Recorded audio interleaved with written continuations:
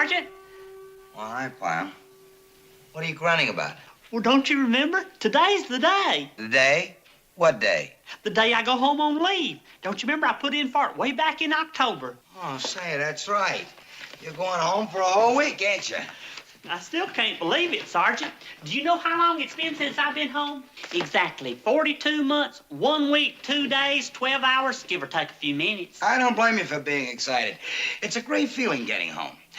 I remember when I had my last leave. What a thrill it was, arriving in town and seeing that big banner, Welcome Home, Vince. It was strung across Main Street, was it?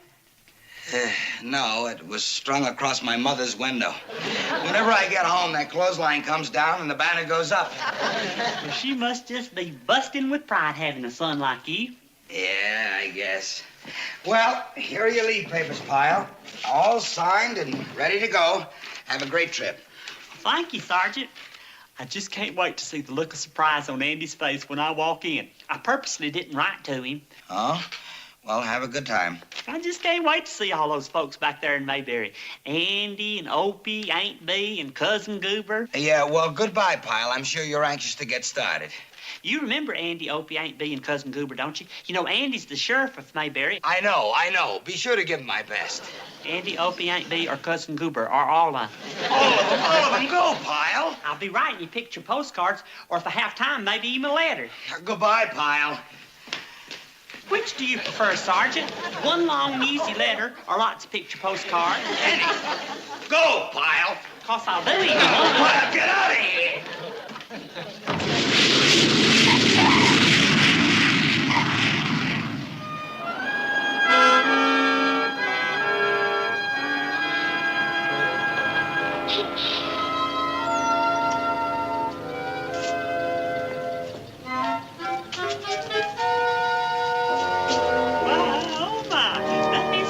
Nothing's changed at all.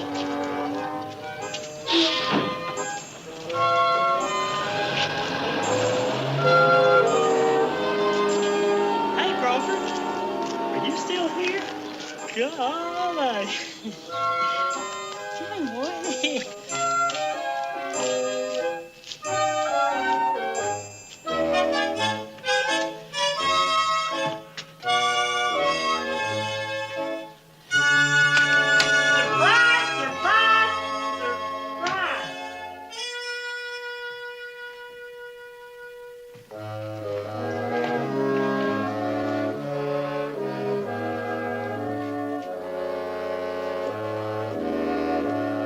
Well, after 42 months, 1 week and 2 days, 10 more minutes ain't gonna matter much.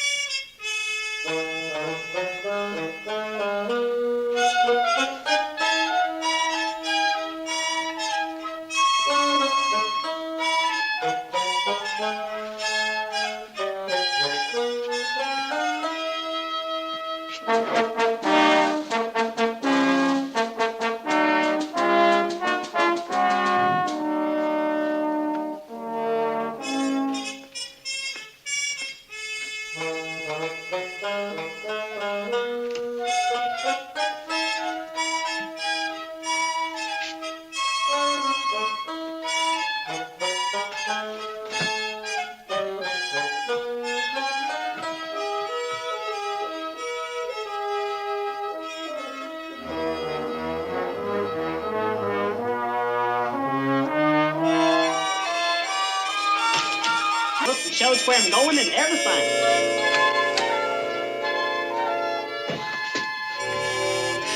Hey there. Can I help you?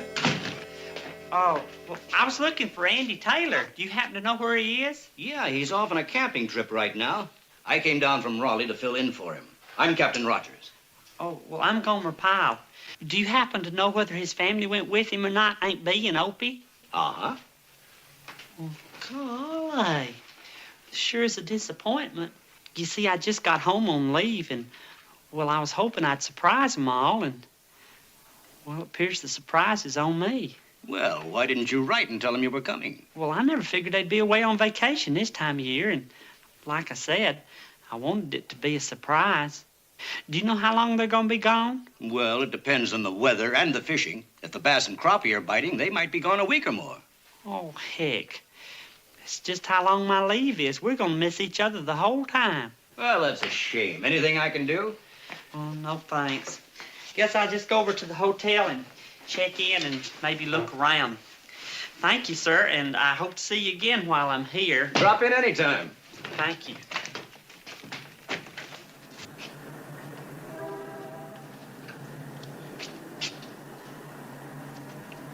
Hey, Mr. Ferguson. Gomer Pyle, as I live and breathe. Welcome home, son. Are you back to stay? No, sir, I'm just home on leave. Well, it's great to see you again. And you're looking fine, boy, just fine. Well, so are you. You hadn't changed a bit. Mr. Ferguson, where's Floyd's barbershop? Did it used to be right here? Emmett bought Floyd out about a year ago. Floyd's retired now and living with his daughter up to Mount Pilot. Daughter's separated from her husband, you know. I'll be. Floyd not here anymore? It just don't seem possible. Yeah. If you're looking for a haircut, don't go in here. The only thing they got to clip you with is a lawnmower. Well, gee, have there been any other changes around Mayberry since I've been gone? Oh, lots of big things happening here. Big. You know, we got a coin-operated laundry and dry cleaning store now. You don't say. And the latest rumor is some big combine from Raleigh thinking of opening a car wash. Does your car in 5 minutes. Everything's machines nowadays, Gomer. Machines. How'd you get down here? Airplane and a bus. See there? Well, I guess I'll be checking into the hotel, Mr. Ferguson. I'll see you. Goodbye, son. And keep America strong. Oh,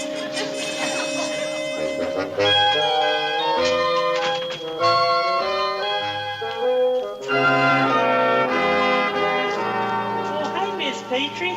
Hello, Gomer. I haven't seen you for a few weeks. What have you been doing with yourself? Oh, well, I've been in the service, ma'am, in the Marines. You have? Did you just join up? Well, no, ma'am. I've been in for 4 years. Is that long? Well, I just don't remember things like I used to. Oh, I understand. Sure was nice seeing you, Miss Petrie, and hope to see you again before my leave's over. Oh, Gomer, this isn't Christmas, is it? No, ma'am, it ain't. Then I won't wish you Christmas greetings.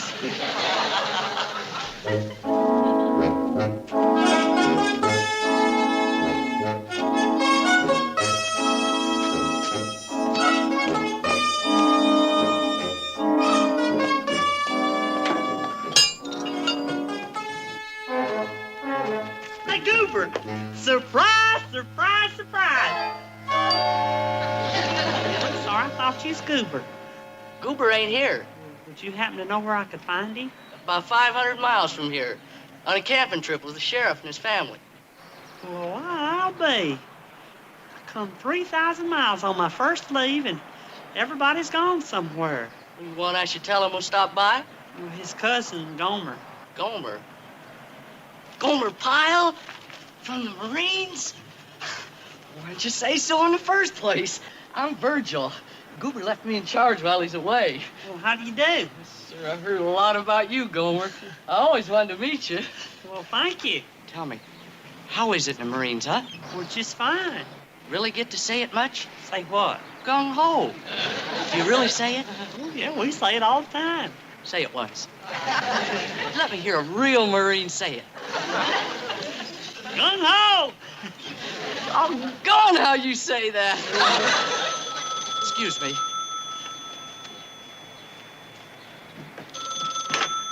Goober Service Station, Virgil speaking. Oh, hello, Mrs. Watson. Uh-huh. Uh-huh. That's a shame. Well, don't worry about a thing. I'll be right over and try to start her for you. No trouble at all. Bye. Mrs. Watson's got a doctor appointment in Siler City and her car won't start. Takes hours to fix her jalopy. Know why? Because it's a 1942 model. That car's as old as I am. Well, think of it. The year that car was made, I was born. Well, who'd ever thought that car was going to be fixed one day by that little baby laying in a hospital? Well, I got to lock up for a while. Well, wait a minute. Oh, you don't have to lock up if you don't want to. I'd be happy to take over for you. You sure? Well, I'm not doing much right now, and besides, it'd be fun getting back at my old job again. Well, it'd be just fine. I won't be more than a couple hours. Just make so at home. Well, thank you. Soda pop machine's working. If you got a dime. Well, don't worry about me. I'll just sit here on the bench and count out of state license plates, just like the good old days.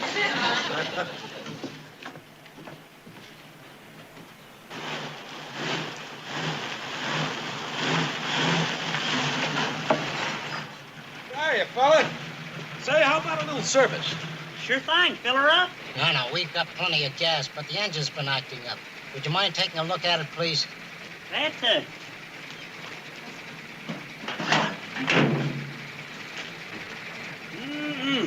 No wonder she's giving you trouble. Spark plug line's burnt clear through, and the radiator hose is dripping something fierce. Looks like she's spitting up a lot of oil, and them points sound like they wore right down to a nub. Yeah, well, do you think you can fix it? Sure can. Golly, digging into a motor again. Now I'm beginning to really feel at home.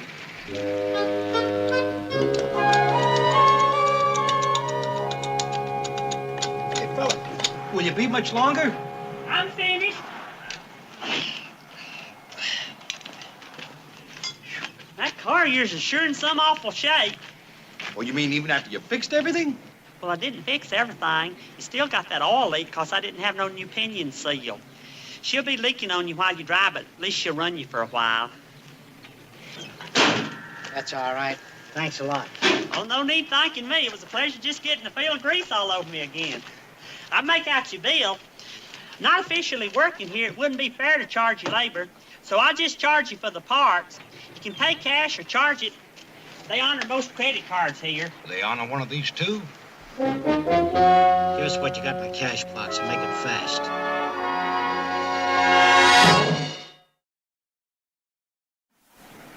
Well, I just didn't know what to do, Captain. Everything happened so fast. They was out of sight before I could get to a phone and call you. Sorry day when I let you take over. All right. It's done.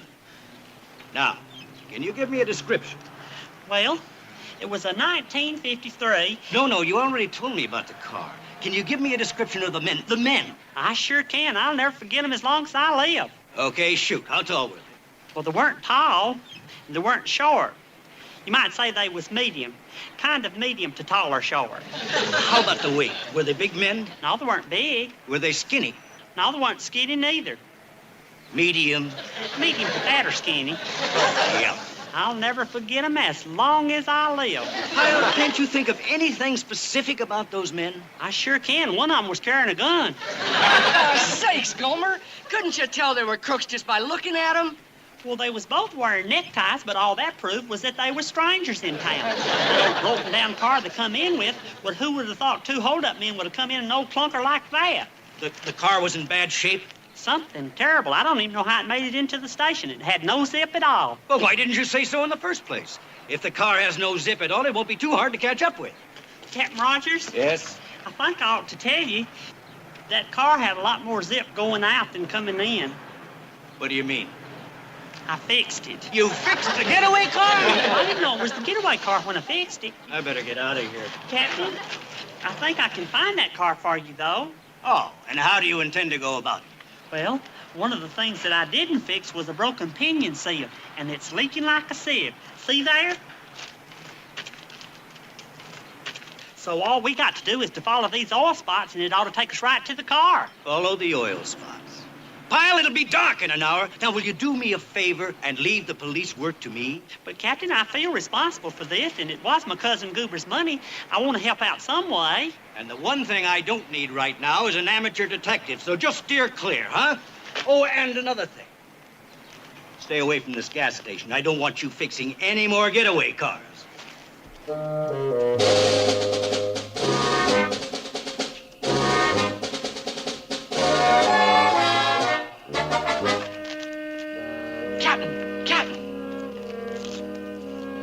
got any other men besides these deputies around? Not between here and the state highway. What do you figure that is?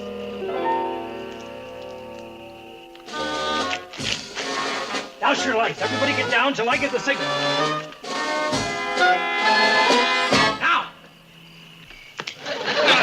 Turn around. Hi. All right. What are you doing out here? Well, I was following them oil spots like I was telling you about. You know, from that busted pinion seal. See there? Seems like there's been one about every 50 feet ever since I left the service station. Pyle, you're hampering police operations being out here. Now, supposing you go home and stay out of the way. But, Captain, if I just follow this trail, You heard me. Go on home. But, Captain... Go on.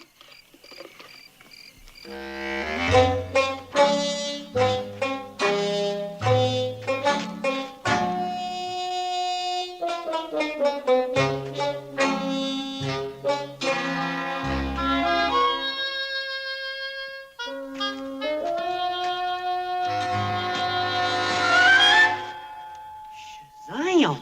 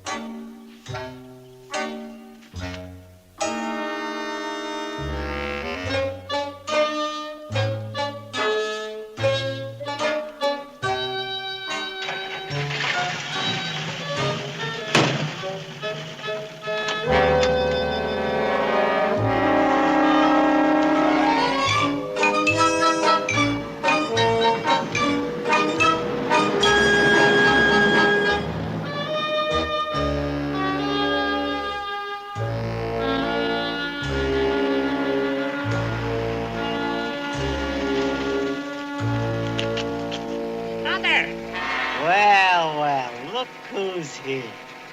Hey, Frank. Look who's going to give us a lift. Well, well, well. If it ain't old Handy Andy himself.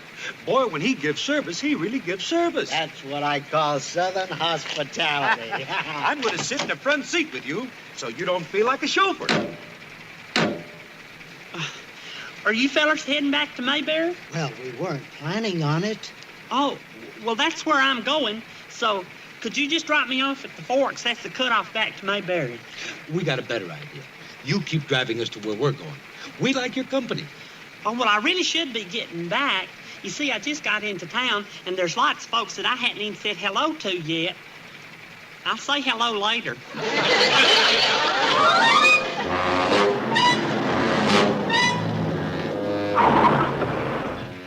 What are we stopping for? Where are we? This is the fork I was telling you about. The road to the left takes you back to Mayberry. I know you don't want to go there. And the road to the right takes you out of town. That's the one you want. We go to the left. To the left, but Yeah, we know when we're being conned. You're trying to lead us right back to the cops. And when you recommend right, we go left. Now get going.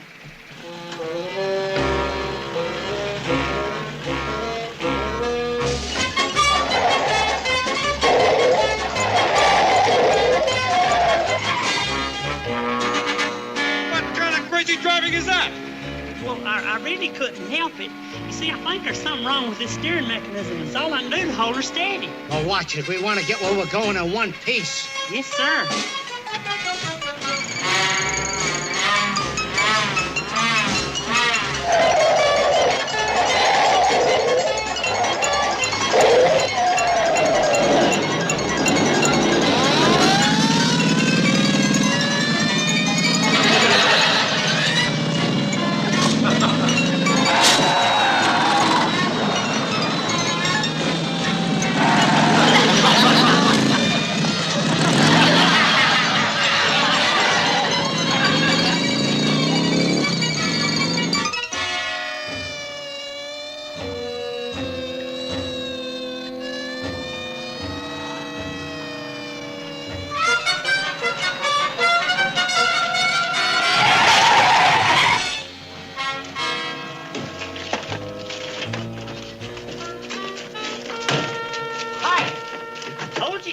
I told you all you had to do was follow them oil spots, and that's exactly what I did.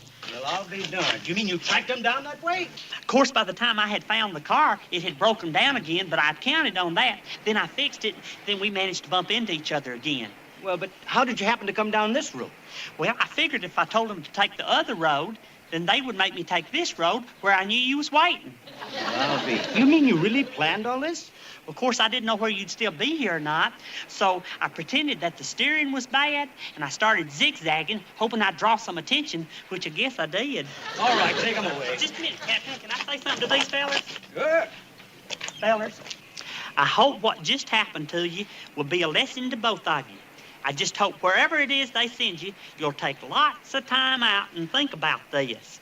Maybe if you're lucky, they'll put you in leathercraft or something where you can learn a trade. Okay, take them away. Try to spend a lot of time at the library and join the glee club there if they've got one. But the main thing to do is to get yourself a hobby. Something like stamp collecting. Just so you're not by yourself and in the path of temptation. Gomer, I'm sorry you didn't get a chance to see your friends. Well, me too, but I figured it don't make much sense my hanging around, so I'll head on back to the base. So long, Captain Rogers. It was a pleasure meeting you. Pleasure's mine, and thanks again for everything. It was nice to share a mission with the United States Marines. I'll give everyone your best. Tell them I write to them.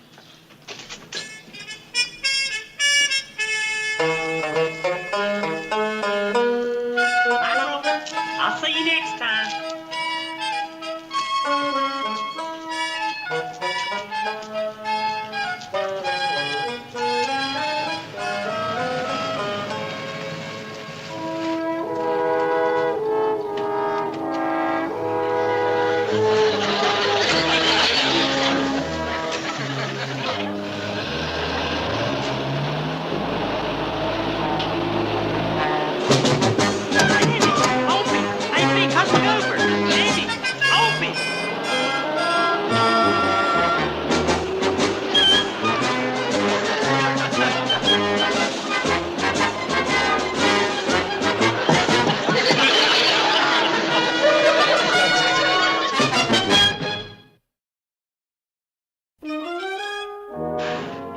Shaving cream, I just ran out. Yeah, sure. Oh, how about some of that hair tonic? Could I use a little of that? Oh, sure. Do you have any cologne? No, I don't. Boy, you never have anything. Hey, Pyle, Yeah, you got a visitor in the rec room. I have. Who is it? I don't know, but she's really something. You better get over there. Hey, who can that be? A dame for you? I don't know. Hey, wait a minute, Gomer. I'll go with you.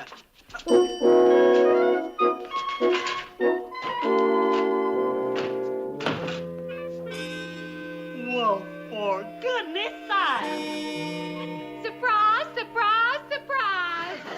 Can't believe it. Look who's here. Lou-Ann Hoogie. I mean, Miss Lou-Ann Eford. Where's your husband? Is he here with you? No, Gomer. He's not. Well, are you here alone? Well, actually, I don't have a husband. You mean you didn't marry Monroe Eford, the boy whose daddy run the feed store? Well, actually, I didn't. Well, the last time you were here, you went home specifically to marry Monroe. I know, but actually, the wedding just never came off. Well, why? What happened? Well, we were right there in the church, and the preacher got to that part that says, "Do you take this man forever and ever, till death do you part?" And I got to thinking, Uh-huh. well, that's an awful long time. So I asked him to repeat the question. Well, what happened then? Well, when he asked me again, "Do you take this man forever and ever, till death do you part?" I just said, "Well, actually, no." You didn't. Uh-huh. And I'm not sorry. Monroe was making unkind remarks about how I wore too much mascara, and he was forever reminding me about the foolish thing I'd done, coming off to California to look for a career in show business. Well, you know how important my singing is to me, Gomer. Oh, I do. Well, guess what? I got my old job back at the Congo Club, and I'll be singing there tonight. Will you come? Well, I'd like to very much. Well, I'll be darned. Look who's here, Miss Lou-Ann Mrs. Lou-Ann Eford. That was it, Eford, wasn't it? Well, She ain't married Duke. She never did marry Monroe. Her name's still Luann Povey. You didn't? How come? Well, actually... She just changed her mind, Spot. Just changed her mind. She's got her old job back singing at the Congo Club. Ain't that nice? Yeah, isn't it ever? Oh, my goodness. I better be going. I just wanted to stop in and say hey, on account of you boys are the best friends I've got here. Oh, I am. I mean, we are. Hey, listen, Luann, we'll walk you back to the gate and get you a taxi. Oh, thank you.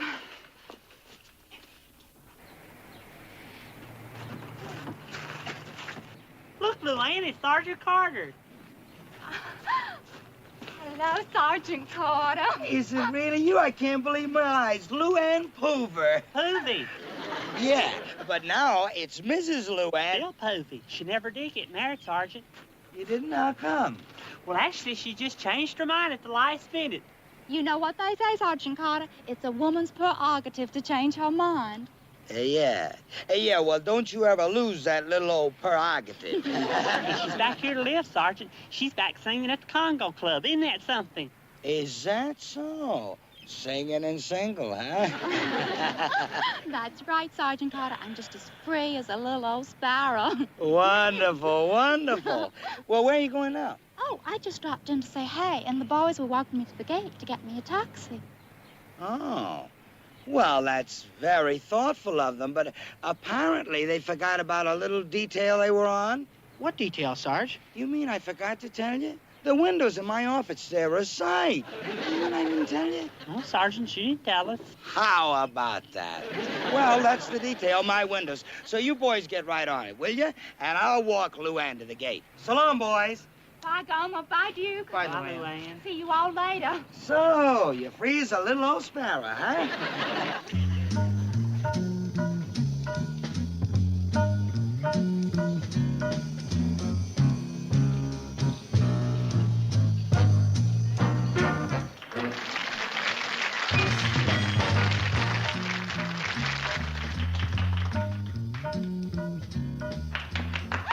Hello, Sergeant. Hello, Corporal. So nice to see you all. Oh, hey, boys, come on down. Hey, wait, there ain't room for everybody. Oh, well, we'll make room. I've only got a minute to visit. We'll just all squeeze together. That's fun. You don't mind being a little crowded, do you? Well, I sure don't mind. It's more fun this way. Yeah, if you boys want to order, you just go right ahead. I don't think I'll have time for anything. Oh, actually, I better be getting back to the orchestra now. But I'll see you later. Bye. Bye, Luann. Bye, hon. Hold it, boys. I have a little announcement to make. What's that, Sergeant? Well, we're all standing up, right? Now, here's the way it's going to be. All those who sit down are going to stay. Sit down, Boyle. All those who remain standing are going to remain standing, or move to another table, or better yet, return to the base. In any case, those who remain standing will not resume their seated position at this table. You want us to go, Sergeant? You have got a good head on your shoulders, Pyle. Goodbye, Pyle. Goodbye, Slater. But, Sarge, we Look, just... Slater, 2's company, 3's a crowd, 4's not allowed, and 5's dumb, stupid, and ridiculous. Goodbye, Slater. Come on, Gomer. Okay, bye, Sergeant. Would you please explain to Miss Luann why we had to leave, about how we remained standing? Yeah, I'll tell her about it. Just go. I'm surprised you let me stay. Well, as a matter of fact, I'm glad you brought that up, Boyle. You want me to go, too? I didn't say that. But if you did just happen to want to leave, I would not insist you stay. This time, there are going to be no mistakes. This time, it's just going to be me and Luann all alone. Just us, the night, and the music. C'est si bon. Lovers say that in France, Still here, Boyle? when they thrill to romance, it means that it's so good. I tell you, Gomer, the more I think about it, the madder I get. Oh, come on, Duke. Forget about it. Let's go to a movie. The live show don't start for 10 minutes yet. We've got plenty of time. No, I'm not going to the movie. I'm going back inside. Golly, Duke. I wouldn't after what Sergeant Carter said about remaining standing. Yeah, but he didn't say we had to go back to the base. No, that's true. But if you do go back in there, Huh? remain standing. See you later, Gomer. It's so good. nothing else can replace just your slightest embrace. And if you only would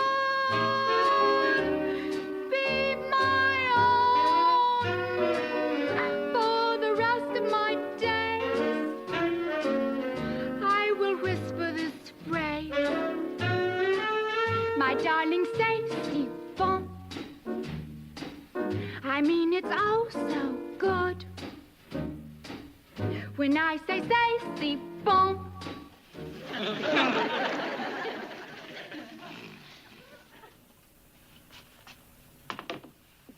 Hey, buddy. Huh?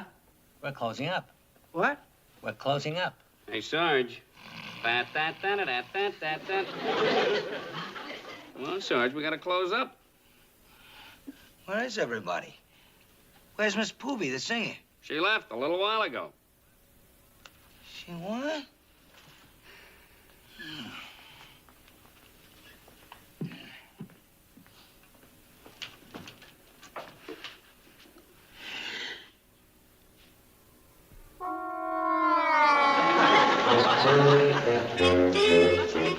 Golly, Sergeant, these files sure are messed up. Looks just like somebody come in here and shuffled them all up like a deck of cards. Yeah, they're in awful shape, aren't they? That's why I picked you two guys to straighten them out. I know you'll do a very careful job, even if it takes you till midnight. Don't you worry, Sergeant. We won't let you down. But how in the world is getting mixed up like this anyways? Who knows? Just do a good job. However it happened, it's remarkable that the sergeant trusts only us to fix it back up. Oh, shut up, Gomer. Just shut up.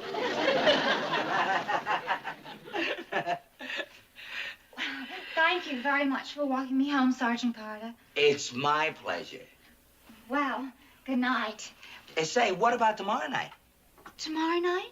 Well, yeah, it's your night off, ain't it? Didn't you say? Well, yes. Great. I was thinking we'd go out to dinner tomorrow night. You know, to celebrate you coming back. Well, you know, actually, that does sound like a nice idea. A celebration. Yeah. Where would you like to go? You name it. Well, actually, we could have dinner right here at my place. It'd be more fun that way, don't you think? Yeah, that's great. Shall we say 7:30? That'd be fine. Perfect. And listen, don't buy any wine because that's my department. All right. Good night, Sergeant Carter. Luann, Yes? if you don't mind, I'd rather not come in. What? You'd probably like me to stay so that we can talk for a while. Well- But I'm not the pushy type. Good night, Sergeant Carter. It's a little late, so I'd better not come in now.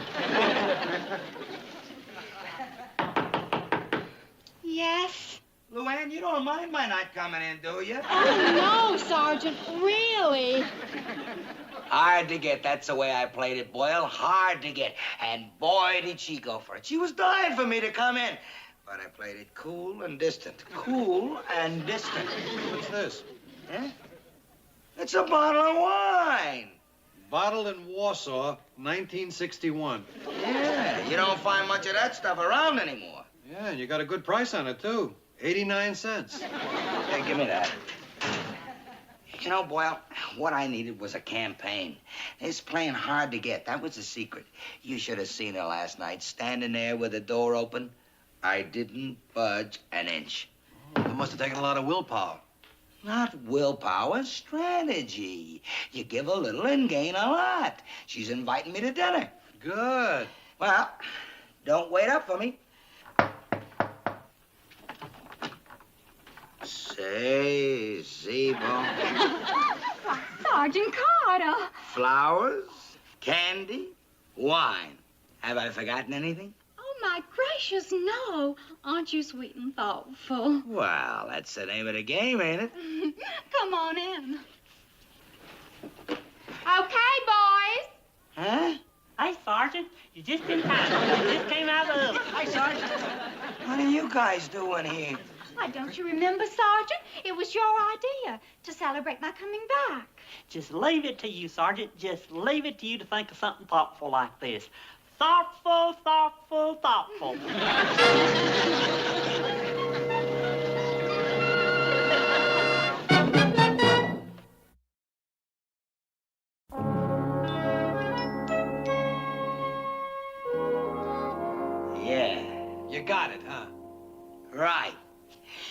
see, Boyle, as long as these two creeps are around, I'll never get a chance to turn on the steam with this girl. So? So, why wait to be alone with her to turn on the steam? Let them be around. What better way is there for her to compare us? Huh? Instead of trying to get rid of those crumbs, I encourage them to hang around. Let us see the three of us together. Slater, Pyle, and me. Two wishy-washy nothings, and me. You understand? No. It's like in advertising. They show you brand X, Y, and Z together. And then they prove brand X is better than Y and Z. And you? Brand X. Night and day, you are the one. Only you beneath the moon and under Hey, the Duke, look, there's sun. Sergeant Carter. Yeah. Whether near to Oh, he's coming over here.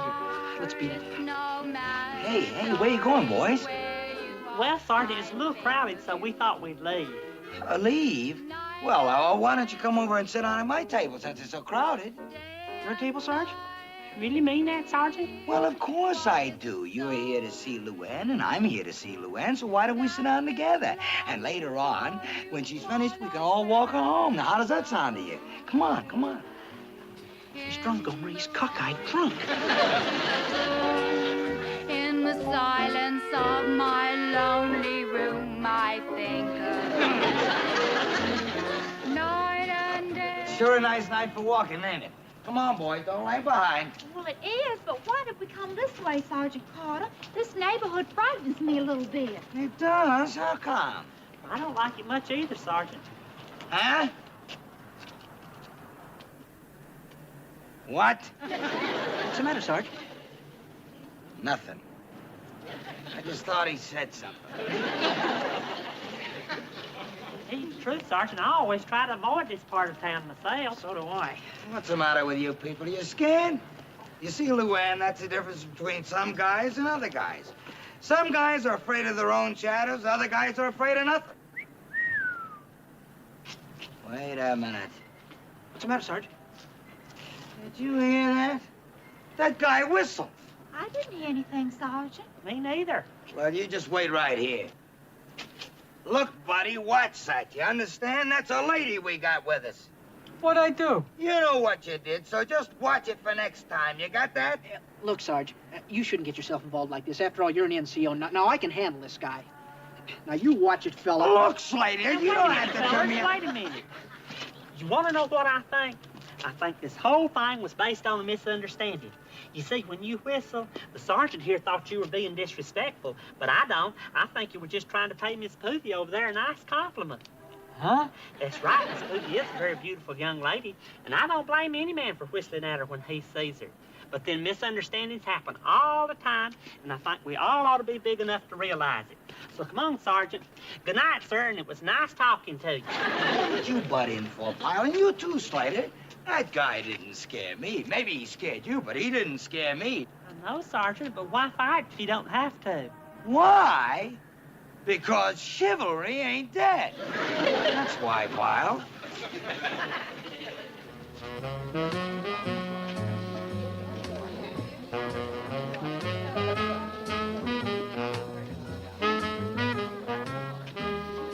Is that any way to dance with a girl?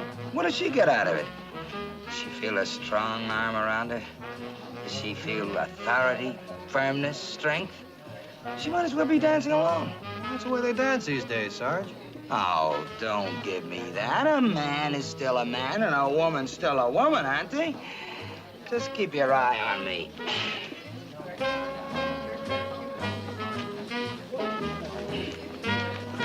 May I?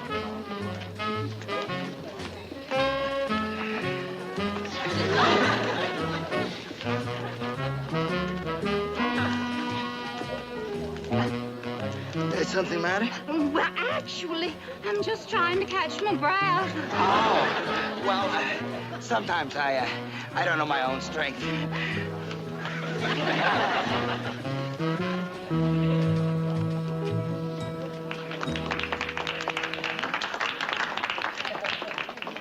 Say, Pyle, why don't you dance with Luann? You haven't danced with her yet.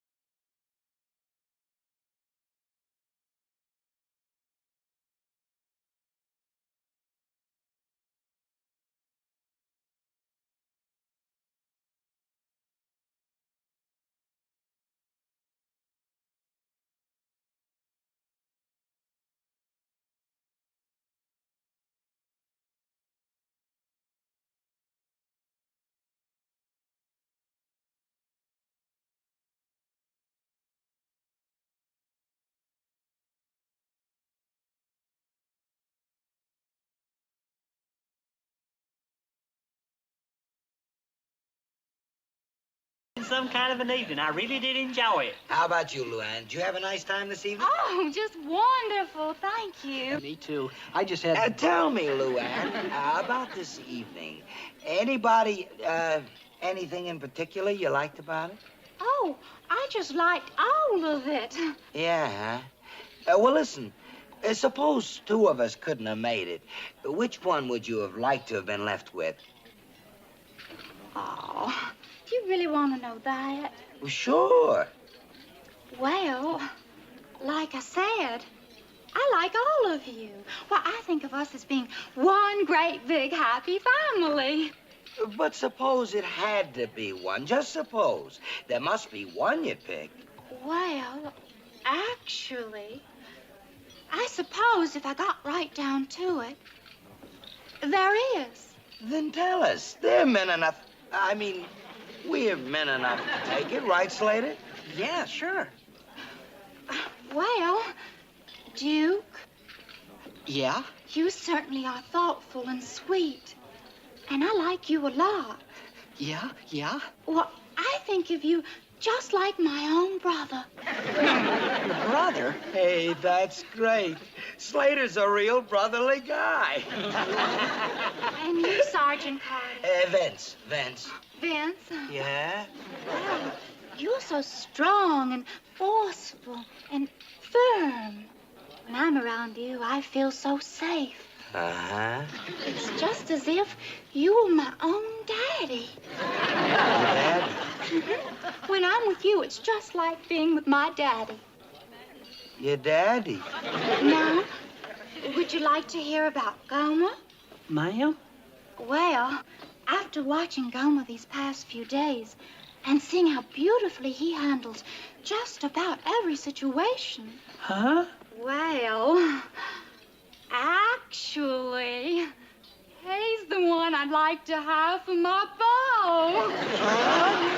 And I think a beau ought to walk a girl home at night. Come on, Gomer. Good night. Bye, boys. Oh, brother.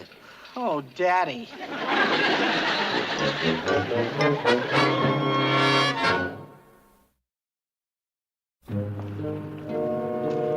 Gomer, I hope you don't think I was being too presumptuous selecting you as my beau, but Sergeant Carter kept on insisting on knowing. Well, no, I was flattered. You were? Because I never really did give you a chance to say how you felt about me. Golly, Luann, you know how I feel about you. No, I don't, Gomer. How? Well, I like you. You do? Uh-huh. Well, you can kiss me goodnight, Gomer, if you want to. Okay, Pyle, hold it right there. Carter, you. Lois, what are you doing here? Well, you said we were like your father and your brother, didn't you? Yes, but... Well, as your father and your brother, it's up to us to look out after you and see that you get to bed on time. Sergeant Carter. And another thing, we're awfully particular about who you go out with. And I don't think Pyle's exactly right. Do you, brother? Definitely not, Dad.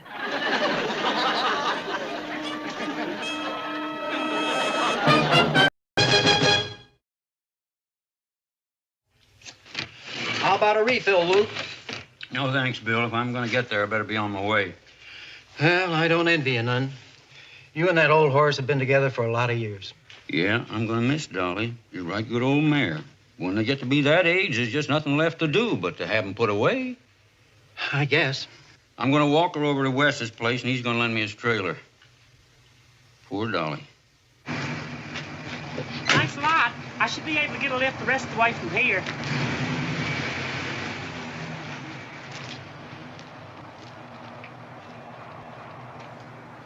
Well, hey there, girl. Ain't you a pretty one, though? Say, I know what you like. You just stand right here, and I'll be right back.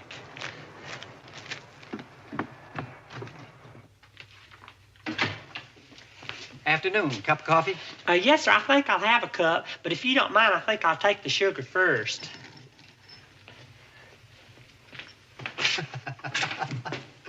Looks like Dolly found a friend her last day around. There you go. Now, that ought to hold you to your next bag of oats. Thanks. See you, Luke. Well, here's your coffee. Oh, thank you. And by the way, that sugar I took, I hope you don't mind that I gave it to that horse outside. Oh, you mean old Dolly? Dolly? Yeah, that's her name. Well, it sure suits her, 'cause she's one of the sweetest, friendliest horses I ever met. She reminds me of Maybelle, an old horse I used to ride on my Uncle Clarence's farm back home. Yeah, too bad about Dolly. On her way to the glue factory, you know. Glue factory? Yeah, he's having her put away. You mean that feller that was just in here? He's taking her to have her put away? It's a shame, I know, but she's getting on.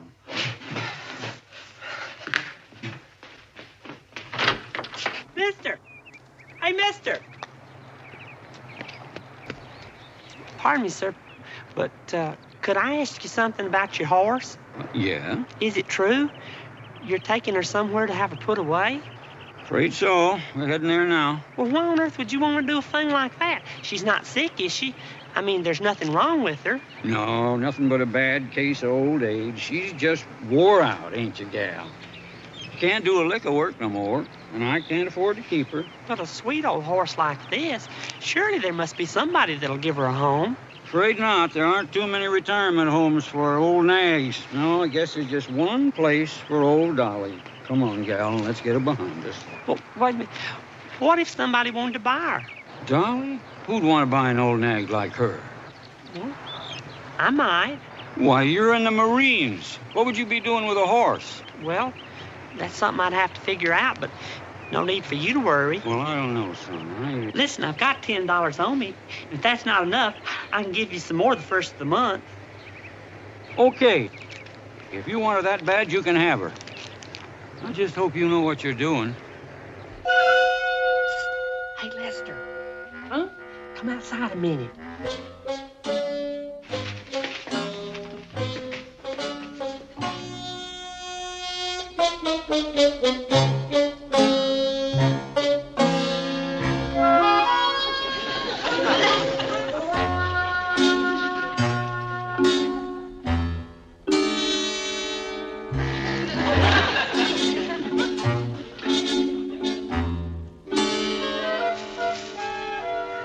That ought to do it.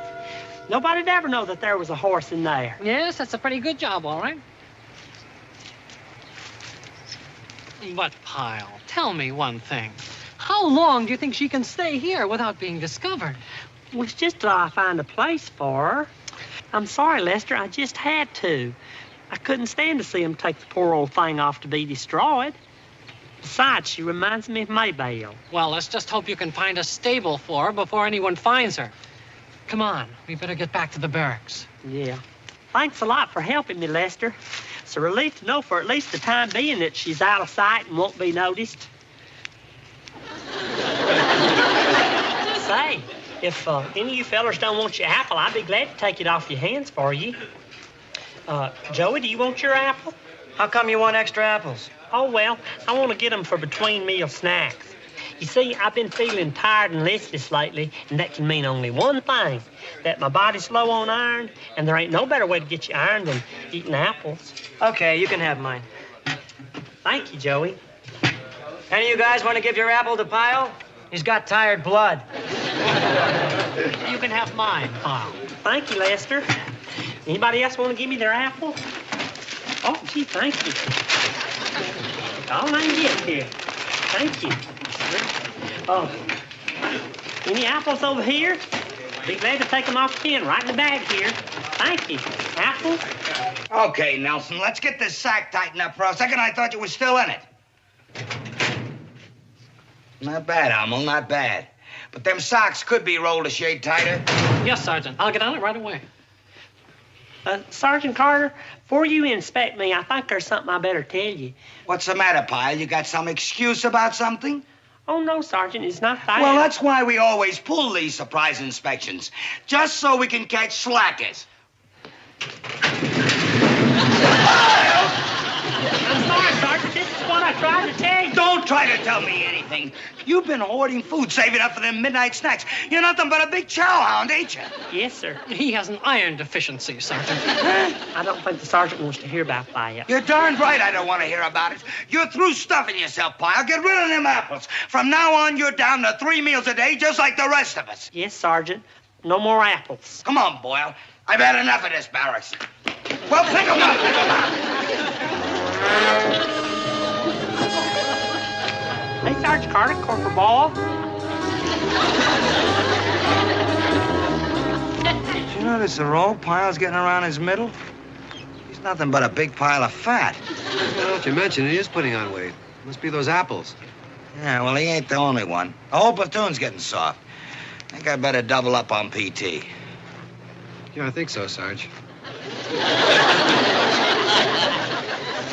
That's it, Dolly. Chew 'em up real good. There ain't nothing worse than gobbling your oats. Now, that's all I've got. That's all I've got on me. Right there. Remember now, you stay right here. Whatever you do, don't you move from this spot.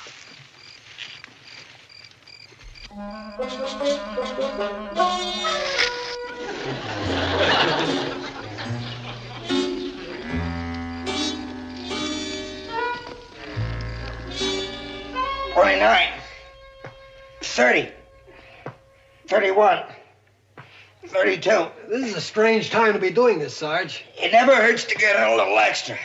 We could all use it, Boyle.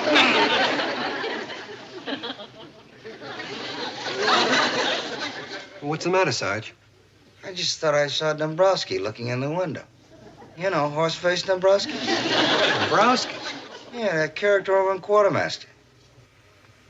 Well, what do you be looking in that window for? Huh? There's nobody there, Sarge. Well, he was just there. Well, it couldn't have been Dombrowski. He's on leave.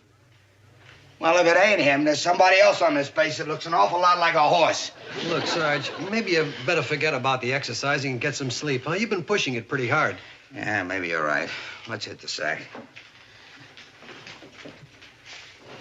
You know, it's funny how some people look like horses and dogs. You know what you always look like to me, Boyle? A giraffe. A giraffe? What do I look like to you? Never mind. Pyle, aren't you coming to bed? I'm worried, Lester. I'm worried that somebody's going to discover Dolly. Well, you've been pretty lucky so far. I know, but, well, I hadn't had a chance to go find her a place to stay, and I'm just worried about how long my luck's going to hold out. Well, there's nothing we can do about it right now. So let's get some sleep. I'll try, but something tells me this is going to be a restless night. I bet I don't sleep a wink.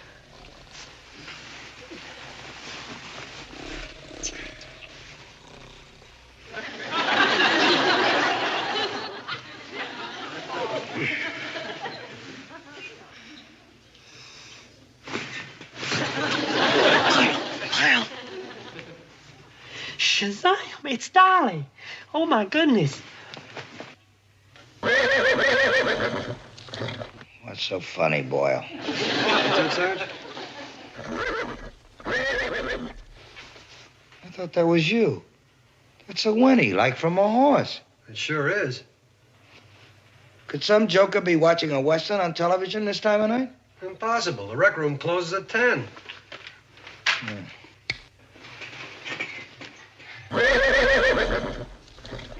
Hey, Sarge. That sounded real. That horse face in the window. That wasn't Dombrowski's horse face. That was a horse's horse face. Come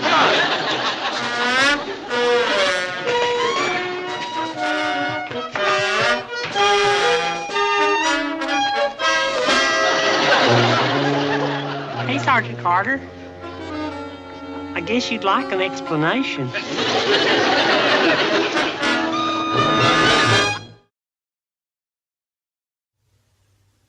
Sergeant? No, wait. First, I want to make sure this isn't some kind of nightmare.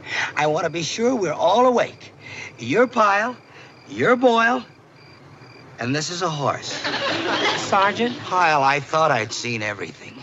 You sneaked a kid on the base, a girl, a dog, a cat, a skunk. But a horse? A horse? I can explain everything, Sergeant. Honest, I can. Do that, Pyle, because I'm just dying to know what a big old white horse is doing on a Marine base in the middle of the night. Aren't you just dying to know what a big old white horse is doing on a Marine base in the middle of the night? Tell us, Pyle, what's a big old white horse doing on a Marine base in the middle of the night? Well, she was on her way to the glue factory, you know, to be put away. Yeah. Well, I just couldn't stand the thought of them doing that, so, well, I bought her. Oh. Well, that explains everything. Come on, boy.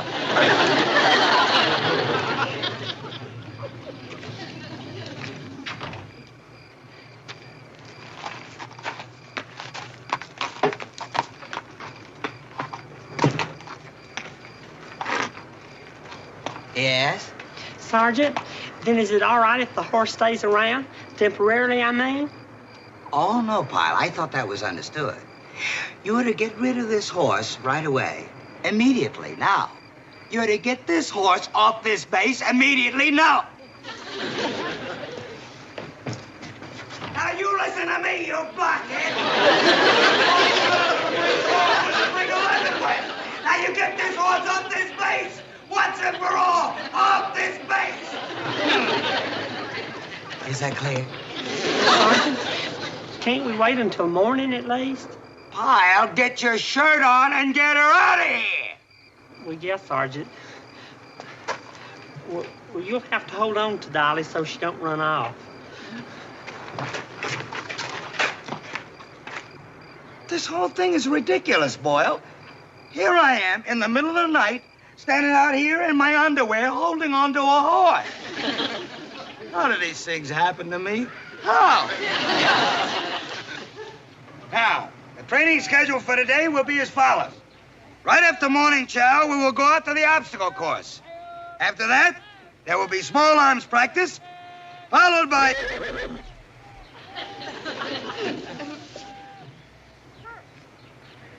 followed by judo practice, and after that... All right, 2, 3, hut! Dismissed! All except you, Pyle. Okay, Pyle. I think you know what I heard, and I'm giving you just 2 seconds to convince me that what I heard I didn't really hear. No, Sergeant. I'm afraid you heard right. It was Dolly. Pyle, I thought I told you to get her off the base. Well, it was the middle of the night, Sergeant. That's what I was trying to tell you. See, it's going to take time to find a stable. All right. Let's go back to the beginning. Just who did you buy this stupid horse from in the first place? From a farmer, and she ain't stupid. Okay. This farmer you bought her from, take her back. But, Sergeant, he was taking her to have her put away. I know that, Pyle. Take her back. But, Sergeant... Back, Pyle, back, and that's an order. Sergeant, just think for a minute. Is this something that we want on our conscience? Our conscience? What are you talking about, Pyle? Putting Dolly away. Don't you see, Sergeant? It's something we'd have on our conscience the rest of our lives. What do you mean we, Pyle? How did it become we? You're the one that brought that stupid nag here in the first place. And if you can't get rid of her, I will. Now, where is she? She ain't really stupid, Sergeant. Where is she? Well, I've got her tied up behind the water tower. Okay, come on. We're going to the motor pool to get a truck. We'll get rid of that horse once and for all. Do I have to, Sergeant? Do I have to? You have to, yeah. Hey, Sarge! I've been looking for you. I've been over at headquarters. They heard the whinny, right? The colonel heard the whinny. Oh, an ordnance team from back east is on the base, and the colonel wants you to take the men out in the test area right away. Right away? Yeah, they're doing some kind of demonstration. In fact, the team's out there now setting it up. Okay. Now, here it is, Pyle. You get that horse of yours back to that farmer right now, understand? Yes, Sergeant. And the minute you hand him over, you head straight back to the test area. You got that, Pyle? Yes, Sergeant. But can I ask you just one question? Are we both sure that this is really what we want to do? Get out of here! Yes, Sergeant. I guess we are sure.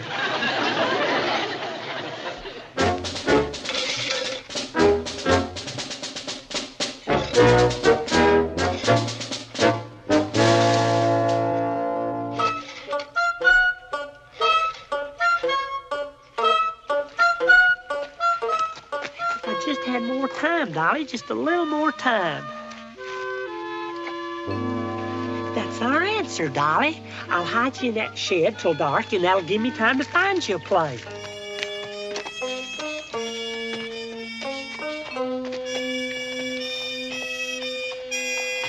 This is perfect, Dolly. You'll be out of sight, and you'll be nice and safe.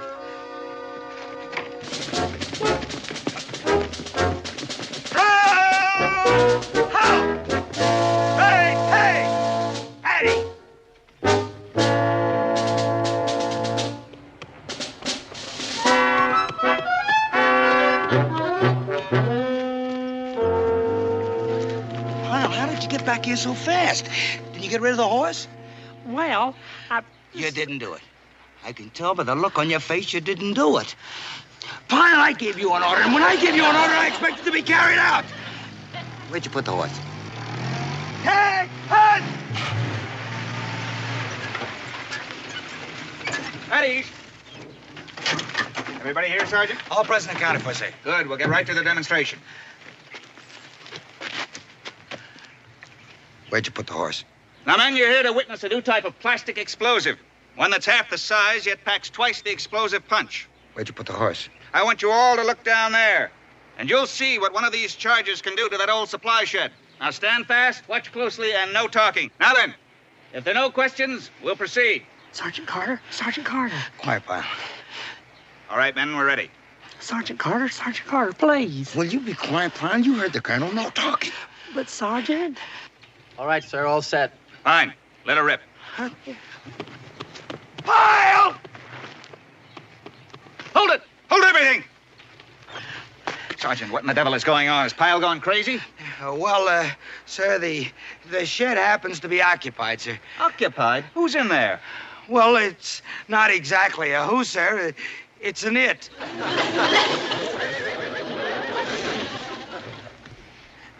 Sir, I guess you'd like an explanation. Like I said, sir, this is all my doings, and I sure hope you won't hold Sergeant Carter and the rest of the platoon responsible. Well, I suggest you take this horse right back where you got it from. I understand your concern, but we can't treat horses like human beings. We can't let them stand around and wait for their time to come. Yes, sir. You'd better get started right away. I will, sir. Let's get on with the demonstration, Sergeant. Aye, sir. Are you satisfied, Pyle? Are you convinced now that horse has to go? Or would you like a direct order from the Pentagon? No, Sergeant. I know now it's the only right thing to do. And, well, don't worry. This time I'll do it.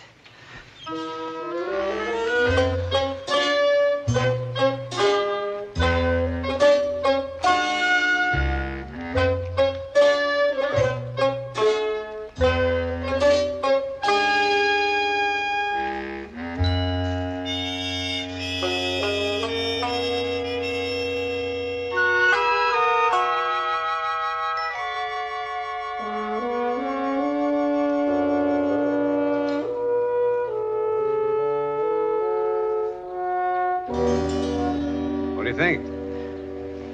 It's pretty. Not bad for an amateur, huh? You mean you're not an artist? No, I just dabble a little. Well, for a dabbler, it sure is turning out pretty. Well, the branches on that tree look almost real. Thanks. It's just a hobby I picked up after I retired. I own all this land, and I've got nothing to do now except paint it. I figured if it's good enough for Churchill and Eisenhower, it's good enough for me. Who knows? I may be another Grandma Moses. Well, it's real nice to come out here in the fresh air and sunshine and the birds singing. You get pretty sick of reading the newspaper, playing cards, and watching television. I bet you do with that. This picture may never win a prize, may never even be sold or anything. It'll prove nothing, except that somebody did it. And that somebody served a purpose. It's like that tree. May not mean anything to anybody else, but it does to me. Why? Because I'm painting it. To me, it's useful. You're right. That tree is serving a purpose. Well, by just being there. I never thought of it like that. That's a good way to think. Then you get the feeling that you're not just vegetating on a shelf, you're serving some purpose in life, and still something to be done.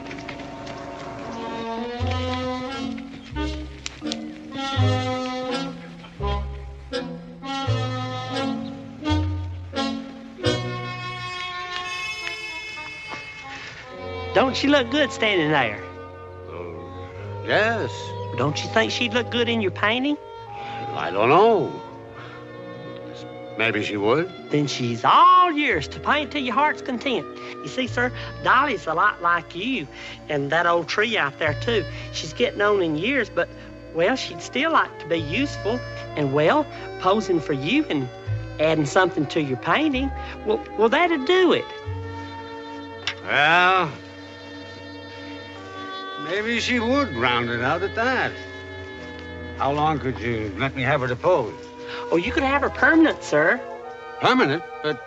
You see, I've been looking for a real nice home for her, and this place would be ideal. Well, Dolly'd not only be a good model for you, but she'd make you a wonderful and loyal friend. Both of you being retired, you'd be good company for each other. All right, son. Well, hello there. I don't have so many friends around here that I can afford to turn down one. Well, thank you, sir. Thank you, thank you, thank you. Well, goodbye, Dolly, and see, there you are serving a purpose. Hey, Sarge, look over here. What? Oh, he's really flipped. Come on, Boyle. Pyle! Another animal you're saving, Pyle? Have you gone crazy? Have you lost your mind completely? There's no deal, you understand? The deal's off. Whatever agreement he made with you, it's not legal. It won't stand up in court. He's mentally incompetent. Sergeant, you come with me, Pyle. I don't want to hear another word. Sergeant, you don't understand. All I understand, Pyle, is that you're not bringing any elephants on this base. Now, get that through your fat head.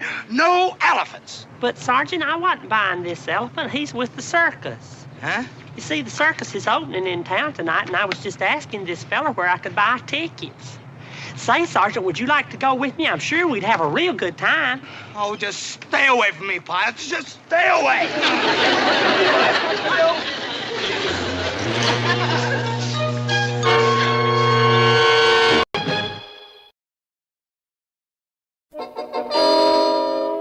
Well, just keep the men busy until chow. And drop by communications to check the teletype, just in case something important should come up while I'm in town. Right, Sarge, don't worry. What was that? I don't know.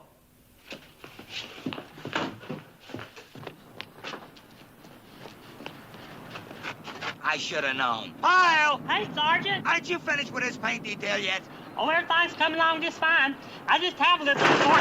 Look out, Sergeant!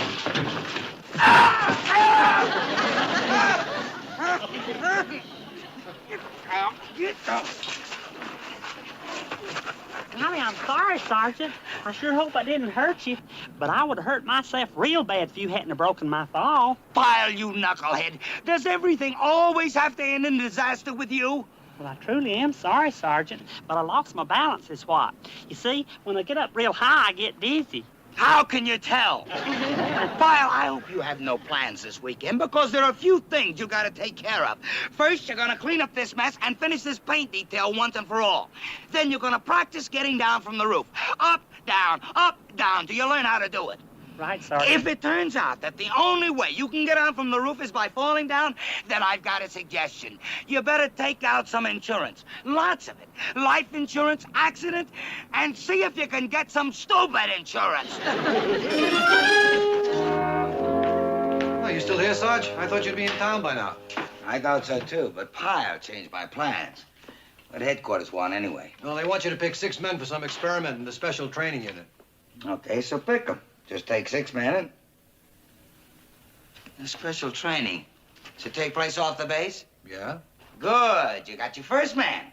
Pyle. Well, wait a minute, Sarge. You haven't heard what the project is. Who cares? It's a chance to get rid of Pyle for a few days, ain't it? Put him down. Sarge, listen. Put him down. Will you wait a minute, Sarge? The project is for paratroop training. Huh? That's right. Listen to this. This will be a special accelerated program to discover whether in an emergency regular troops may readily be turned into paratroops in a minimum of 7 days. Don't you see? Pyle is going to have to go up in a plane and jump. Put him down, put him down. Sarge, you can't. Huh? Why can't I? Pyle, a guy who falls off the roof, you're gonna send him up on a plane with the door open? Could be the best thing that ever happened to him. Might cure him of his clumsiness. Yeah, permanently. What's the matter with you, Boyle? I just see this as a chance to get Pyle off my back and out of my hair for X number of days. If he can't cut that special training, he'll drop out. I know, the hard way. Oh, boy, what are you worried about? If he turns into a real clown, they'll dump him. In the meantime, he'll be away from here. Sarge, I still think you ought to give him a chance to decide for himself. He's liable to panic. All right, Boyle, all right. I'll give him that chance. I'll put it to him so it's purely voluntary. He can take it or leave it. But he'll take it. You sure? Put him down, put him down. Now, you men were chosen for this exercise because I thought it might appeal to you. However, I think it's only fair to warn you that this project is not exactly fun and games. Therefore, if you have any second thoughts about wanting to pull out, say so. Don't stand on ceremony, speak up. If you don't want to go, say so. Good. Well, so long, boys. I should also remind you that this is the chance of a lifetime, the opportunity to do something for the Corps. Well, so long, boys. And I should also tell you that I will personally take it as an insult if any of you back out, since I was the one who picked you. Well, all right, Pyle, say it. Sergeant, I can't talk for the rest of the men, but I've reconsidered. Yeah? And reconsidered and reconsidered. And I'd just like to say one thing. No, thank you. No, thank you. I don't want to back off. If you pick me for this rough, rugged, dangerous training, then I'm more bound and determined than ever to justify your faith in me. Oh, good. The rest of you boys feel that way? Aye, Sergeant. Okay, then you can take off, and good luck.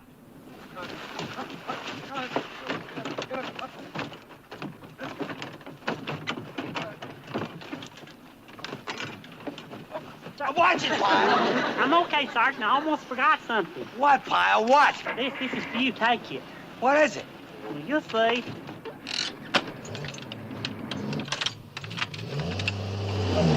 Watch it, Pyle. He had to fall down. He had to, just to give me confidence. But you can't say I didn't give him a chance to pull out. What's that? Huh? I don't know. Probably some letter he wants mailed, the knucklehead. Here, take care of it, will you? Hey, Sarge. Hey, Sarge. Huh? This isn't a letter. It's open and addressed to you. What? You know what this is? It's a policy, an insurance policy.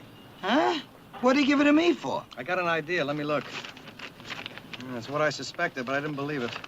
Well, what are you talking about? Remember that fall he took off the roof? I guess he took you up on your suggestion. Sarge, this is a $10,000 life insurance policy, but that's not all. Look here. Beneficiary Vincent Carter. That's you. The man that's sending him into the paratroops. Huh? A kid that falls down inside a truck. I guess that's his way of saying thanks. You know what I think, Boyle? What? I think Pyle made me the beneficiary in his insurance policy just to bug me. Huh? That's right. It was spite work. And that's why he didn't pull out of that paratroop project. It's to make me sweat a little. Come on, Sarge. Well, what else is it? All of a sudden, he takes out an insurance policy and I'm the beneficiary. Why, huh? Why? Well, first, you did suggest it to him when he fell off the roof. And second, I guess he considers you his nearest and dearest friend. Face it, Sarge. He decided to leave it all to you because he's nuts about you. Little does he know, huh? Oh, get out of here. He's giving me the needle, that's what it is. Well, come on, Sarge. Pyle's got your best interest at heart. He takes out a policy and decides to leave it all to you. And what's the thanks he gets? You stick him in a paratroop outfit. Knock it off, Boyle. I gave him a chance to pull out. You were there. No, I know what it is. He's giving the Sarge a little zinger. And that's what you're trying to do right now, too. Well, I got some big, fat news for you. If you think I want to lose any sleep over it, you're crazy.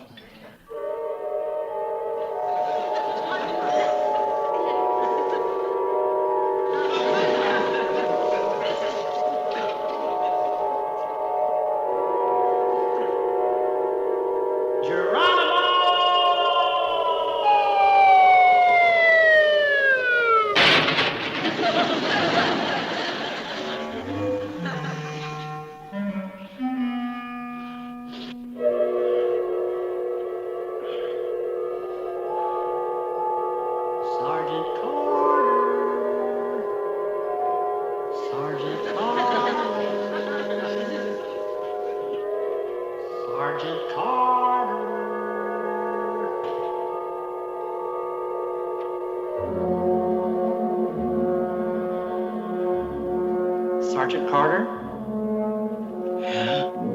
How do you do, Sergeant? First, may I offer my condolences and my deepest sympathy for this great personal loss that you have suffered. May I? I will need your signature on these papers, Sergeant. What papers? What are you talking about? The legacy, the bequest, the small fortune left to you by your generous benefactor, Gomer Pyle. Fortune? What is this? Sergeant, Private Pyle named you as beneficiary in his policy. You're the sole heir to the insurance money left because of Private Pyle's untimely demise. I say small fortune because it is in the amount of $10,000. $10,000. Wait a minute. 10 G's? 10,000 bucks Pyle left that? Yes, Sergeant. Pyle left that pile. Forgive me, Sergeant. A little levity at a time like this does not hurt. No, I don't want it. I won't take it. $10,000? I don't care how much it is. I don't want it. You cannot refuse it, Sergeant. After all, it's what you planned. What does that mean? I only mean it's not the first time that the beneficiary and the murderer happen to be one and the same person. Eh, Sergeant? Murderer? What are you talking about? You are the beneficiary, correct? Yeah? You did send Gomer Pyle to the paratroops, correct? Yeah?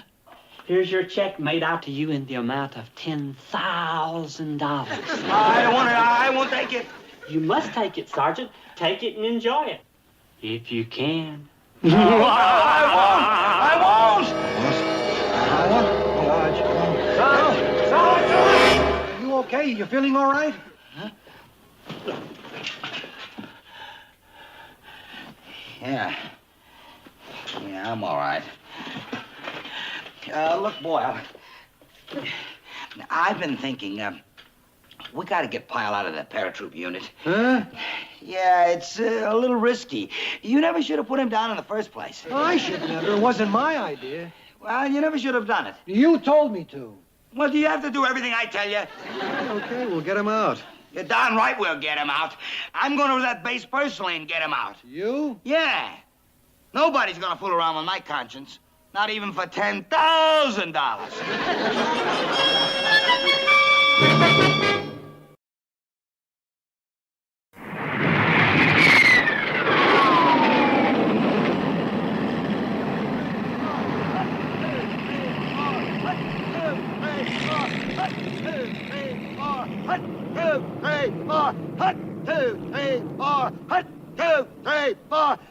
Come on, move it. You people have only got a week to get in shape. Come on, let's toughen up those legs before we break them. 2, 3, and hard. All right? All right. Now, this next exercise was designed to...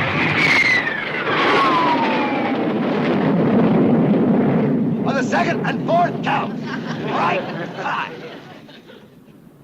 Question? Yes, sir, Sergeant Barrett. Would you mind repeating those instructions? I'm afraid that airplane broke my concentration just a little bit. You people better learn to pay attention. It may save your life on Tuesday. All right? All right.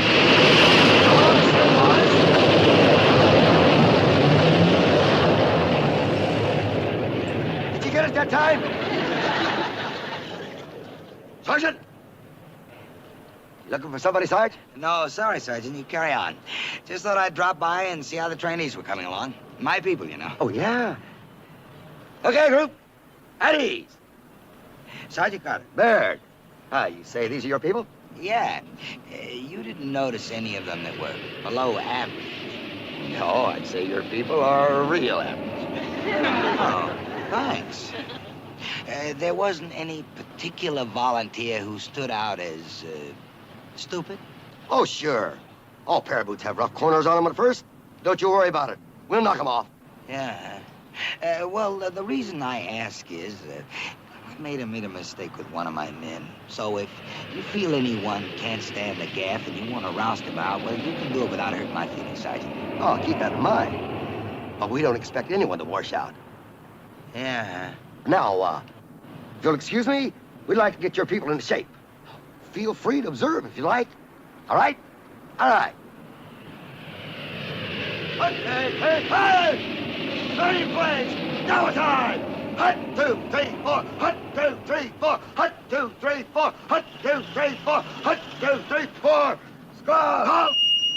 Harry's! Hey, Sergeant, it's nice to see you. How you doing, Pyle? Oh, bright-eyed and bushy-tailed. Yeah. Listen, Pyle, I don't know if I made it clear to you, but this experiment is a little risky. Well, I know, Sergeant. I'll tell you the truth, I'd feel awful if anything happened to you. Oh. No, I would. And speaking of something happening to you, that envelope you handed me the other day right before you left? Oh, Sergeant. Listen, Pyle, why did you do that? What did you want to do that for? Make out an insurance policy to me? Why? Don't you know, Sergeant? No. Well, I'll tell you why.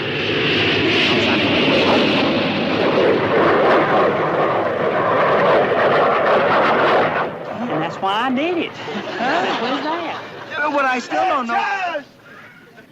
Right face! Hard! Hard! 1, 2, 3, 4. 1, 2. That's it. J for jump day. I tried, Boyle, I tried. I talked to Pyle, I talked to his sergeant. Nothing. No, you never can tell, Sarge. Some guys freeze at last minute. If that should happen to Pyle, well, they'll just cancel his jump. You think so? They might. Nah, freeze nothing. The guy behind him just pushes him out the hatch and down he goes. You mean... Well, will you stop that? You're the one that started it. All right, don't help me. What's with the platoon? I got 2 guys down for sick call. Oh, and I'm taking Dombrowski off of garbage detail. He was put on that for punishment, you know. Yeah, I know. So why are you taking him off? Because he's enjoying it. Huh? Well, yeah. He told me the other day not to take him off garbage detail. Pleaded with me. So what kind of punishment is that? No, don't you get it? He says that so you will take him off. Huh? It's what they call reverse or negative psychology. It's sworn on bait is what it is. If you don't want something, you act like you do want it. Women use it all the time. And you know who else uses it? Sergeants. Huh? That's right. Sergeants who want to get themselves off the hook, they use it too. Where you going? Over to that paratroop base to use Dombrowski's theory. Good old Dombrowski. How can I ever thank him? Of course. Keep him on the garbage detail.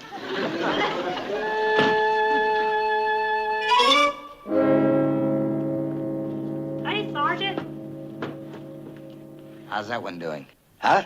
Pyle? He's okay. Good. Let's keep it that way. Fingers crossed. Huh? Boy, if he could lick his problem once and for all, you'll be a real hero, Sergeant. What are you talking about? Pyle's fear of heights. Oh, nuts. I wasn't going to say anything about it. It just slipped out. Nothing, Sergeant. Forget it. Wait a minute. What fear of heights? Son of a gun.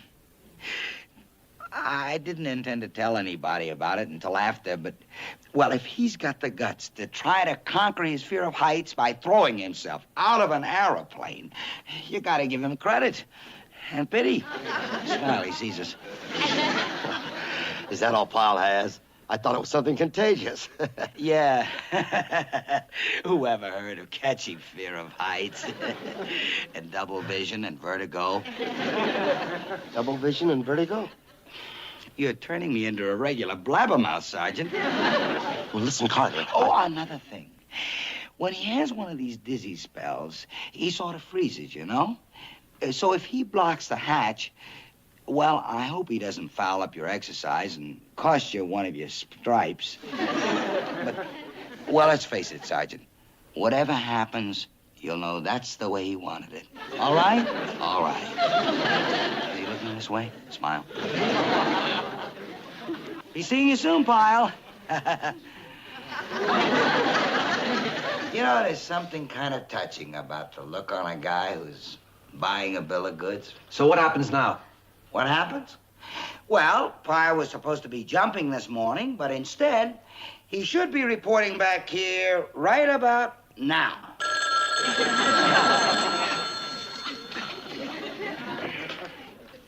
Company B, Corporal Boyle.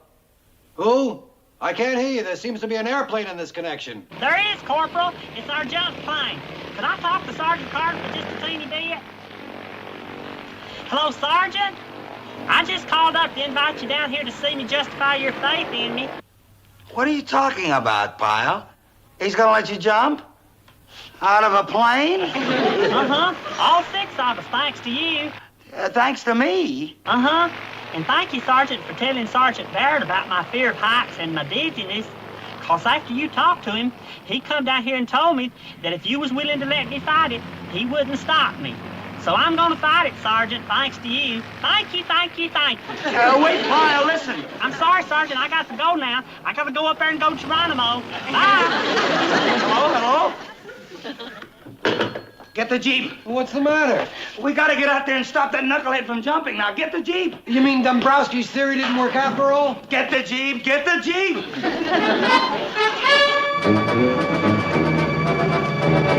Hold it! Is that them? Yeah, they're circling. They'll be jumping in a minute. Oh, yeah. Oh, there goes the first one. Well, that's not Pyle. I'm sure it's not Pyle. Well, how do you know? Because he's falling too nice. Oh, there goes another. That's not Pyle either, I know. Can I see? There goes number 3. Yeah. 4. Yeah. 5. It's supposed to be 6. You know what I think?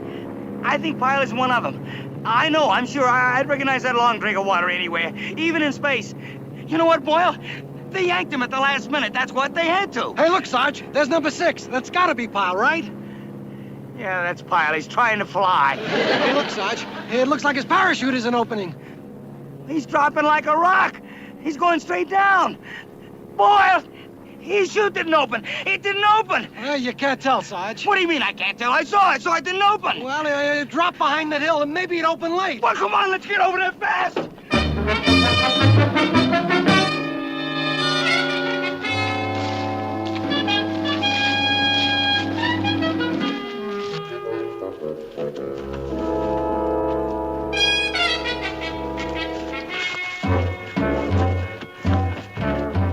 Well, it was around here, wasn't it?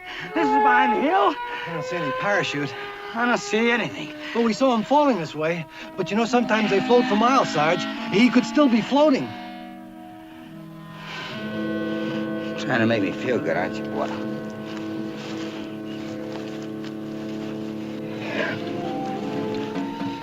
Well, go ahead and say it, Boyle. I wanted to get rid of Pyle. Well, I sure did. Oh, come on, Sarge. Well, it's true, ain't it? Ain't it? He was like a kid that depended on me for everything. I kept kicking him away from me. Always he kept reaching out for me, calling. I guess he was just one of those guys that needs a little extra help, that's all. I suppose it'll stay with me for a long while. The way he used to call. Sergeant Carter. Yeah, I'll be hearing that for a good long while. Sergeant Carter? Sarge, I hear him.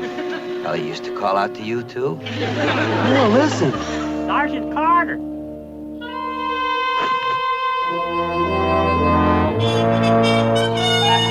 Hey, Sergeant. Hi, what happened? Well, I'm sorry as I can be, Sergeant. My parachute kind of got fouled up in this here tree. How do you like that, Boyle? It opened after all. How about that? And we were thinking that Pyle was... What were you doing up there, Pyle? Sitting and spying on us? Is that what? No, Sergeant. I couldn't hear you at all.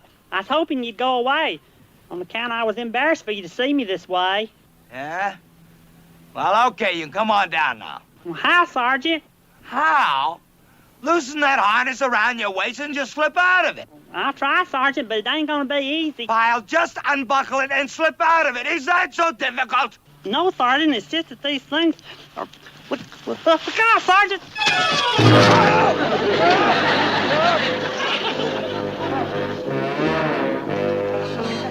Golly, I'm sorry, Sergeant. I hope I didn't hurt you. But I'd have been hurt real bad if you hadn't broke my fall.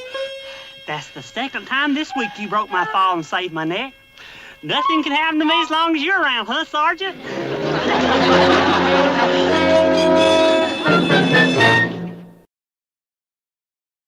Yeah. I'm not surprised. I'm not surprised at all. What's the matter? Gray hair. I'm not surprised after that week with Pyle. Oh, come on, Sarge. No, I'm not kidding. Another week like that and I'll be ready for retirement. Well, everything's back to normal. You've got your Gomer Pyle underfoot again. Yeah. Overhead.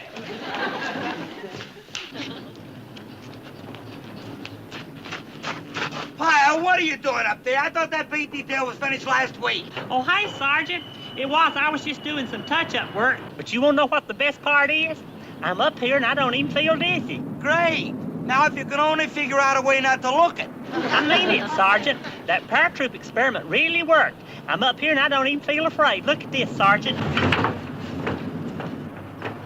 Pyle! Pyle! Look, Sergeant, eyes closed. Pyle, you nitwit, get out of there. You want to fall and break your neck? Pyle, you hear? I'm sorry, Sergeant. I left those buckets there. What happened? Do you get dizzy and fall down when you look up? Or if you do, there's this insurance policy for people that fall down a lot. I know all about it.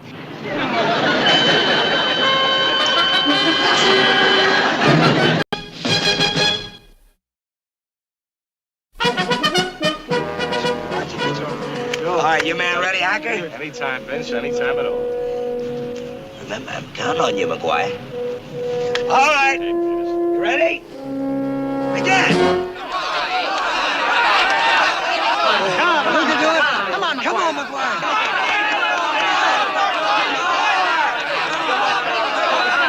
5 seconds to go. That's it, time. 29. 26. Going on 27. Well, old buddy, it appears you owe me another steak dinner. Yeah. Nice work, Peters. Hey, look, can't your boys do anything better than mine? This endless winning streak is getting to be kind of a bore. Yeah, well, it ain't gonna last forever, Hacker. One of these days. Sure. But if you'll excuse me, I gotta go change. I want to look my best for dinner tonight. You can pick me up around 8, dearie. Tomorrow's another day, Sergeant. Luck. I never saw a guy with so much luck. One of these days.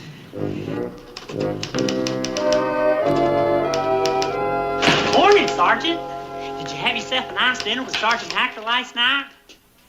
And wasn't that feller his good at his setups? Up, down, just as fast as you could count. Up, down, up, down. All right.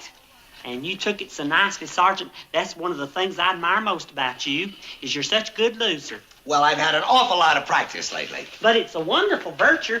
My daddy used to always say back home, anybody can be a good winner, but it takes a whole lot to be a good loser. Yeah, and it takes a heap of living to make a house a home.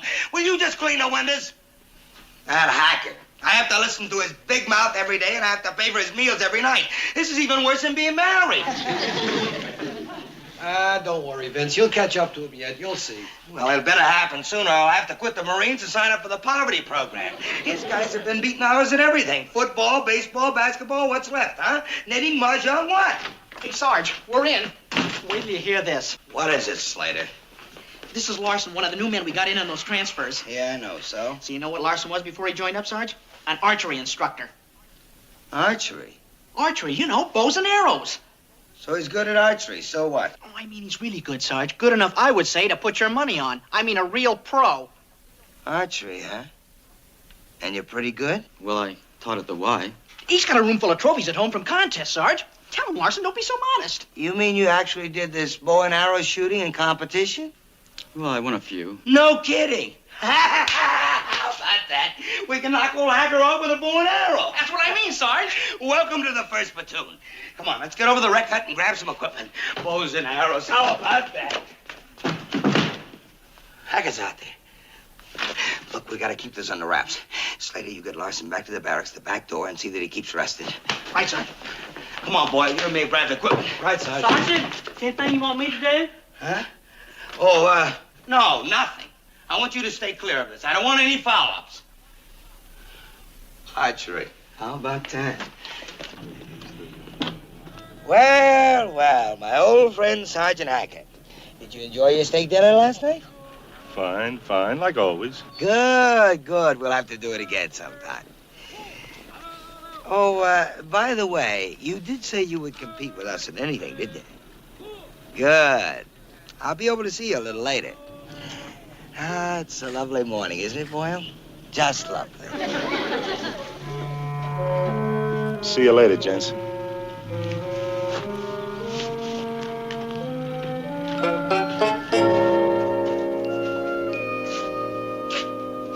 Hey, Sergeant Hacker. Oh, hiya, Pyle. Hey, you're doing a good job in those windows. Well, thank you kindly. Corners still need another touch, though. You know, corners is such a gathering place for dirt and grime, and once it gets baked in there, why, it's Yeah. Well, you see, I just brought over the movie schedule for Sergeant Carter. He's not here, huh? No, sir, you must have just missed him. Any idea where he's off to? Oh, yeah, he went over to the recreation hut to get the archery equipment. Archery? Mm-hmm. You know, bows and arrows. Oh, archery. Say, I didn't know he went in for that. Oh, it wasn't for him. It's for this new fellow we just got in. He used to teach it at the Y. Oh, he did, huh? Mm-hmm. He's won contests and everything. Isn't that interesting? Yeah, it sure is. Well, don't forget those corners. Oh, I won't. On account of once that dirt gets baked in there, it's really hard to get out. I remember one time back home, I never could get it out.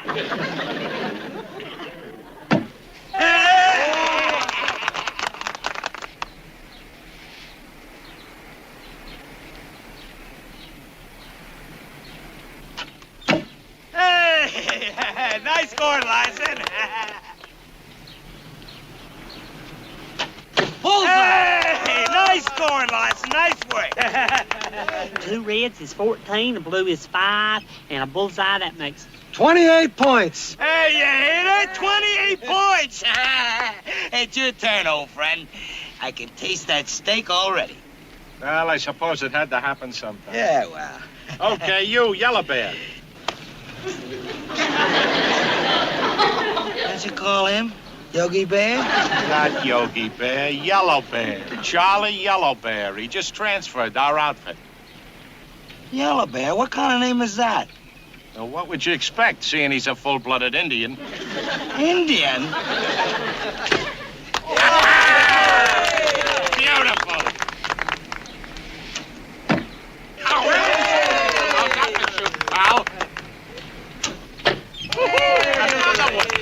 How about that, Sergeant? A real honest gosh Indian. He's good, isn't he? Yeah.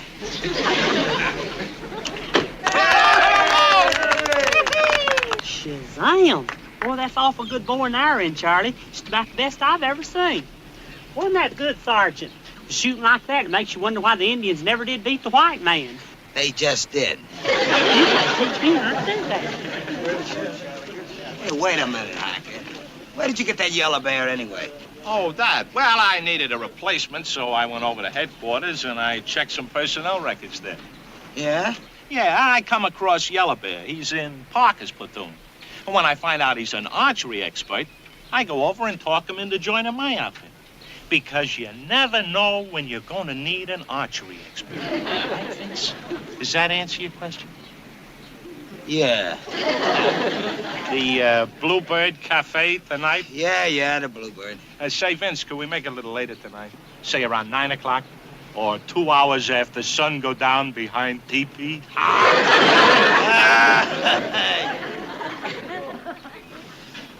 It's 4 o'clock. Hey, Pyle! You'll find Persky over at the mess hall. Tell him I gotta borrow $10. And get that stuff back to the rec hut. Yes, sir. Boy, wasn't that Indian... On the double! Move it! Move! Ow. He did it to me again. He must have got tipped off about the archery. Showing up at an archery contest with an Indian. Funny. Very funny. There's gotta be a leak in this organization, and when I find out who... Hey, Sergeant, Corporal. Well, what are you doing here? I told you to pick up that dough from Persky. Oh, I did. Here it is. And I took all that archery equipment back to the rec hut. Already? Uh-huh. Sergeant told me to do it on the double, and that's just what I done. I run every step of the way. What's this? Oh, that's the movie schedule. Sergeant Hacker brought it over and wanted to give it to you personal, but I explained you was out getting the archery equipment. Oh. You explained to him that I was out. So that's why. I knew it. I knew there had to be a big mouth somewhere. I might have known it was Pyle. Pyle, you were in for it. You see this? Take a good look at it, because that's all you're gonna be seeing for a week. You're gonna scrub down this hut, you're gonna scrub down the barracks, the mess hall, the rec hall.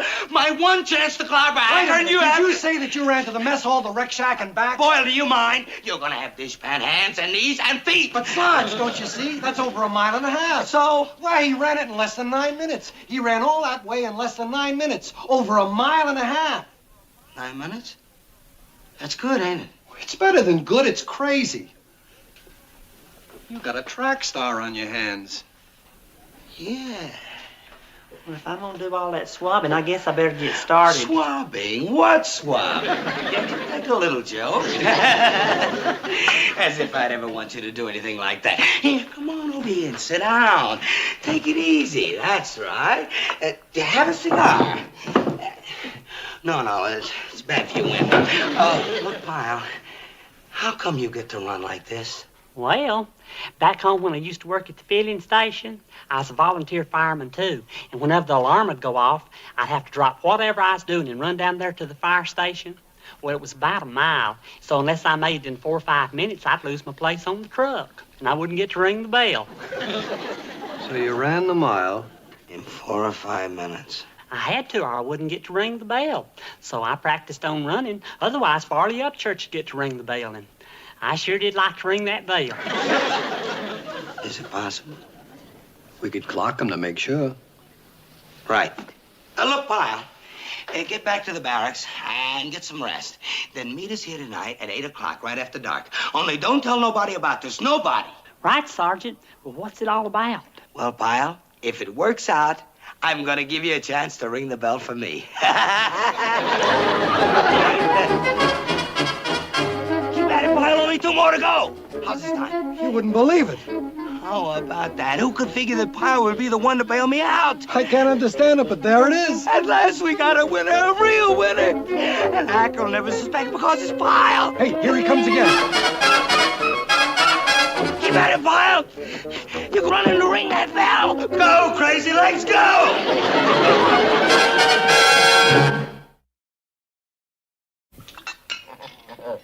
Now I've heard everything. What do you mean your squad is more mobile? Just like I said.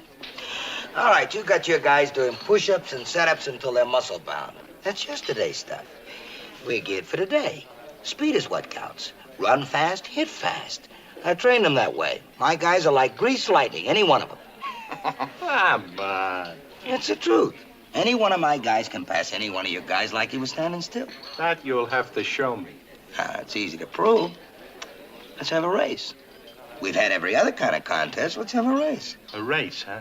Sure. And this time, let's make it more interesting. Not just for the blue plate in this crummy diner. Let's make it for a steak dinner with all the trimmings at the Go-Go Club. The Go-Go Club? I could run $20. Oh. Hey, Vince, you wouldn't happen to have a ringer lined up, would you? Why, Sergeant, I said any one of my guys. I'll even let you pick them. Here, I just happen to have a roster of all the men in my platoon. What could be more fair? Go ahead, pick them. We'll make it for 1 mile on Saturday afternoon.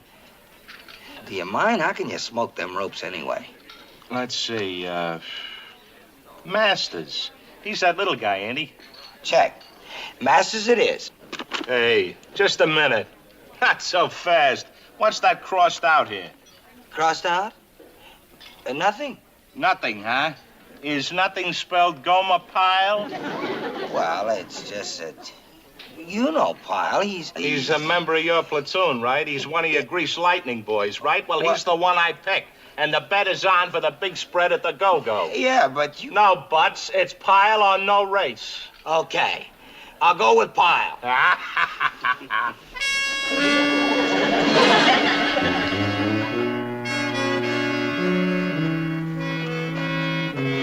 see, Pyle, we really should try another time trial tonight. After all, the big race is tomorrow. If you say so, Sergeant. Yeah, so do just like you did the other night. Ready? Go! Just like I've been figuring, there's something fishy. Get out your stopwatch. Come on, Pyle, let her rip. How's this time? He's even faster than before. Hit it, Pyle, a big, strong finish now. Got his time? Well, how is it? Either this watch is busted or we're gonna be. He's that good, huh? Can Yellow Bear take him? Never. Looks like Carter's finally gonna win one, and a big one. What a rotten trick. Getting sucked in by that marked list. And the worst of it is to think that a chowderhead like Pyle is gonna do it. Well, they were about due. Hold the phone. That's it. We can still win because Pyle is a chowderhead. All his strength is in his feet. He's got nothing upstairs. So? So he'll believe anything. Leave it to me. I'm about to knock him off with some psychological warfare. Come on. Nice going, Pyle. Now, back to the barracks, Pyle, and get a good night's sleep. I'll run it again for you if you want me to, Sergeant. No, save your strength for the big one tomorrow. Right, Sergeant, whatever you say. Good night. Good night, Pyle. How about that, Vince? He was all set to run it again. Yeah, tomorrow's gonna be a beautiful day. With a runner like that, I ain't settling for no steak dinner. Huh? First thing in the morning, we start picking up all the bets we can get. Hey, look at that. Some prize knucklehead's getting awful careless. What is it? It's still lit. Somebody was just out here watching. Maybe clocking. Not just somebody. Can't you smell that? That's one of them crooked cigars that Hacker smokes. Hacker? Then he knows how fast Pyle is. Yeah. Still, what can he do about it now? All he knows is that he's beaten. Not Hacker. He don't play square like we do. He'll try to come up with some crooked trick. Well, like what? Let's see. If I was Hacker and I knew Pyle could win it, what would I do? Hey, Sergeant Hacker. Are you looking for Sergeant Carter? No, I was going to go to the movies, but, well, I wouldn't enjoy myself. You wouldn't? No, I couldn't. You'll understand when you're a sergeant, Pyle. When one of your men is about to suffer sorrow, there's no laughter in the world for you either. One of your... Who? Charlie Yellowbear. Sweet, trusting Charlie Yellowbear. What's wrong with Charlie? Nothing now, but... Well, I hate to think what'll happen tomorrow if somehow he should happen to lose that race. He's running against you, you know. You mean that foot race? Why, that's just a little sporting contest. To you, but not to Charlie. Let me explain. You know that Yellow Bear has served out his full hitch, and in a few more days he'll be leaving the Marines. Then he goes back to the lodges of his fathers, deep in the pine forests of Gitche Gumee. But what a tragedy. If the last memory this noble red man has of service for his great white father in Washington is that of failure and defeat. Do you know what pride means to the noble red man? Especially Yellow Bear, who wants so badly to be a legend in his tribe. But he's good. He's fast. What makes you think he won't win? He's fast, all right. But let's face it, Pyle, you're faster. Well, Sergeant Hacker, are you trying to tell me that I should let him win? It's not for me to say, Pyle. It's for you to search your own heart and decide. But let me remind you that if you win, it's only a little sporting contest. But if Yellow Bear wins, you will have given dignity, pride, and meaning to his life at the moment he needs it most, as he reluctantly sets aside the uniform of his adopted country. Vince, you don't think he'd try to Shanghai Pyle, do you? I don't know. I do know he'll be trying something. You think he might try to rough him up? Well, just to be on the safe side, one of us better stay close to Pyle right up until race time tomorrow. It's an opportunity that few of us have in our lifetime, Pyle. A rare opportunity. It has been written that sometimes a man can truly win by losing. That's what my daddy always said. Anybody can be a good winner, but it takes a lot to be a good loser. A wise man, your father. Pyle, I'm only asking you to do what's right. Must this man go back to his tribe, smarting with defeat, to be scorned and laughed at?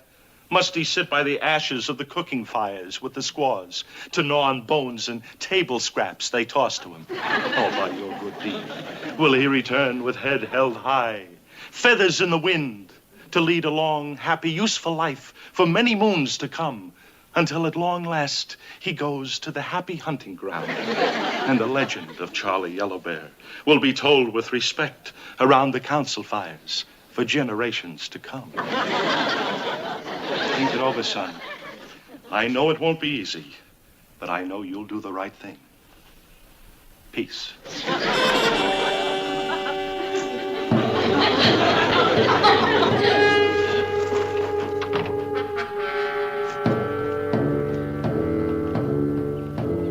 Vince, we better get in there and straighten Pyle out. Wait a minute. It's not going to be that easy. If there's one thing I know, it's how Pyle's mind works. That stuff Hacker was handing him is just what Pyle eats up. A chance to help out a poor, deserving unfortunate. Yeah, but we could explain it. Explain what? If we want to clean up making bets on him, you know Pyle and gambling. So we're back in the red again. No. Now that we know Hacker has the race fixed, we can ride along on his work. And clean up, too. Yeah? Yeah. Now, here's what you do first. Let the news leak out that Pyle is terrific. Let him spread it around, just how fast he is, so some outsiders can get in on the action. You got it? Yeah, and then? And then we switch over to the Indian. I want all the bets we can get down by race time tomorrow put right smack on that noble red man. Okay. On your marks. Get set. Go!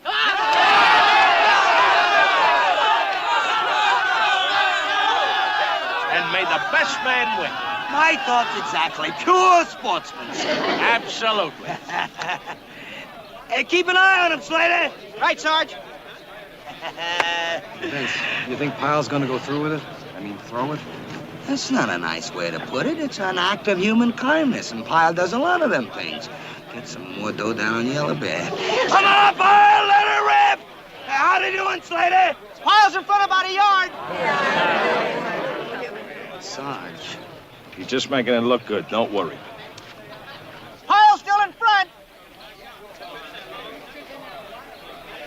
Pyle's still ahead. Sarge. Just making it look good. Don't worry.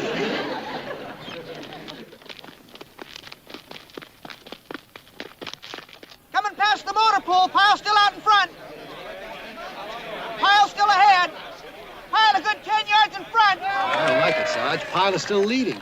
The only thing that counts is the finish. And believe me, poor little Yellow Bear will get the blue ribbon and I'll get the bundle. Yeah, well, Pyle better start fading fast. They're on their way back.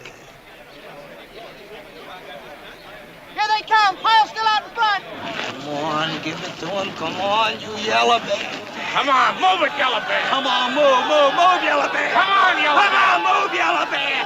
Move, Hey, Yellow what's the idea? You're yelling for my guy. Well, if you must know, wise guy, I'm onto that story you gave Pyle. Not only did it affect him, but it made me puddle up, too. So I put a bundle on Yellow Bear. Thanks a lot, old buddy. You're gonna make me a rich man. Of course, you're gonna win a steak dinner, but I'm gonna clean up on a bunch of outside bets, huh? Who outsmarted who, huh? Hey, here's the finish. Come on, Yellow Bear!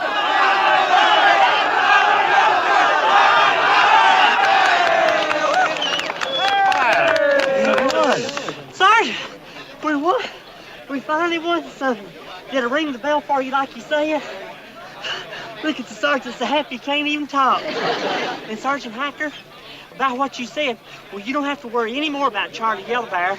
I had a talk with him right before we had the race, and I told him now that he had a fine sergeant like you worrying about all his problems, that he ought to stay in the Marines. So guess what? He's going to re-enlist. Oh, one more thing. Charlie and me's going to start practicing running together, and he's going to teach me how to shoot the bow and arrow, and we're going to get to be real good friends.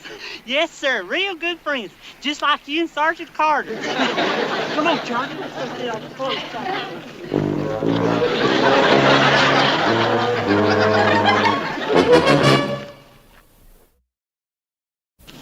What a nightmare. It'll be 6 months before I can pay off all the dough I lost in that race. Well, at least you'll get a dinner out of it. Who can eat? Sergeant Persky came by twice this morning looking for that 50 you owe. That Pyle, that Pyle. He'll never get a chance to cross me again. Hey, some guys are following us. Huh? One of them looks like Persky. Come on. Here. This ought to do it. We'll wait here. Sarge. Nah, like the shadows in the night. 10 years of camouflage. Oh, hi, Persky. Yeah, I was just looking for you. Sure.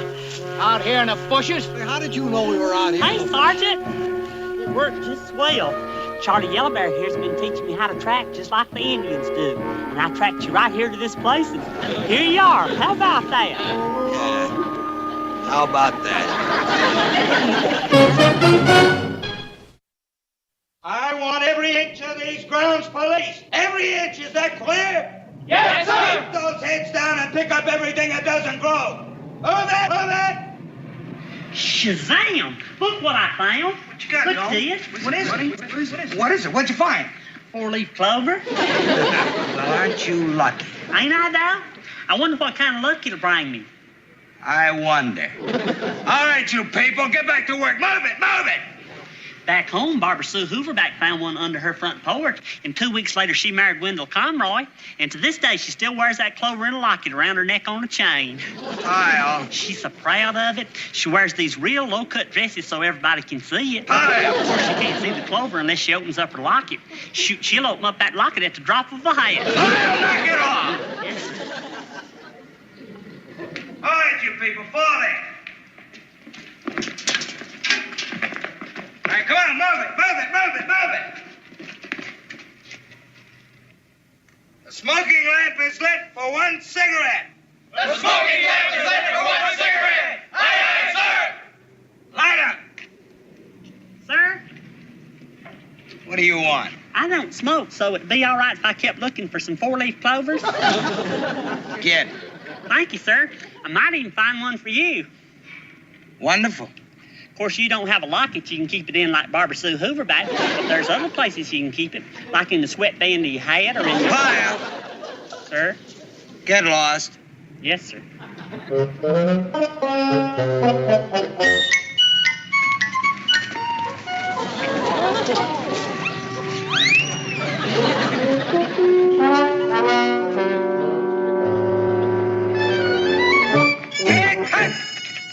Afternoon, Captain. Good afternoon, Sergeant. Could I talk to you for a moment? Something wrong, Captain? Not unless you call making a Marine base look like a street corner. I authorized a break for these people, Captain. A break does not mean ogling women Marines. Sergeant, inform your men that this is an administration building and not the corner drugstore. Aye, Captain. Carry on. What's the matter with you knuckleheads? Don't you know a captain when you see one? Sorry, sir. We didn't see her. You didn't see her? You didn't see a captain? All right, you just stand at attention, and you'll watch for captains. Good afternoon, ma'am.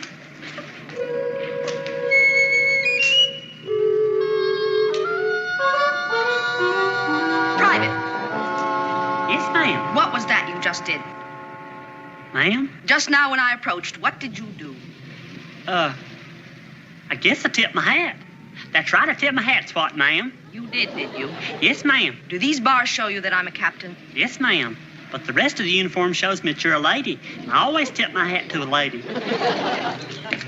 One of your people, Sergeant? Yes, he is, Captain. It is customary for recruits to learn to salute their very first day in the service. Yes, ma'am. Didn't he salute the captain? He did not. He tipped his hat. Tipped his hat.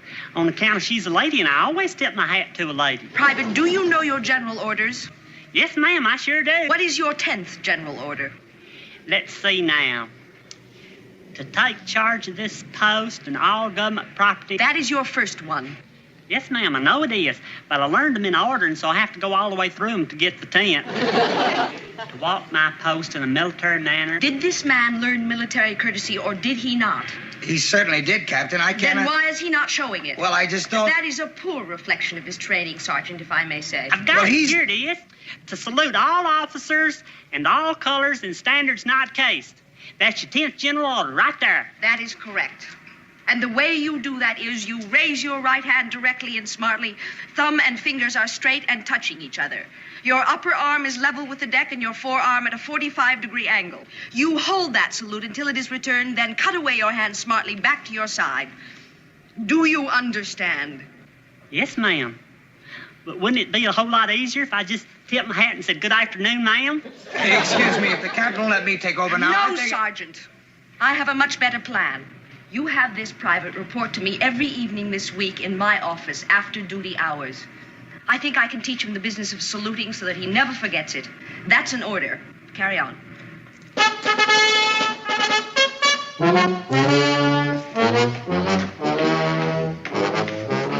Just think, Sergeant, she's gonna take a whole week just to teach me proper saluting. Ain't that nice of her? Gomer, why are you wasting your time sprucing up? You'll be torn to shreds as soon as you get to her office. Oh, quit joshing, Duke. She's a real nice lady, that lady captain. Gomer, that's no lady. Do you know what they call her? Captain Iron Pants. Yeah, Captain Iron Pants. Duke, you ought not call her that. It ain't respectful. Well, that's what they call her all over. Hey, Sergeant, sir. It's getting ready to go to my saluting lesson. Well, you fixed it up for yourself real good, boy. Pulling down night school duty. Now, you listen up and listen good. That woman is a captain. You say yes, Captain Martin, no, Captain Martin. Understand? Yes, sir. Captain Martin. I don't care what nobody else calls her. Huh? Do you know what they call her on this base? And it ain't respectful neither.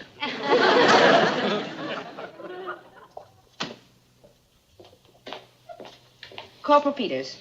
Yes, Captain? Do you type with a compact? No, ma'am.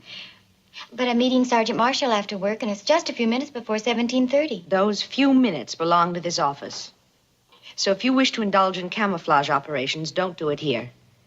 Let me tell you something, Corporal. Those little feminine vanities do nothing to further a career in the service. In fact, I've found them a hindrance. Oh, excuse me, sir. That's all right. You have those requisitions, Cap? Yes, sir, right here. I saw that business with Corporal Peters. Don't you think you're being a little rough on her? No, sir, I don't. After all, we haven't secured for the night yet. And we are Marines working on a Marine base. You're also women. I don't think it's so bad if Corporal Peters puts on a little makeup. She's just trying to win a different battle than you are.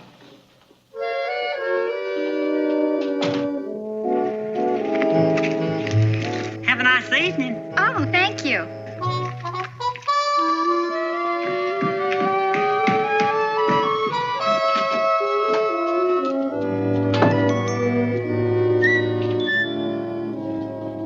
Good evening, ma'am. Private Gomer Pyle. You requested that I come here for some extra duty, so here I am. Oh, yes. The hat tipper. Over here, Private. These cards list all the officers on the base. I want you to file them alphabetically in the lower drawer. Yes, ma'am. And so that you'll get in practice, whenever you come to a card with a woman officer on it, I want you to stand up and salute. You mean salute card? That's right. Oh, is that funny, Private? Does that strike you as funny? No, ma'am. All right, sit down and get to work. Yes, ma'am.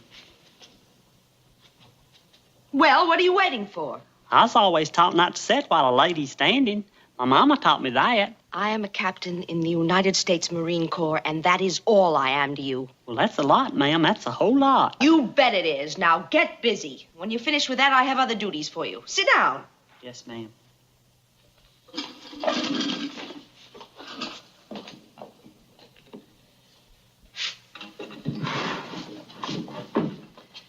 Lieutenant James Parker. Captain Larry Brown. Oh, here's one. Captain Martha Bentley. Is that what you mean, ma'am?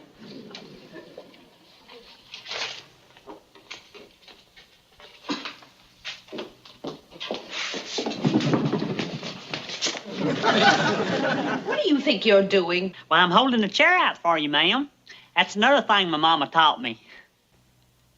Private, listen. There are a lot of things you've learned in civilian life that do not always apply here. Now, common courtesies are fine, but chair pushing and hat tipping and other civilian niceties are unnecessary. Do you understand? Yes, ma'am. I appreciate you trying to help me, Captain. But I hope you won't be too upset if it don't take right away. After all, my mama had over 20 years to drum all that into me. Then we may just be here that long.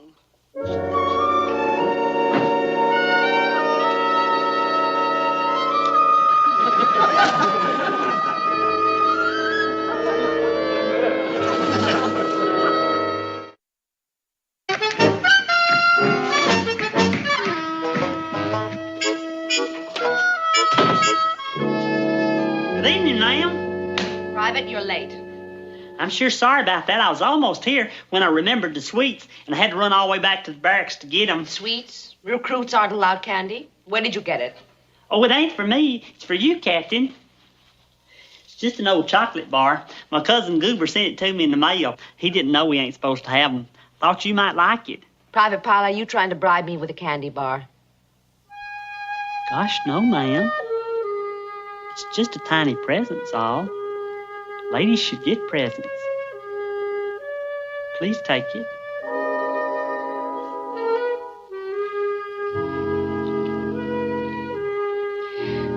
Private, I've got a lot of work to do, and so do you. Suppose we get started. Yes, ma'am.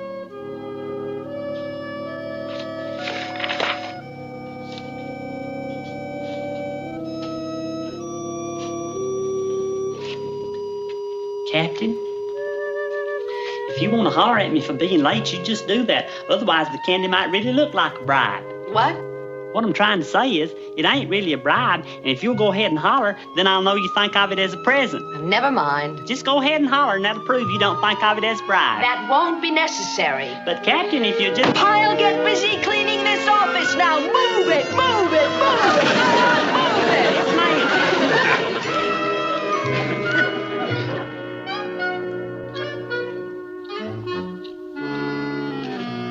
Private, what are you doing? Sharpening these pencils like you asked, ma'am. This may be a silly question, but why don't you use the pencil sharpener? What do you think that is? Now resharpen those, and on the double. Ma'am? What is it? This here thing's a pencil sharpener. It ain't got no handle. It's electric. You put the pencils in and they sharpen themselves. You're pulling my leg, ma'am. There. Lord, what'll I think of next?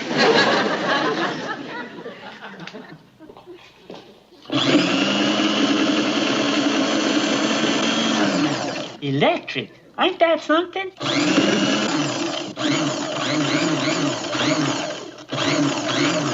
Pyle, stop playing with that pencil sharpener. Yes, ma'am. There you are, ma'am. There's the first one. That sure was fun. Too short? Not for a golf tee, but it is too short for me. I'm sorry, ma'am. I can see that now.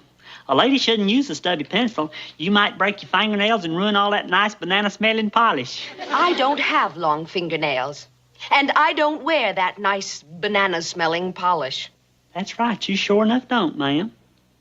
Could have swore you did. Maybe you ought to. What? Well, ma'am, you have such nice hands. Long fingernails and that red goo could make them even look that much nicer. Well, I'll go sharpen you some more pencils now.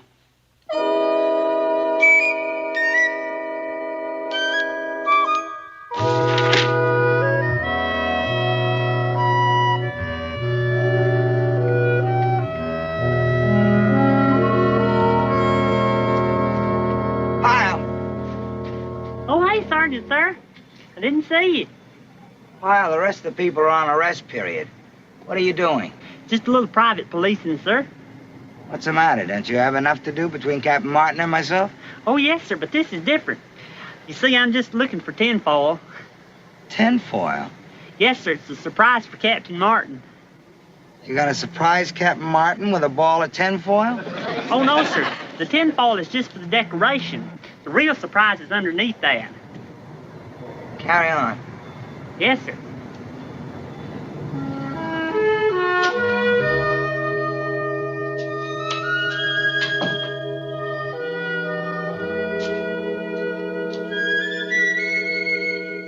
Good evening, ma'am. Is that a new way to stand at attention? No, ma'am. It's just that I know how ladies like to be surprised. What?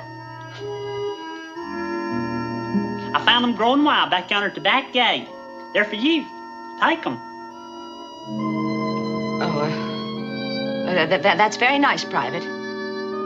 But I'm afraid I don't have anything to keep them in, so I can't accept. How's this? What's that? Homemade vase. Pretty, ain't they? Yes, they are. This here vase is just an old milk bottle I found back in the mess hall. I covered it in tinfoil on account I didn't think a vase ought to say low fat on it.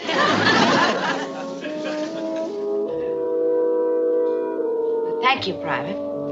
You're welcome, ma'am. I think a lady should have pretty things on her desk.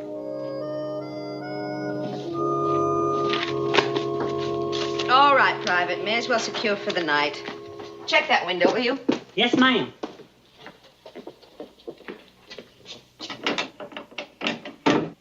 Shazam! Would you look at that moon? Boy, it'd sure be a great night for gas watching back home. Private, finish up and you can shove off. Yes, ma'am.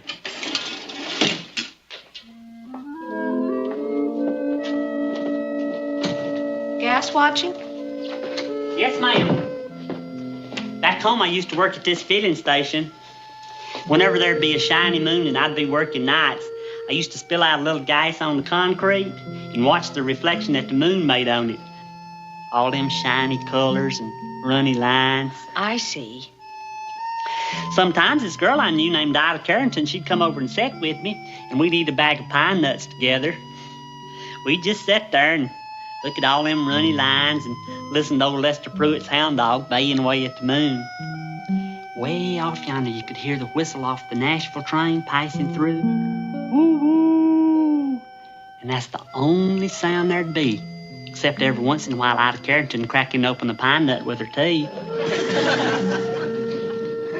I'm sorry, ma'am, I didn't mean to run off like that. I'm sure a lady like you's got a lot better memories of moonlit nights than chomping away at pine nuts and looking at guys. Well, I guess I'll shove off if the captain don't need nothing else. No, that'll be all. Well, see you tomorrow night, ma'am. Good night, Captain.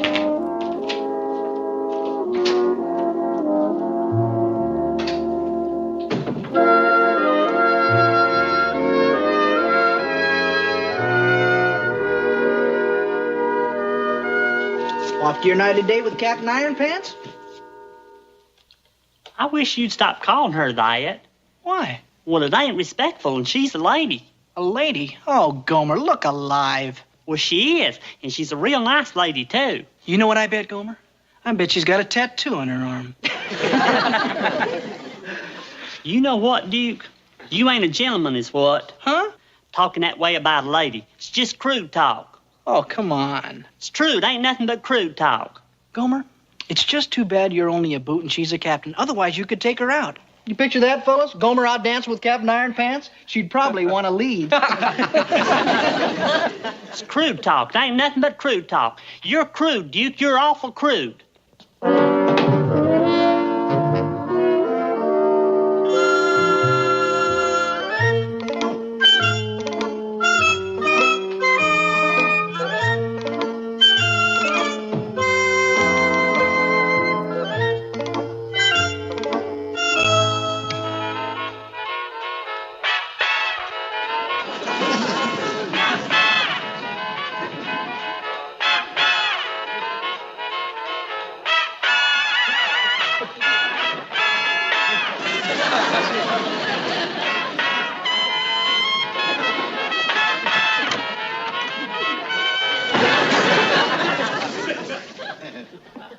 Good evening, Captain. I didn't hear you come in. This is an office, Private, not a dance hall.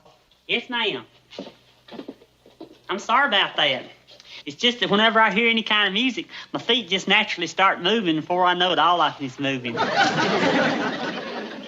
you dance, ma'am? I beg your pardon? I said, do you dance? No. Oh, that's a shame. That's a real shame. What? I mean, 'cause dancing is just about the most fun there is once you get the hang of it. Private, get on with your work. Yes, ma'am.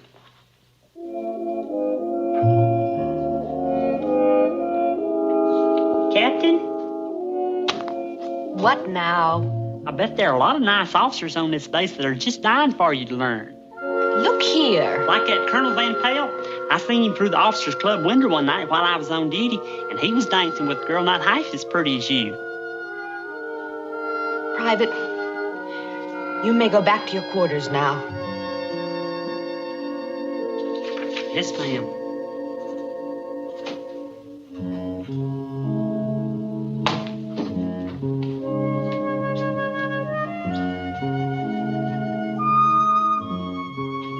Captain? If you'll excuse me for saying this, well, I know that you're a top-notch Marine, and you really work hard at it. But you was a lady before you was a Marine, and a mighty fine lady, too. So maybe, if you'd work a little at that, I mean, maybe... Maybe my nickname wouldn't be Iron Pants?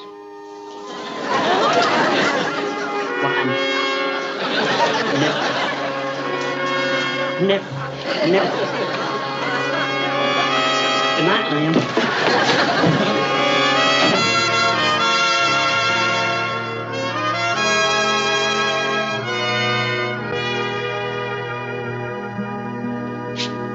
Good night, Captain.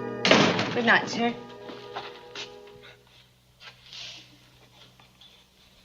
Captain Martin. Yes, sir. That's very nice. Whatever it is you have on. Thank you, sir. Very nice. Very nice indeed.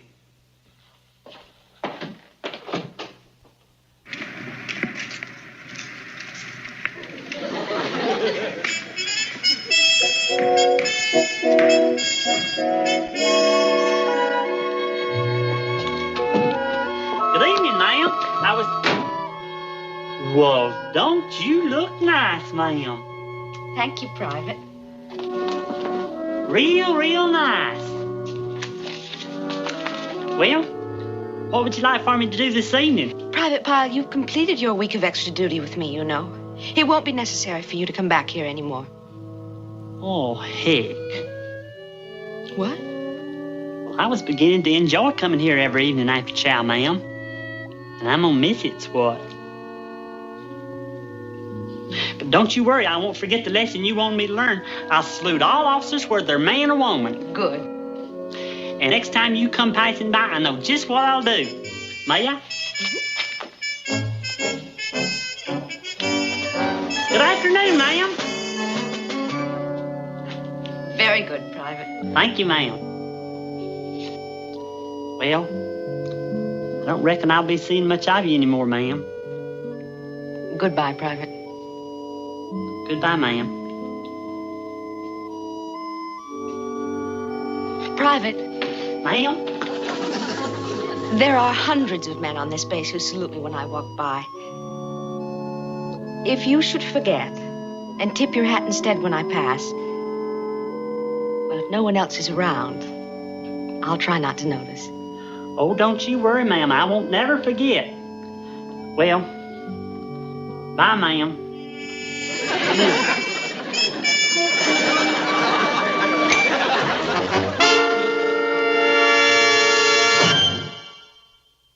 All right, let's go. Let's pick it all up. Let's move it. Hey, cut. Afternoon, sir. Afternoon, ma'am.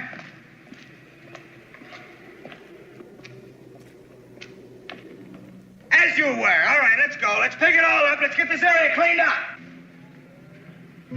Something interesting catch your eye, Private? Don't you look nice, Sergeant? Don't you look real nice? Huh? Captain Martin, don't you look nice? Bless her heart. Pyle, that is a Marine captain you're looking at. That's all. A Marine captain. Oh, yes, sir. She's a lady. She's a real fine lady.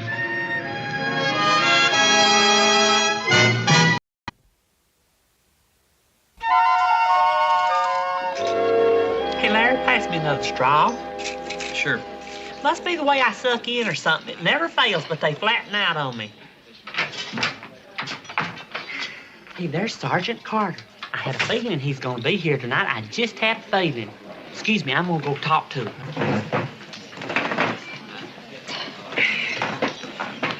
Hey, Sergeant Carter, Miss Bunny. Hi, Gomer.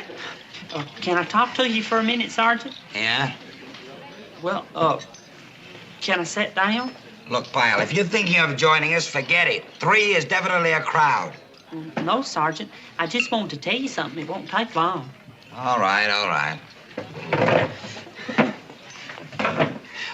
Well, you might think what I'm going to tell you silly, real silly. If it's coming out of your mouth, I'm sure I will. Just promise me one thing, Sergeant. Promise me you won't get upset. Pyle, will you get to the point? Well, yes, sir. The point is, well, you won't think I'm silly now. Pyle. Yes, sir, I'll tell you, Sergeant. Well, you see, I have these dreams. Dreams? Is that what you came over here to talk about, dreams? Well, yes, sir. You see, what I want to say is... We'll have the chili. Or I will, anyway. What'll you have? The same. We'll have something to drink later. Now, what makes you think I would be the least bit interested in your dreams? Well, I have this knack, see? What knack? If I dream something 3 times in a row, it always comes true. What? That's right. I dream something 3 nights in a row, and it happens. Pyle, if you're not out of here in exactly... Oh, wait a minute, Vince. Aren't you curious? No. Well, I am. Go on, Gomer. Well, the reason I came over here to talk to Sergeant Carter is I've had these 3 dreams about him in a row, and, well, I'm kind of worried because it hadn't been a very pleasant dream. Pyle. Well, wait. What's the dream about, Gomer? Well, it's about the sergeant's uniform. It's gonna get all messed up. Are you gonna sit around here and listen to this bilge? Well, wait a minute, Vince. This is fascinating. Well, how is it gonna get messed up? Well, that part's kind of fuzzy, but I dreamed it was gonna happen here at the Bluebird Cafe. So you see, Okay, knock it off.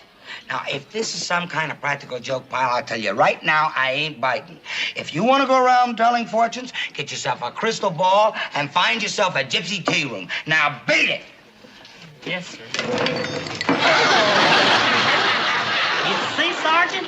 Just like I said it would. Of course, I didn't dream about the chili, but I did dream your uniform would get messed up. Dreamed it? You caused it. You're not a psychic. You're a clumsy idiot. But I did dream it, Sergeant.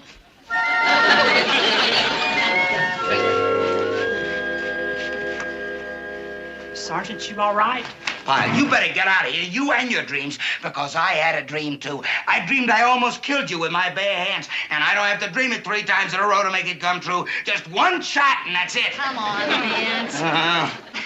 Now, Gomer, about these dreams you're having, do you have them often? Oh, yes, ma'am, Miss Bunny. I most surely do. More times than I can remember. Like what? Well, like the time I dreamed 3 times in a row that my cousin Elroy was going to take 2 trips, one long one and one short one. And sure enough, not more than 2 days later, he walked out there to the mailbox. That's a long trip? Oh, no, that was the short trip. The long trip came after he found his draft notice. Isn't that amazing, Vince? But most of my dreams are happy ones, real happy. Like right now, believe it or not, I'm having a nice dream about you, Miss Bunny. Me? A dream about me? Well, tell me, Gomer, what is it? He says it was a happy one, so whatever he spills on you will match your dress. Come on, tell me, Gomer.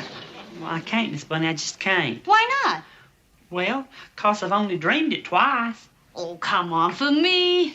I'm sorry, Miss Bunny, but if I don't dream it a 3rd time, then it just won't happen. And I sure would feel bad about you getting excited about something so nice and then maybe it not happen. Come on, let's get out of here. I'm beginning to feel like I'm in Never Never Land with some nut fairy godmother. Well, Gomer, will you tell me if you do dream it a 3rd time? Oh, yes, ma'am. You'll be the very first to know. Yeah.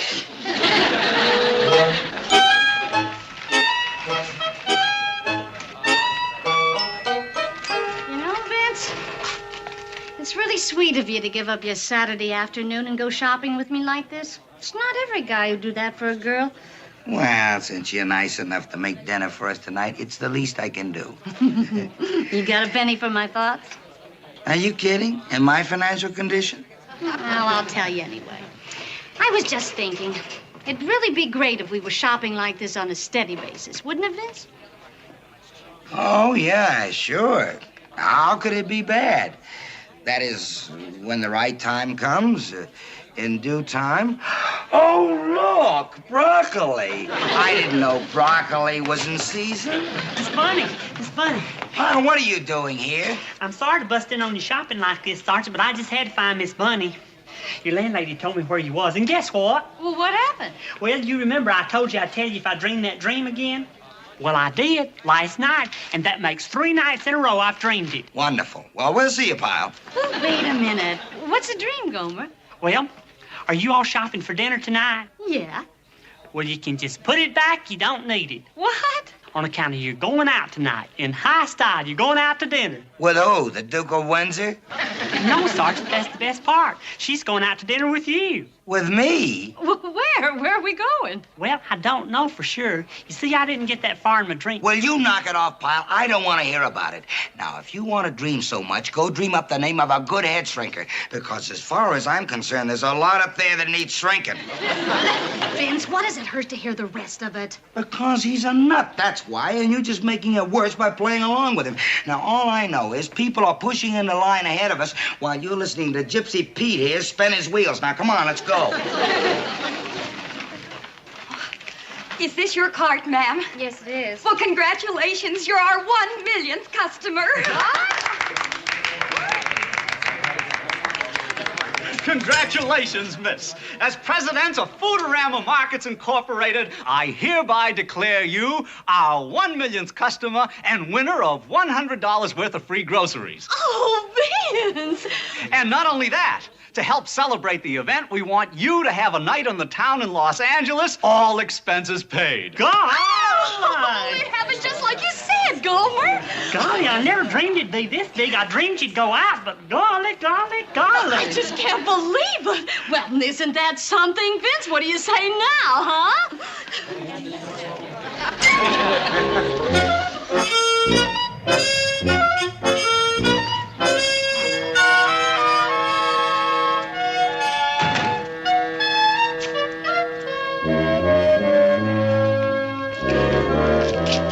That's it, Sergeant. That's the limousine's gonna take you and Miss Bunny out to dinner tonight with chauffeur and everything.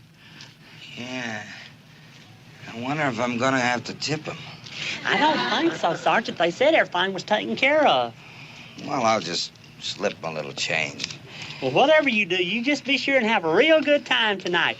And I appreciate you giving me a lift into town. Well, it's the least I can do, pile. After all, you dreamed all this up, didn't you? Well, I better get Bunny. Excuse me, Sergeant. What, pile? Well, do you mind if I hang around?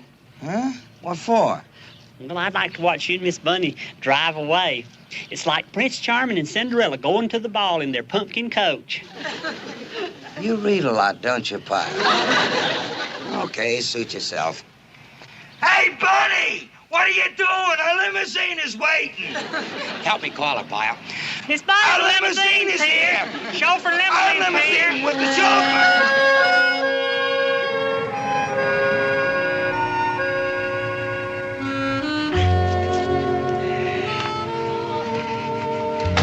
Thanks a million, Mac.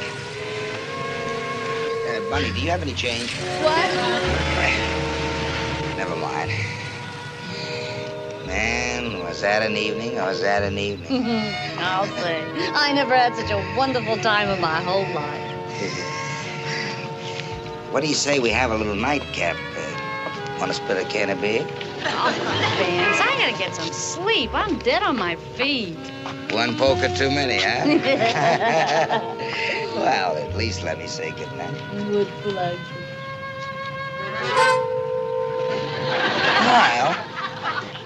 Kyle, what are you doing here? Oh, hey, Sergeant. I missed the last bus back to the base, and I thought I'd just wait here for you. I sure hope you don't mind. Did y'all have a nice time? Oh, I'll say. Didn't we, Vince? Yeah, we had a ball. Oh, excuse me. I must have really dozed off there. And I just remembered the dream I had. Oh, yeah? Did you dream again, Gomer? What did you dream? I'm afraid to say, Miss Bunny. Why? Well, as pretty as you look right now, it wasn't half as pretty as you looked in my dream. Gomer, you dreamed about me again? Well, I can't tell you about what, since I've only dreamed it 2 times in a row. Oh, come on. Just give me one little hint. Well, you really want to hear, even though I ain't for sure? Go on, Pyle. Tell her. Well, all right. I just dreamed that you proposed marriage to Miss Bunny. You didn't. Uh-huh. Did you dream when, Gomer? Soon, real soon, Miss Bunny. Well, isn't that the cutest dream you've ever heard? Now all I gotta do is dream it one more night in a row, and that's it. You'll be Mr. and Miss Vince Carter for sure. Best wishes, Sergeant. Best wishes.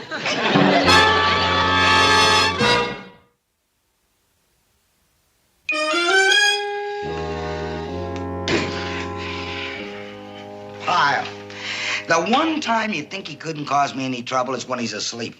Now he's killing me with his eyes closed. What are you worried about? So maybe he has the weird knack of dreaming the future. But no dream is going to make you pop the question unless you want to. I know all that. But Bunny's always griping about when are we going to get married, and all she needs is a little encouragement. So? So all I know is if he dreams that dream a third night, she's not going to let up for a minute.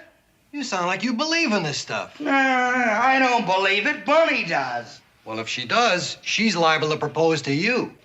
Can girls do that? Happens all the time. But ain't they got to wait for leap year or something? Any other time, it ain't legal. You know what I got to do, Boyle? As silly as it sounds, I got to keep him from dreaming it for a third night. Yeah, that's what I got to do. Keep him from dreaming. How are you going to do that? Well, you don't dream if you don't sleep, do you? You wouldn't.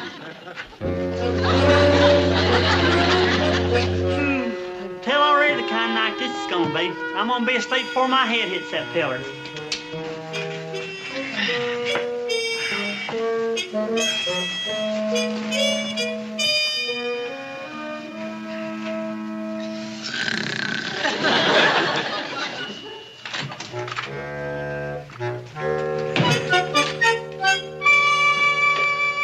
Pyle.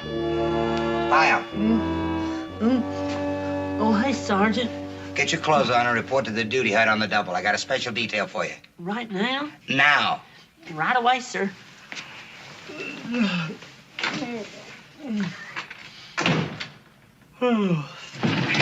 Okay, Pyle, I want you to start... Pyle! I want you to start putting these in alphabetical order. You got that? Yes, sir.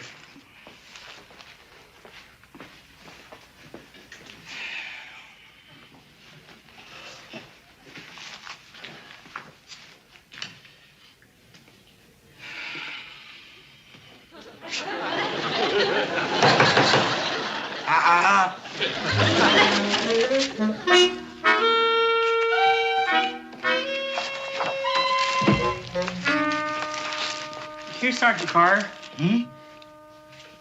So soon? Well, let's see how you did.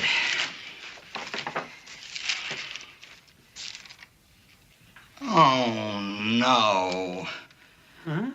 These are in alphabetical order. Yes, sir, just like you wanted it. No, Pyle, that's not what I wanted. I wanted them by the date. Requisitions are always by the date. And you know that.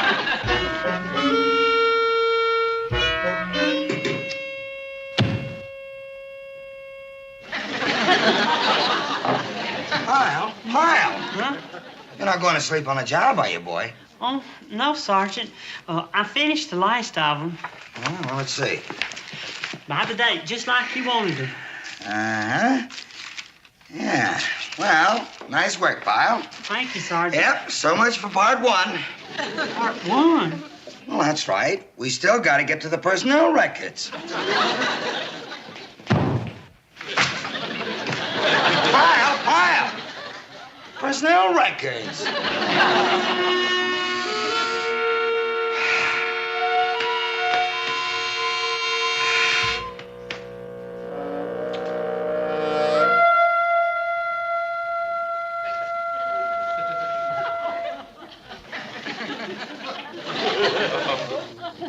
Pyle! Sleeping on the job again, Private. You better get with it. Yes, Sergeant. I'm all finished with the personnel records. Oh, really? The 3x5 cards, too? What 3x5 cards, Sergeant? Well, the cross index, Pyle, the cross index. Didn't I tell you about that? I'm all finished, Sergeant. Sergeant?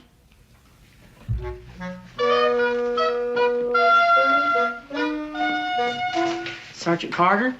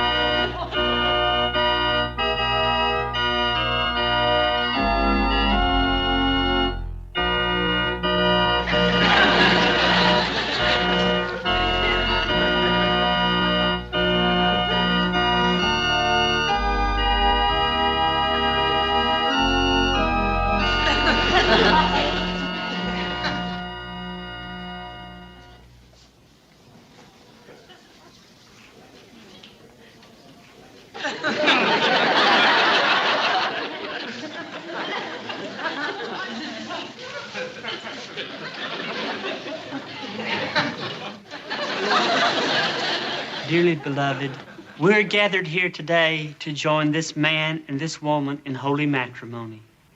Do you, Miss Bunny, take this man to be your lawfully wedded husband? I do. And do you, Sergeant Carter, take this woman to be your lawfully wedded wife? I do. The ring?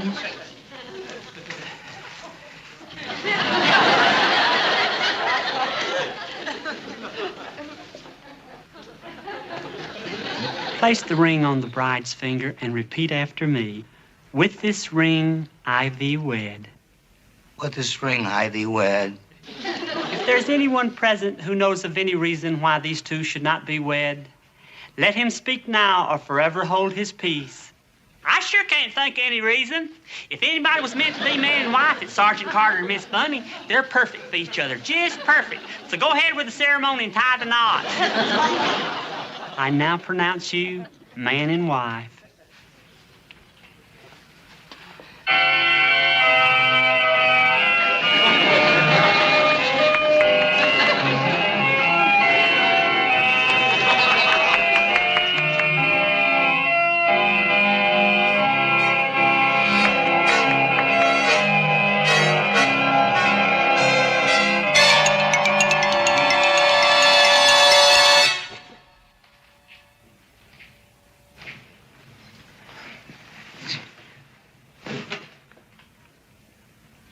Sergeant Carter? Sergeant Carter? Pyle, since when do you come running in here like some kind of wild elephant, huh? Now you get out of here and come in right. I'm sorry, Corporal, but I just had to see the sergeant right away. I've got good news for him. Well, your two ladies gone. On Sunday morning, before breakfast, where to? Look, Pyle, don't be so nosy. It's real important, Corporal, just real important. Where did he go? Well, I heard him talk to his girlfriend Bunny on the phone. I suppose that's where he went. Then I better get over there and tell him both. Huh? He's gonna do it. He's gonna do it. Well, I figured with Pyle dreaming it and me dreaming it right on top of him, it could only mean one thing. The handwriting's on the wall. Uh-huh. So? So I get the message. I know when I'm licked. So? So I'm through fighting. It's inevitable we're gonna get married, so we might as well get married right now. Vince, is this a proposal? What do you think it is, for crying out loud? Well, if it is, then no thank you. We'll go down to City Hall and... What did you say? I said no thank you. Oh, that's great. Ever since we've been going together, you've been trying to drag me down the aisle. Now that I'm ready to be dragged, you suddenly let go of the rope. What's with you? Look, Vince, nobody should be dragged to the altar. Both parties should walk on their own 2 feet. When you're ready, I mean really ready, you'll know. And then you'll be happy to walk down the aisle. It won't be a march to the gallows. Well, gee, I didn't mean for it to sound that way. Oh, I know you didn't, Vince, but... Who is it?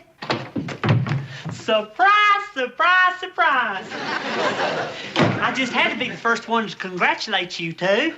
Something old, something new, something borrowed. If you'll excuse me, something blue. Well, Gomer.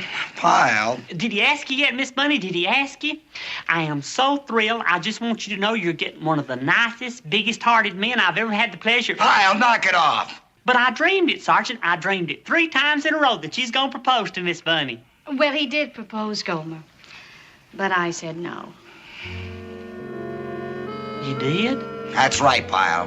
So that takes care of your cockeyed theory about 3 dreams in a row always coming true. Oh, no, Sergeant. They came true. Huh? I only dreamed that you was gonna propose to Miss Bunny. I never dreamed anything about how she was gonna answer. What?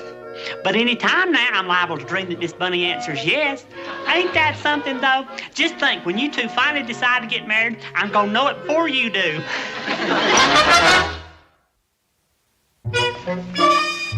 Hey, Miss Miss Bunny. Hi, Gomer. Golly, are you in for a big surprise? Surprise for me? Just you wait, Miss Bunny. You're gonna get the nicest present ever. Gomer, have you been dreaming again? Okay, Pyle, let's keep the aisles free. Hey, Sergeant Carter. Hi, baby doll. I'm sorry I'm late, but here, let my deeds speak for themselves. Vince, for me? Who else? Shazam, you see, Miss Bunny? It's just a little token to commemorate our new relationship, that's all. Oh, Vince, you're crazy. You shouldn't have. Yeah, I know, but that's me. They say good things come in small packages. Well... Gomer, you did it again. He did what again? Well, Gomer dreamed I was going to get a beautiful present tonight, right, Gomer? Oh, no, I didn't dream it, Miss Bunny. I saw it. Saw it?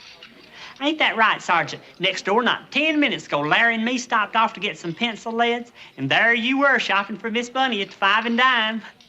The 5 and Dime? Actually, I hadn't been having any dreams lately. Not a single one. Been sleeping like a log. The 5 and Dime? Go ahead and open it up, Miss Bunny.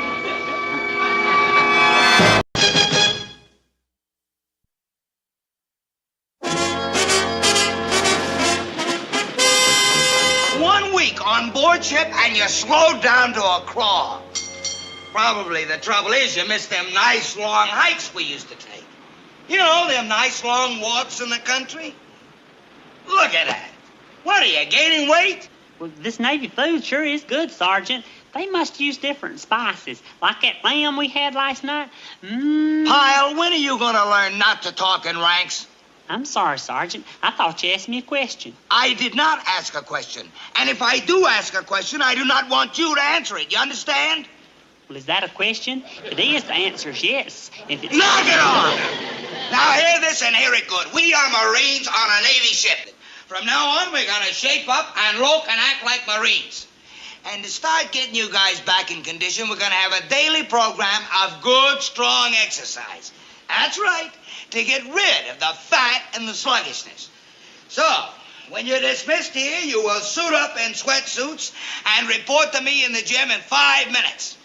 Now, Pyle, what do you think you're doing? I got something in my eye, Sergeant. So you got something in your eye. All right. Well, it hurts, Sergeant. Well, pull the upper lid over the lower lid and just wipe it out. Now, I'm going to start an athletic program that will get each one of you men squared away. I want it. That don't work, Sergeant. What? Pulling the upper lid over the lower lid. All right. Take hut. Hair smash. All right, Pyle, let me look at it. All right, come around to the light. You know I can see my reflection right in your eye. Swell. Here, blow your nose. What? Blow your nose. Well, what's this? What's this? You see that, boys? They blow their noses for him. Isn't that nice?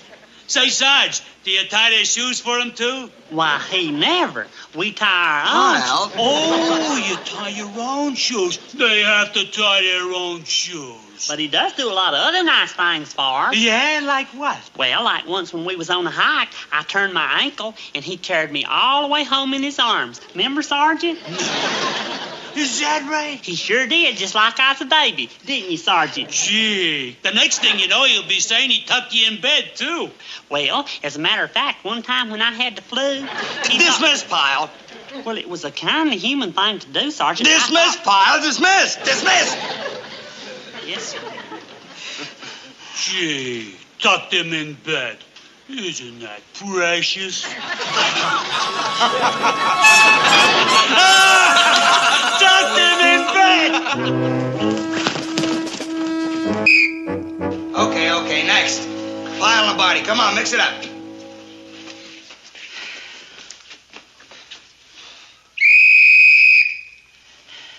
Well, come on, mix it up, mix it up.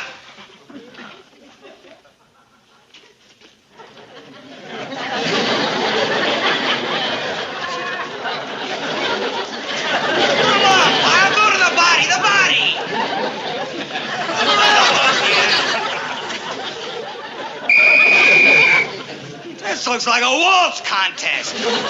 Give me them gloves. Sure, Sergeant. You can have mine too, Sergeant. No, you keep yours on. I want to show you something. You guys are dancing around like you never saw a fight or a pair of gloves in your whole life. All right, come on, get over there.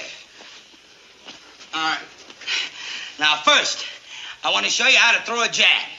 You stand like this, see? Your chin behind your shoulder, and you shoot that left out, like that. Like this, see? Jab! Jab! Boy, it sure is slick, Sergeant. Well, hey there, Chief. All right, now, you got that? Your shoulder high. Jab! Jab! Boy, that's slick. Well, am I doing it right? Well, to be perfectly honest with you, Sergeant, not quite. You think you can do it better? Yeah, I think so. Hey, give me a left glove, will you, Private? Now, you see, Sergeant, here, your foot position is okay, but when you throw your jab, you got your left elbow up too high. See, that's okay for a hook. But for a jab, no. Jab, you cock your arm back like this and shoot out like a piston. See? Shazam! That sure is neat, Chief. Well, it's no different than the way I throw it. Look. Golly, Sergeant, that's real neat, too. Come on, Sergeant, let him settle it. Which one of those two punches was the best, Private? Golly, Chief, it's kind of hard to say. They was both just as nice as could be. Wow, mine was the hardest, wasn't it? Well, maybe it was. Come on, Sergeant, you couldn't break an egg with that jab of yours. Maybe I couldn't break an egg, but I sure could make an impression on your chin. You really think so? You bet I do. I mean, really? Yeah. Well, there's one way to find out. I thought you'd never ask. I'll give him that glove. No, wait, I got a better idea. Yeah, I'll bet you do. Okay, if you're scared, forget it. I'm not scared. I'm not backing out, but here's the way it is, see? The boys are having a smoker up on deck Friday night, and we're having some bouts, see? Now, if you want to fight me, why don't we settle it there? I mean, why waste it here in the gym? Let everybody in on it. What do you say, Sarge? Up on deck? In front of the whole ship? Sure, go ahead, Sergeant. Take him up on it. Yeah, okay, sure, why not? I'll fight you here or at the smoker. What difference does it make? Okay, Sarge, we got a deal. It's you and me in the main event at the smoker Friday night. That ought to give the boys a kick. Okay, buddy, I see you then. And don't forget to show up now. Hey, Sergeant, do you think you can whoop him? Oh, sure he can. Sure he can, yeah. You'll be fighting in front of the whole ship. So I'll be fighting in front of the whole ship. I'm no rank amateur, you know. You mean you've had some fights, Sergeant? What do you think? Listen, I'll tell you something. I was the welterweight champ in junior high. Is that right, Sergeant? You was a champion? Sure, there were 65 guys in the class, too. Killer Carter, they called me. My gym teacher thought I should turn pro. He said my right was better than Lewis's. Joe Louis? No, Louis Patman. He was a champ in the class ahead of me. Well, listen, I'd keep this quiet if I were you fellas, because if Simpson finds out, he's liable to try to back out. It's too bad this ain't a pro fight, fellas. Why's that, Sergeant? Well, I mean, you might be able to pick up a few bucks. You know, betting on me. Hey, what's to stop us? Well, it wouldn't be too ethical for your sergeant to suggest something like that, especially with me being the favorite. Oh, boy, I can't wait till Friday. Golly, Killer Carter. How much you got, Frankie? $13. How much you got? Good. 22. Now, if we can just find some suckers to bet with. I don't know about this betting. I never did believe much in that. Gomer, it was the sergeant who gave us the idea. Yeah, Gomer, he was almost telling us to do it. But only if it was a professional fight, he said. Gomer, please, don't spoil it. Shouldn't we tell him that Sergeant Carter was the champion of his school? No. Whatever you do, don't tell him that. But he was. I know, but if they find out Carter's an experienced boxer, they'll want odds. But we ought to tell him the truth. The chief ought to know who he's fighting. He might get himself hurt. Gomer, you know what they say. All's fair in love and war, and this is war, sort of. Hey, Duke. Look over there. Hey, good place to find some suckers. Let's get over there. Yeah, good idea. I don't know. I don't think it's right to bet. Come on.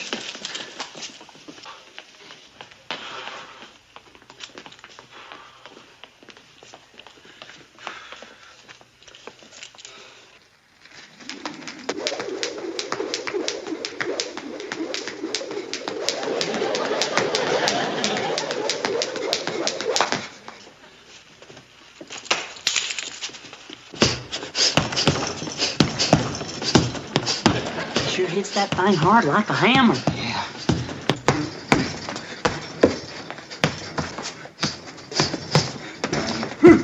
Yeah. He handles that bag pretty good, don't he? Yeah. You have some fights before he's in the Navy? You put me on Mac. Huh. Don't you know about the chief? Fleet champ for 4 years. 37 knockouts. He only quit because nobody'd fight him. He was a fleet champ for 4 years. The only reason he quit is because he couldn't find anybody to fight with.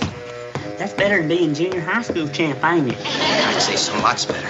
Come on, we better get out of here. Let's find Sergeant Carter and tell him what he's walking into. Come on. Yeah, we better.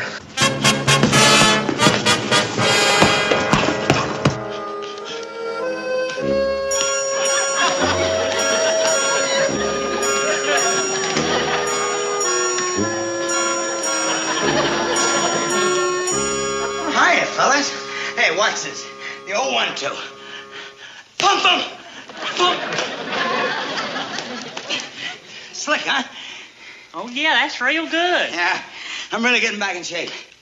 Sergeant, we were... No, don't tell me if you're putting any bets down on me. I mean, I don't want to hear anything about gambling. Anything you do like that, well, it's strictly up to you. Sergeant, what we're trying to tell you is we were watching the chief train up on deck. Yeah? Watch this, huh? I used to be able to do that every time. Bum, bum.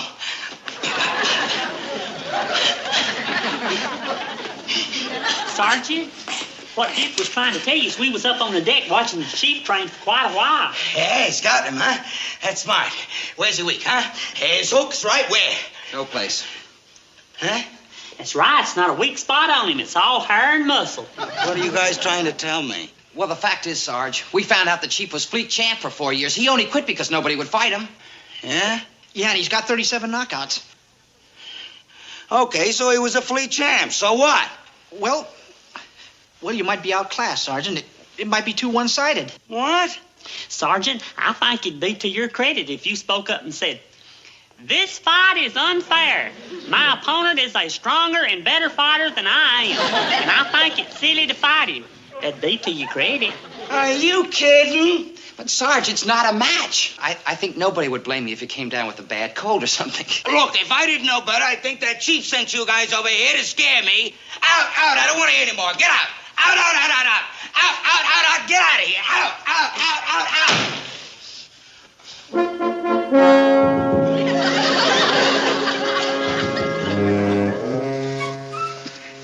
You know what I'm thinking, you guys? Uh-huh. Sergeant Carter's gonna get himself killed.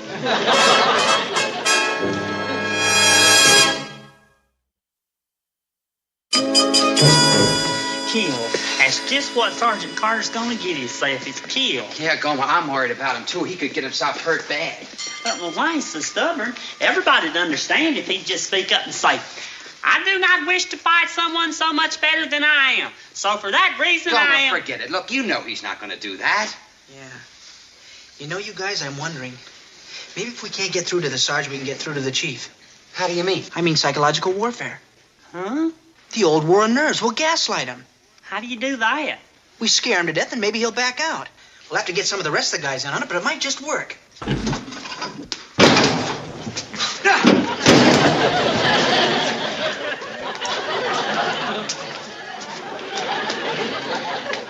Yeah, psychological warfare. It's our only hope.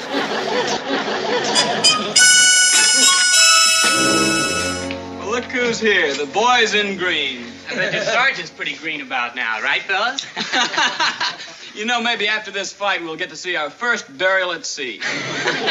You fellas sure crack a good joke. What do you guys want? Well, the guys in our platoon got together and pooled all their money and sent us over here to find out if you guys might be interested in making a little bet on the fight. A bet? You mean you guys want to bet on Carter? Well, sure. You don't think we bet on anybody else, do you? I'd like some of that action. Yeah, me too. How much you guys got? $220. I don't know if we can cover all that. Suppose you guys want the odds? 5 to 1? 5 to 1? Oh, no, that's too high. We couldn't possibly give him 5 to 1, could we, Frankie? Oh, no. No, I'm sorry, fellas. Best we could give you is 4 to 1. Take it or leave it. Wait a minute. You want to give us 4 to 1 odds? Make Carter the favorite? Yeah. After all, our sergeant's an ex-champ. He's an ex-champ? That's right. He beat 65 guys back when he was... Back in the days when he was fighting welterweight. 65 wins. What? What do you say? Wait a minute. What about those 65 wins? Nothing. You want to bet her, don't you? What 65 guys did he beat? Do you want to bet? At 4-1?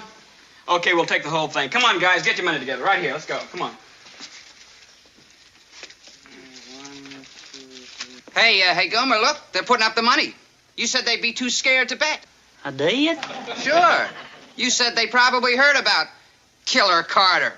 Remember? What's this about Killer Carter? Nothing. Get your dough together. No. Wait a minute. What were you saying about Killer Carter? That's what they used to call him. His coach thought he should turn pro, said his right was better than Lewis's. Gomer, that's enough. You got your money together? We ain't got all day. Yeah, we got it right here. $55. Now, what's this about Killer Carter? Nothing. Well, here's our dough. Hey, we'll let you hold it. We trust you, see? But you keep it handy because we're going to be coming for it right after the fight. Okay? Come on, you guys. Let's go, Gomer.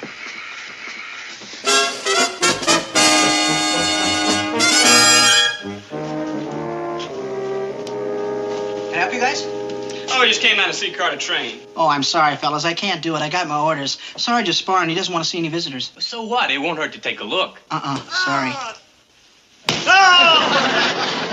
Oh, take it easy, Sarge.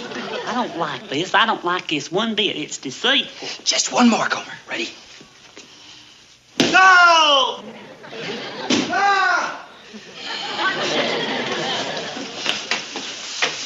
I ain't sparring with him no more. I've had it.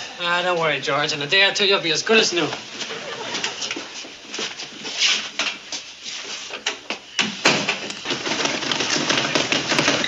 Man, listen to that bag. Sarge sure has fast hands. I'll say that for him.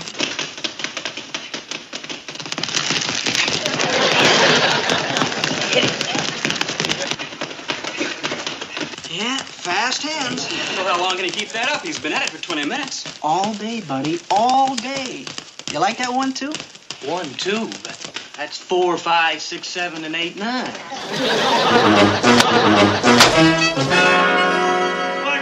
What's this? I'm a 6-1 underdog?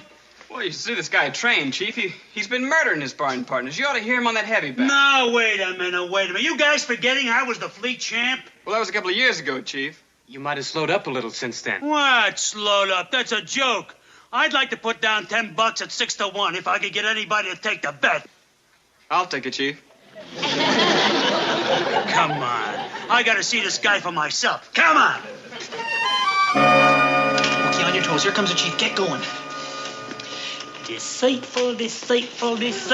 Gomer, just try and remember it's to save your dear sergeant's life. Will you please keep remembering that? Well, Here, put this in your mouth. What do you mean I can't go inside? You can't keep me out of there. Please, Chief. It's for your own good. Sarge has worked himself up to such a pitch. If he sees you, he'll go for you right now. He won't even wait till tomorrow night. Look, that's okay with me. If he wants it now, I'll give it to him now. No, Chief, you can't. You might get hurt. Oh, don't worry, Leonard. You'll be eating solid food again in no time, pal. Chief, if you still want that bet, I'll make it 10-1. Hey, Chief.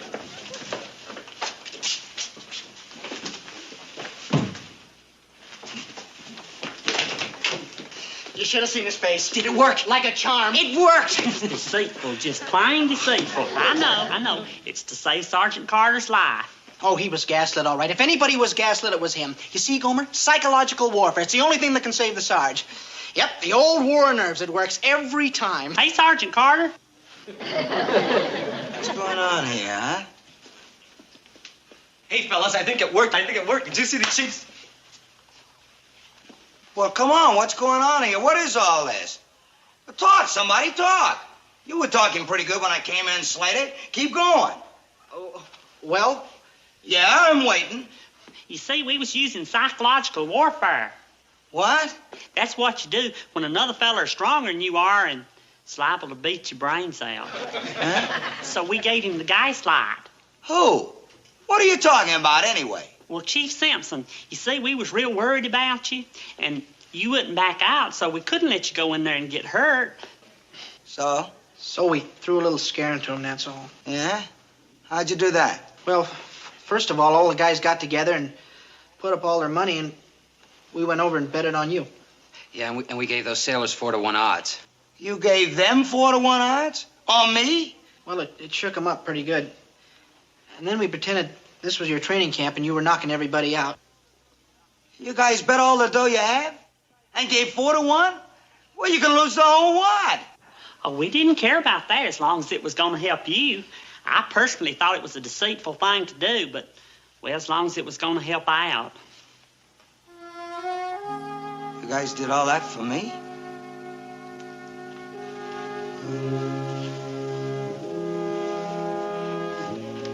You know something, fellas? I'll level with you. I was kind of worried about fighting that guy. But not anymore. That gaslighting worked on me, too. What you guys did is giving me strength, confidence. You know what I'm gonna do now? I'm gonna fight that guy like nobody ever fought before. And I'm gonna knock him out. And you know why? Why, Sergeant? Because you guys care.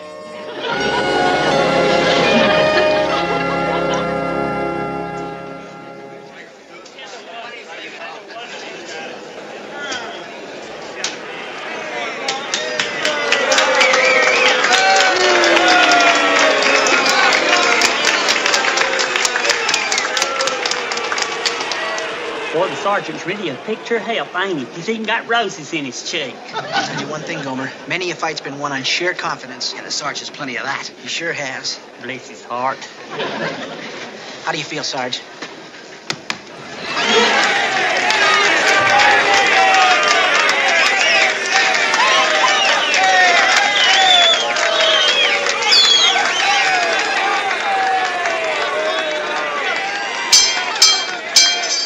And now, the feature bout of the evening.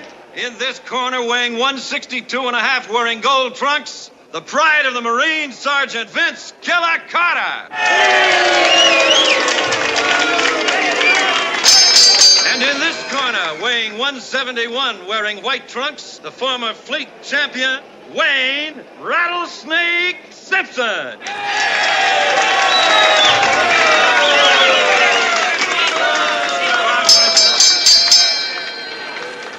What do you think, Duke? Well, like I said, Gomer, that confidence the sergeant was talking about, it could make the difference. And he's got it.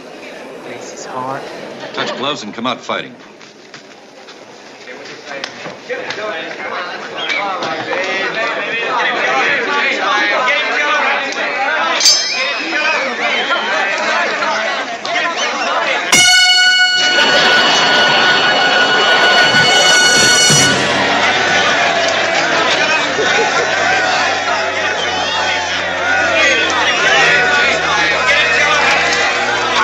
It's over. It's all over.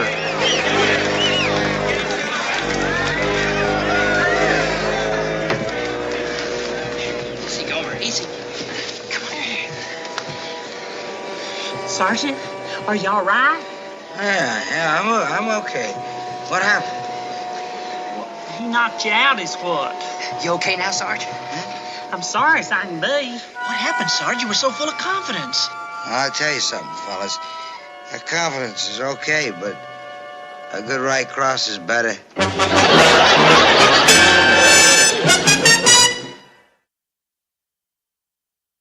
I just called you here to tell you this.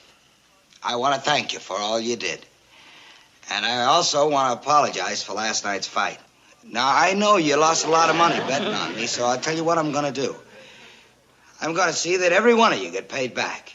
Sergeant? It may take me a little while, but you're going to get every cent of it back. Because what you guys did... Sergeant? What is it, Slater? Well, Sergeant, you don't have to pay us back. We already got our money back. In fact, more. You did? How? Well, when the odds went to 20-1, we got $12 together and went over and betted on the chief. Huh? You did? Why did you do that? Well, Sergeant, it's not that we weren't loyal or anything. It's just that we all thought those odds were too good to pass up. Okay. So you wanted to pick up a few extra bucks. That's what was important, huh? So you bet against your sergeant. You all won.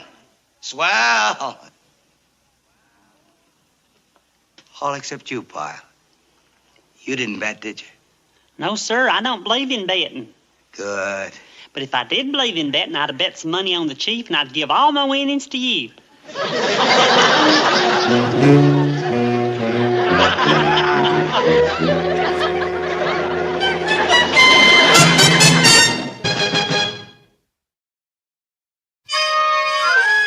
You know, Gomer, I still just can't get that picture out of my mind.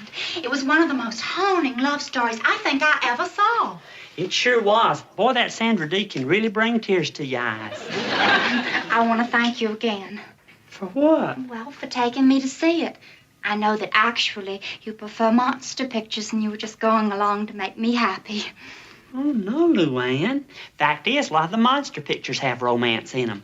You take King Kong. That had a lot of love in it. It did? Yeah, don't you remember when King Kong was terrorizing all of New York City? He had this real tender feeling for Fay Ray.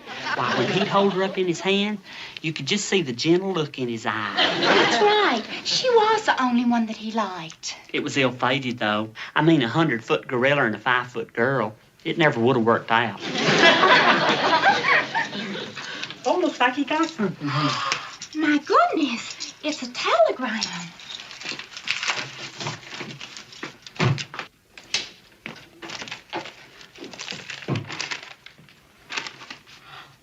Oh, Gomer, the most wonderful news. What is it? Well, it's from my daddy.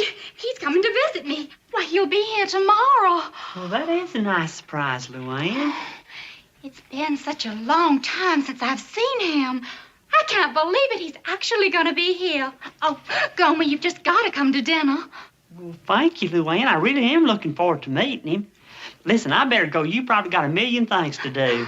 That's right. He didn't give me much time, did he? Oh, Gomer, thank you for such a lovely evening. Thank you. Golly. Well, I'll see you tomorrow, Luann. Good night. Gomer? Yeah? Whatever you do, don't let Daddy frighten you. Frighten? He's a very strong-willed person and set in his ways, and if he doesn't like something, he just roars like a lion. But inside, he's really just as gentle as a little lamb. Well, if he's your daddy, I'm sure he is. Oh, he's gonna like you, Gomer. I just know he is. Well, I sure hope so. Well, good night, Luann. See you tomorrow.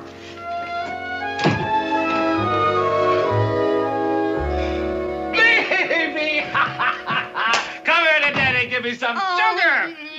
You just look wonderful. I was so surprised when I got that telegram yesterday. Well, I said to myself, it's about time I saw my little girl, so I took a couple of days off. Business can get along without me. Oh, Daddy, I'm so glad you did. It's been too long. Well, come here, let me look at you. Oh, Daddy. Just what I thought you were, wasting away. Wasting away. Wasting away to skin and bones. What's the matter? What have you been doing to yourself? Don't you eat anything anymore? Oh, Daddy, I may have lost a pound or two since I left home, but that's all. Well, you know I never was a heavy one to begin with. Well, you look much better back home. There you had a bloom to you. Now look at you. You're all skinny and pale. Oh, I know you should have never come to the city. It's the air pollution. I feel fine, Daddy. Honest, I do. Oh, how can you live in a city with this air pollution? Now, back home in Turtle Creek, the air's fresh and clean and unpolluted. I know, Daddy, but, well, how do you like my apartment? Well, it's, okay, I guess. Sure had a much better room back home. There you had 3 big wide windows and a view that... Daddy. Okay, I'll shut my big mouth. Well, come on. Let's not talk about me. I want to hear all about you. By the way, you just look marvelous. Well, I've been keeping in shape playing touch football with Monroe. Oh.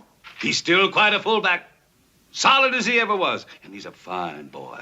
A fine boy. I know. Monroe always was very nice. Then why in the name of heaven did you leave him standing at the altar? The star of the Carolina Aggies football team. Daddy? Right now, you could have been Mrs. Monroe Eford, living in a fine house high on a hill instead of in a dingy room in a city that's filled with air pollution. Daddy, I didn't marry Monroe for a simple reason. I didn't love him. Love? Love is just a matter of getting used to a person. Well, that's not the kind of love I'm looking for. Oh. This Gomer Pyle you've been writing home about? Is that the kind of love you're looking for? So far, he's the only man that interests me, and I don't mind being considered his steady. Daddy, you're going to meet him in a little while. He's coming to have dinner with us. And I just know you're going to be crazy about him. Why, he's the nicest person I've ever known. Here's a picture of him. Ain't he handsome? He's kind of weaselly. I think the air pollution got to him, too. That's Gomer. Daddy, please, promise you'll be nice. Hey, Luann. Well, hi, Gomer. Goodness, what you got there? These are for you. Thank you. They're beautiful. Come on in. I want you to meet my daddy. Daddy, this is Gomer. Gomer, this is my daddy. It's an honor to meet you, sir. Luann's told me a lot about you. Aren't these lovely, Daddy? Well, I could have sworn they were real. Where'd you buy them, Gomer? Oh, I didn't buy them. I made them myself. You made them? You make flowers? Well, it was really my first try all by myself. The only other time was when Miss Freiberger taught me. That was during recess of my rug hooking class. Rug hooking class? Yes, sir. I used to go on Sunday afternoons. There's nothing like it for relaxing and forgetting the cares of the day. Not to mention the pretty rugs you end up with. Well, you certainly are the handy one, Gomer. These are just precious. Why don't you two go ahead and get acquainted while I go find a vase for these? Well, how was your trip, Mr. Povey? Fine. Smooth flight, was it? Yeah, smooth. How's everything back in North Carolina? Fine. You hook rugs? I haven't really made any since I quit going to class, but if somebody comes up to me and says, Gomer Pyle hooked me a rug, I'll know how. These are just beautiful, Gomer. Just the right touch. I took the liberty of fixing you gentlemen a drink. Bourbon with just a splash of branch water, if I remember correctly. You remember correctly. And a root beer for you. Well, golly, thank you kindly, Luann. Root beer? Yes, sir. Sometimes, though, I like to drink something harder. You know what my favorite hard drink is? Quinine water with a lime. Boy, that really has a kick to it. Well, cheers. What did you do back home in Mayberry, Pyle? I worked at a filling station. Oh, your own gas station, was it? Oh, no, sir, it was Wally's. That was the name of it, Wally's Gas Station. I was just one of the help. Oh. It was a real fine station.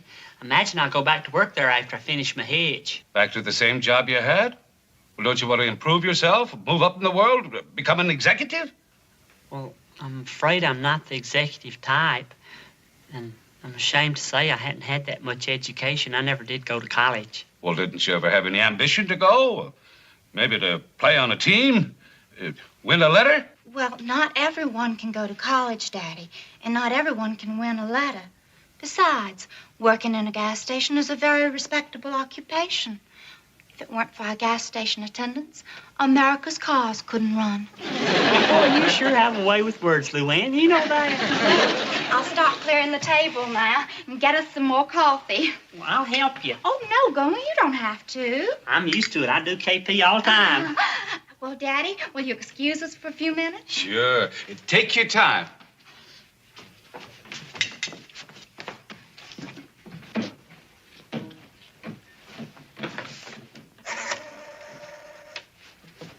Operator, I want to place a person-to-person call to Turtle Creek, North Carolina. The number there is KL47451. And I want to speak to Mr. Monroe Eford. Yeah, the number here is 555-3427. And hurry, please, operator. Yeah. Monroe? Yeah, this is your old touch football partner. Yeah, I'm in her place right now. Now, listen, I haven't got much time to talk. I just want to ask you one question. You still really care for my girl? Good. Then I'll tell you what you do. You grab the first plane out of there and you get here as fast as you can. To rope her and take her back, that's why. Because, man, you ain't got no competition at all. None at all. I just met this here Gomer Pyle. He's nothing but a mouse. All you got to do is flick him aside. Listen, I can't talk anymore. You just get out here as quick as you can. You hear? Oh, is everything all right, Daddy? Oh, everything's fine. Just fine. Could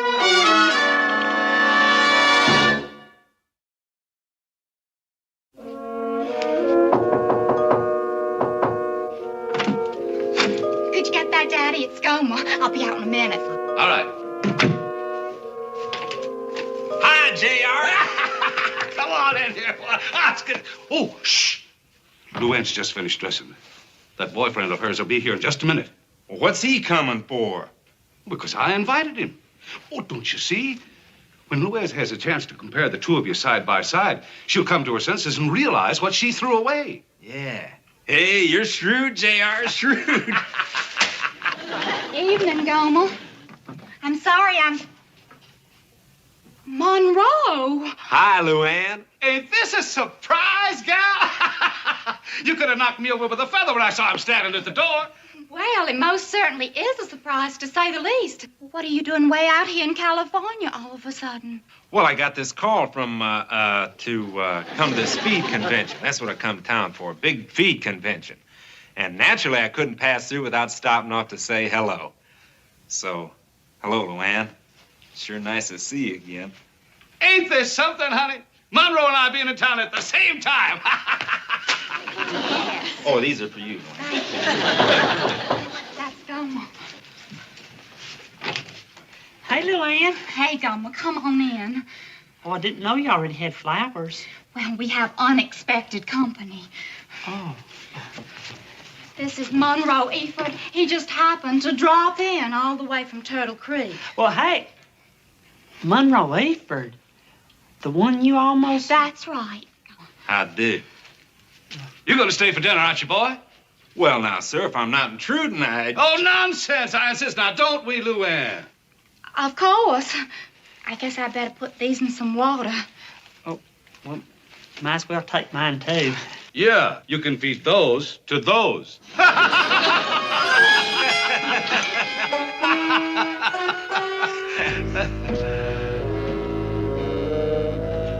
Yeah, the folks back home sure miss you, Luann. Well, every time I walk into the country club, they always ask me if I've heard from you. Well, that's very sweet, I'm sure. If you were back home right now, you'd be the belle of the ball. Monroe here could really show you a time. He's very popular at the country clubs. Got the run of the whole place. Did you ever belong to a country club back home, Pyle? No, sir. But whenever I used to go over to Mount Pilot, I used to always drop by the YMCA. They had everything there. Ping pong and shuffleboard and hot showers, and every other Friday night they used to show nature slides. Well, if nobody wants any more dessert or coffee, shall we all retire to the living room? It's a good idea, girl. I could do it with a little stretching. Thank you. Oh, I don't know about you. I'm so full, I feel like a stuffed turkey. Hey, you need a workout. Gee, oh! By the way, Pyle, did you ever have the chance to see Monroe when he was All-American with the Carolina Aggies? No, sir, I'm sorry to say I didn't. Well, you really missed a treat. He was the best fullback they ever had. Ain't that right, boy? Yeah, I guess it was. Boy, when they were down on the 5-yard line and they needed a touchdown, Monroe was the player they called for. Hey, ha! He, ha! Touchdown! Oh, man, he was really something. He made mincemeat out of that defensive line. Daddy, I don't really think that Gomer's very interested in Monroe's football playing. Oh, yeah, Luann. It's a real honor to meet an All-American in person. Well, besides being All-American, he was a star weightlifter, too. Strong as a bull, that boy. Hey, Monroe, show him how easy it is for you to lift that chair without even straining yourself. Go ahead. Daddy? They don't want to see that. Oh, go ahead. Go on. Well, all right.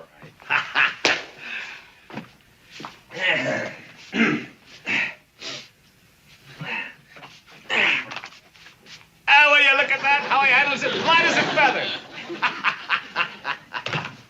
Oh, man, you are something else. Did you ever go in for athletics, son? No, sir, not too much. Well, not everybody's cut out for sports. They can be good at other things. You know what Pyle is good at? He makes beautiful paper flowers. Daddy, can you give me a hand in the kitchen, please? I'll help you, Luann. I want Daddy to.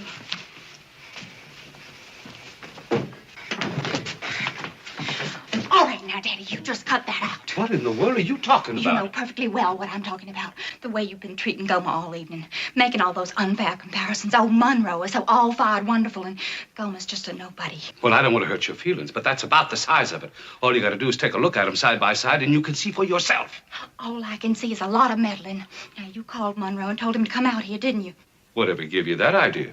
Come on, Daddy, I'm not a child any longer. I know there's no feed convention. Well, doggone it, Luann. I was only trying to do it for your own good. Is that what you want to be stuck with the rest of your life in a jellyfish? And I think that is my decision to make. Gomer may not be a big football star and drive a fancy car, and he may not belong to the country club, but he is the one I want. He may be the one you want, but I'm not so sure that you're the one he wants. What do you mean? Well, it doesn't seem to me he's too upset about Monroe being here. Seems to me if a fellow really cared for a gal, he wouldn't stand there and take it. Now, if you'll excuse me, I'll go back to our company. Well, good night, Luann, and thanks for a wonderful dinner. Yeah, Luann, it was delicious. Goodbye, Monroe. And it was nice to see you again after all this time. You be sure and say hello to everybody back home now. Well, you don't have to say goodbye just yet. I'm going to be in town a couple more days. You are? Yeah, that's right. And I got to thinking, since he's going to be here for such a quick visit, wouldn't it be nice if the two of you could catch dinner and a show tomorrow night? Daddy. Oh, for old time's sake. There's a good double bill showing at the theater right down the street. Oh, no. What? I mean, well, that's the Bijou, and Luann and me have already seen that picture. But Thunder in the West, it's playing over at the Bay City, and Luann hadn't seen that. But Gomer, well, we have a date for tomorrow night. Oh, well, you and Monroe are old friends, and it's only right you spend an evening together. Well, I think that's downright friendly. Don't you, Luann? Yes. Well, fine then. I'll pick you up about 7, okay? Well, since I'm suddenly so available, why not?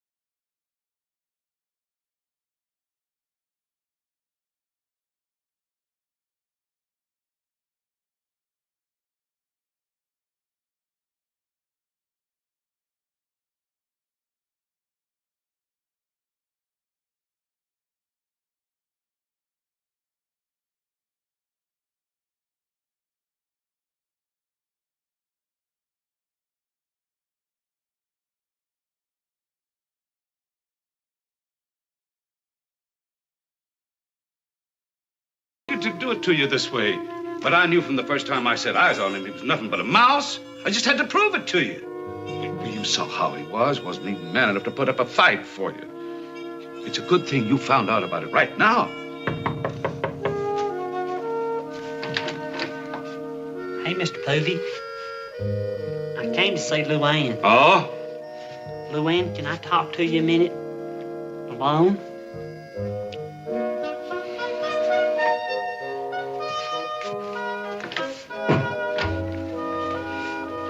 Luann, can I ask you just one question?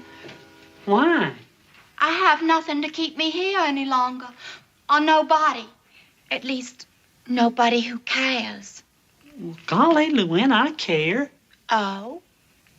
My heart just sank when you said you was going back home. Well, then why didn't you say something or do something? Well, I thought maybe you was beginning to feel for Monroe like you once did, and maybe you'd like to go back to that nice life you had back home, having lots of friends and going to the country club.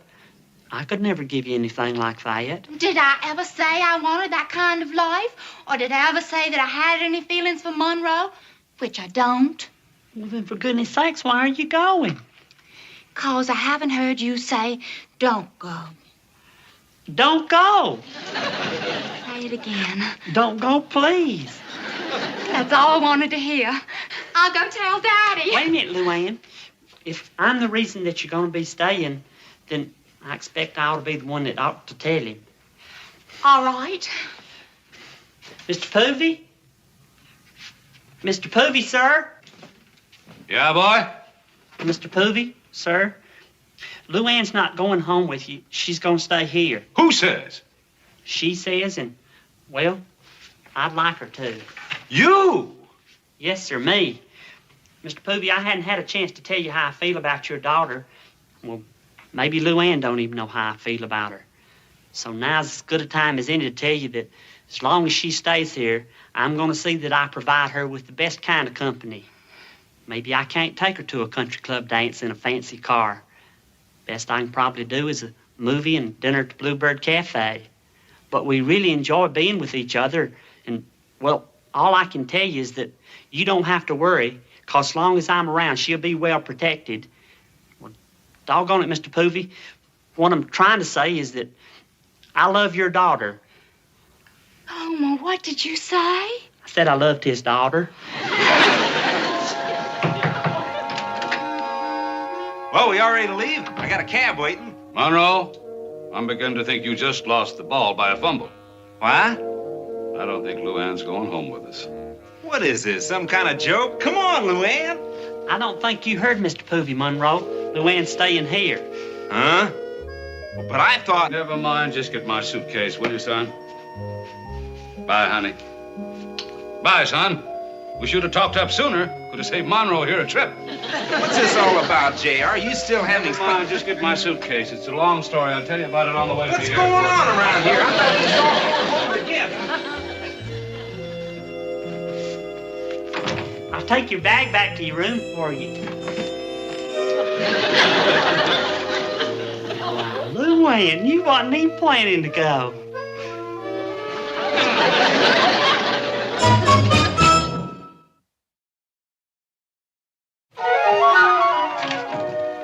Hey, Luann. Hey, Gomer. These are for you. More flowers. Gomer Pyle, you're gonna spoil me. I'll go put these in some water and then I'll be right back. No rush. We got plenty of time.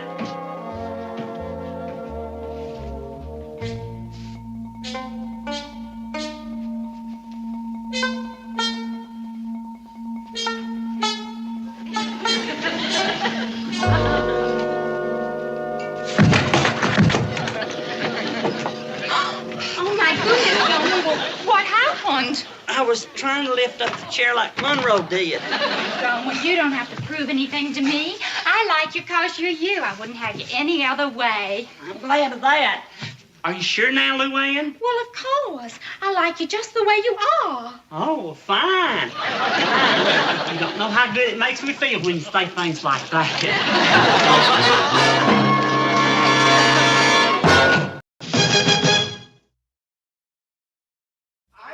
What you yelling about? We've been to that place at least 20 times. I'm fed up with that crummy place. Oh, women, you're all alike. You're never satisfied. Look, Vincent, I'm not hard to please. I'm just sick and tired of you and I going out every night and sitting all alone in the back of some dark, dingy joint. Now, what do you got against the electric company, anyhow? That's your problem. You wouldn't understand atmosphere if you fell over. A candle sticking out of a beer bottle isn't what I call atmosphere. It was a wine bottle. I don't care what it was. Why can't we ever go out dancing? Dancing? Yeah, dancing. Look, I get all the exercise I need out at the base. In the evening, I like to relax. I like to sit around In those little dark places, I know. Well, why can't we ever go out with some other people? I work all day with a platoon. I don't have to travel with one at night, too. Just take me dancing. Is that so much to ask? Just one night, take me dancing. You want to dance? Go out with Fred Astaire. Maybe I will. Then do it. As soon as you leave, I just might. I'm leaving. Good. And I'm not coming back. That just suits me fine. Take her dancing. Take her dancing. Well, You women are all alike. You never. You don't know how to treat a girl.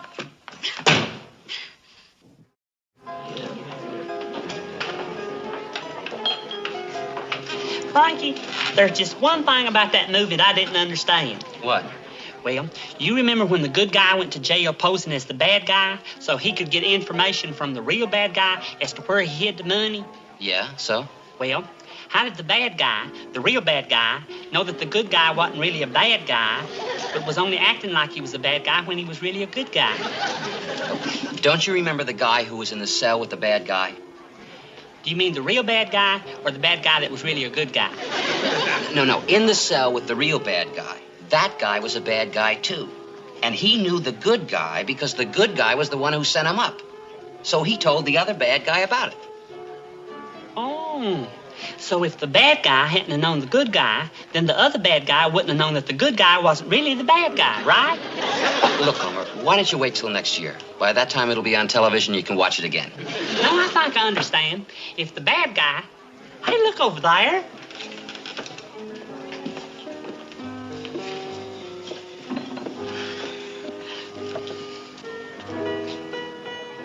Let me have a beer. Don't, Gomer. It sure doesn't look like the Sarge wants any company. Well, he hadn't seen us yet, Frankie.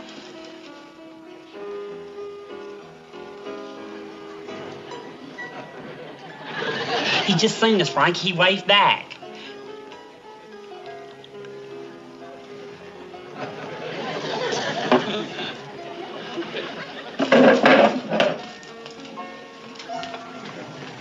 Hey, Sergeant. We seen you when you come in. Oh, hi, fellas. Come on, sit down, sit down. Well, boys, where you been? Nowhere much. We just been to the movies. Good. It's good for you to get away from the daily routine and relax. You deserve it. You work hard.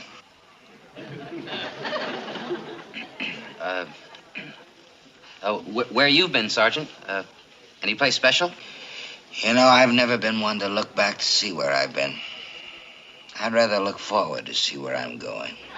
My past lies behind me. There's nothing I can do about that. But my future lies ahead. Dark, mysterious. Life is strange. Here today, gone tomorrow. Wow, where are you going tomorrow? No, pal, it's just an expression. You know, I was just sitting here thinking how little we know about each other. You take a girl, for instance. You think you know her. You think you have simpatico. Then all of a sudden, poof! The whole thing goes up in a cloud of smoke.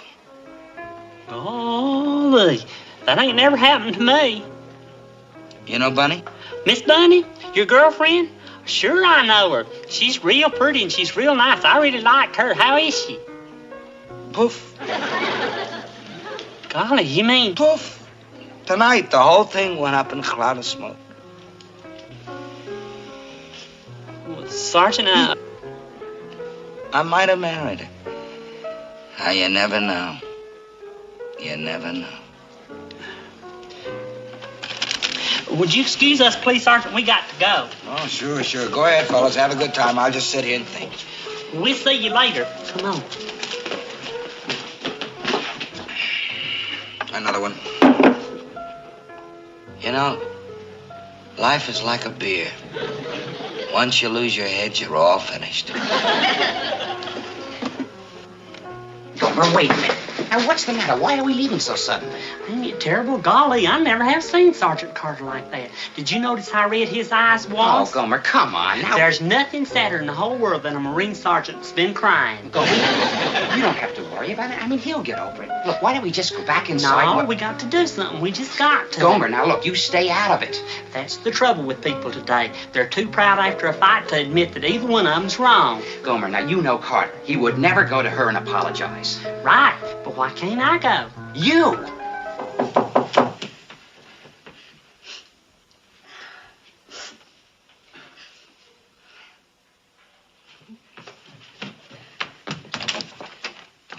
Hey, Miss Bunny. Gomer. If you're looking for Sergeant Carter, he isn't here. No, ma'am. Me and my friend wanted to talk to you for a minute or two. It's kind of important. Yeah, sure. Come on in. This is my friend here, Frankie Lombardi. Frankie, this is Miss Bunny. Hi, Miss Bunny. Well, hi, Frankie. Well, won't you sit down? Could I get you something? No, thank you. We're fine. Oh. What's on your mind? Well, we just seen Sergeant Carter. What could that possibly have to do with me? Well, I guess we'll be running along. Now, wait a minute, Frankie. You see, Miss Bunny, he feels just awful about you two going poof. I've never seen him so upset, and he looks terrible, just terrible, don't he, Frankie? Oh, yeah. Well, I think he was crying. Is this on the level? If you don't believe us, why don't you come see for yourself? You'll see how bad he feels without you, and you'll see how lonesome he is just sitting there all alone. Gee, that's kind of hard to believe. Please say you'll come. Why, the sight of you'll make a new man out of him. Well, I don't know, Gomer. Why doesn't he call me? Oh, you know. Yeah, I know. That big, proud teddy bear. Then you'll come? All right. Wait, I'll go get my purse. Thank you, Miss Bunny. I thank you. And the teddy bear's gonna thank you. You know, life is like a paper napkin.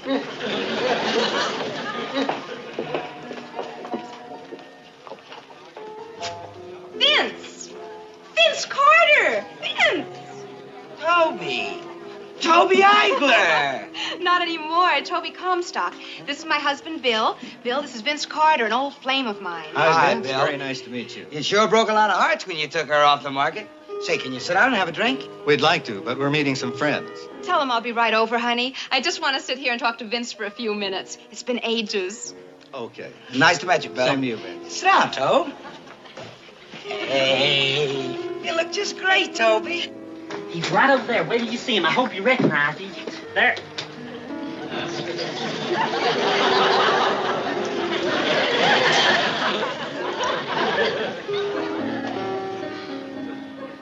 Thanks a lot, fellas.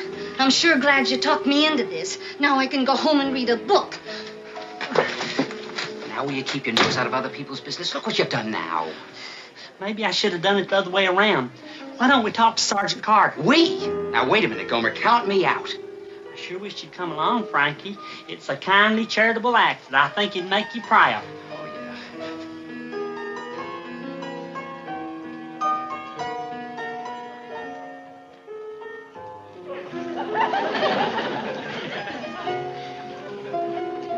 Come on.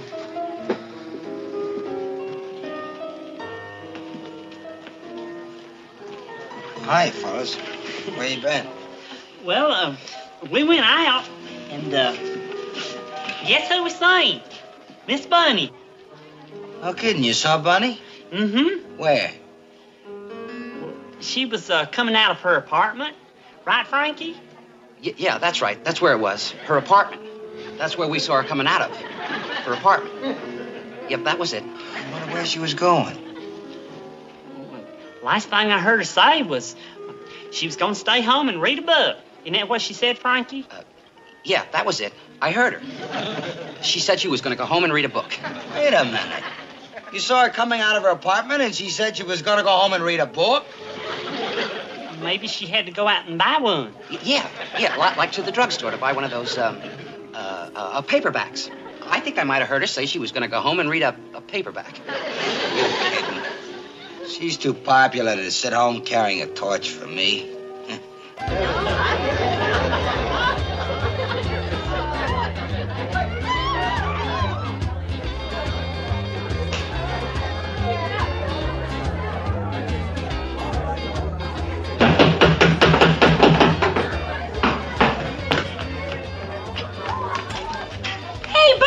Hi, Phyllis. Hey, so you're the one that's been knocking. I didn't even know you were home.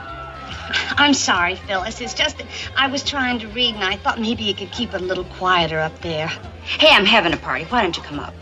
No, thanks. I've got some fun people up there. I sure hate to see you miss out on it. Maybe next time. Well, okay. If you change your mind, we'll be up there. All right, honey. Thank you. I'll try to keep the noise down. Okay. I think it's ridiculous to go over there. It's a wild goose chase. She won't be there. She will, I know it. I'll bet you $1 to a donut. She's sitting there reading a book all by herself. Right, Frankie?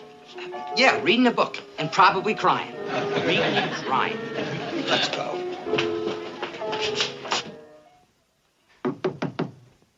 Come in. You won't come to the party, so we're going to bring the party to you. Come on,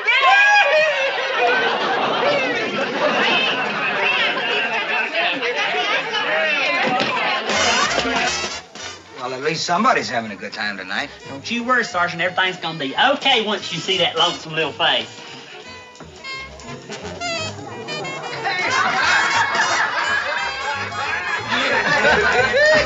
Hey, here comes 3 more. I better get some more soda, too.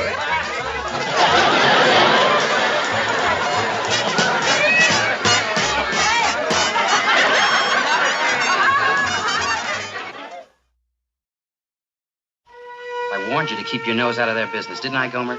But you had to go and play the peacemaker. I hope you learned a lesson.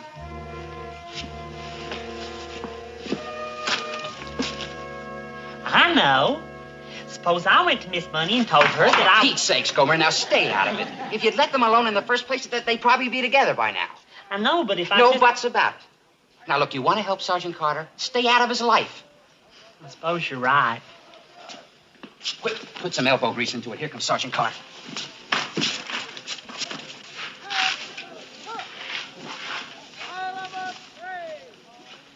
Hey, Sergeant. Me and Frankie here doing a real good job on the windows, the corners and all. You know, Pyle, life is like a pane of glass. 1 minute, the sun is shining through. Then all of a sudden, there's a storm. Everything gets all blurry. And if the pressure gets to be too much, it cracks.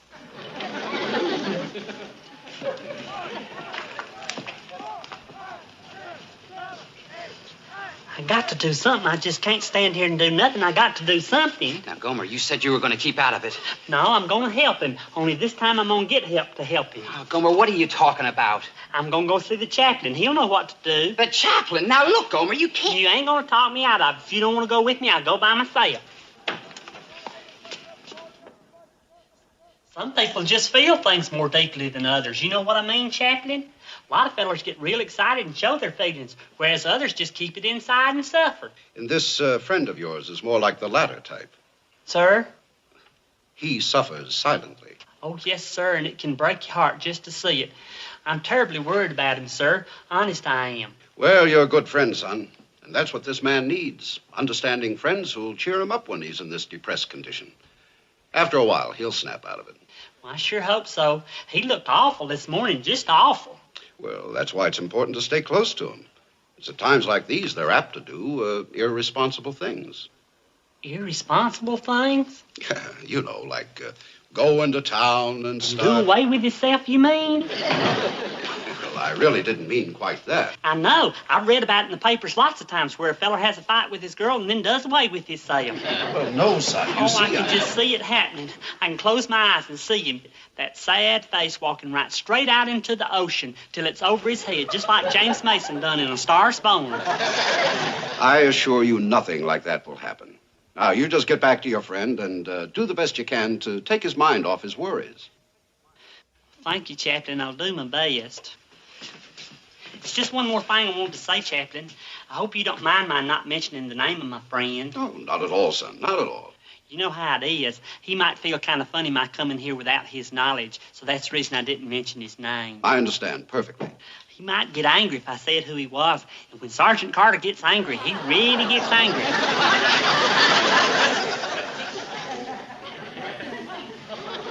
Kind of slipped out. Forget it. I won't breathe it to a soul. Oh, thank you, Chaplain. Thank you. Now, you get back to your friend and see what you can do to lift his spirits. Yes, sir.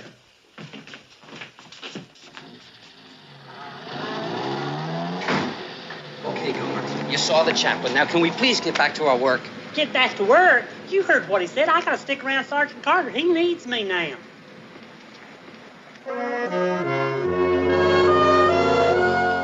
Vince, you look awful. If I were you, I'd take it easy in town tonight. It's just what I'm gonna do. I mean, from the way your eyes look with those circles on them. I know how I look. And you want to know why? I haven't slept for 3 nights, that's why. I'm sorry. It's tough enough to sleep with the problems I got, but when I finally do, there's always some interruption and boom, there goes the sleep. So what's the plan? I'm going into town. I'm going to get a room on the top floor of the Norma Hotel away from everything and everybody. And then I'm going to sleep and sleep and sleep. Good idea.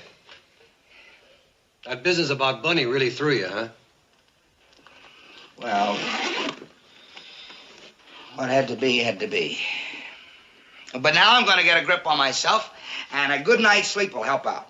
Well, is it quiet at the Norma? Sure, no interruptions. And even if it isn't. What's that? Earplugs. Really shuts out the noise. Good deal. You know, Boyle, life is like a locker. How's that? I'll see you, Boyle. Take it easy, Sarge.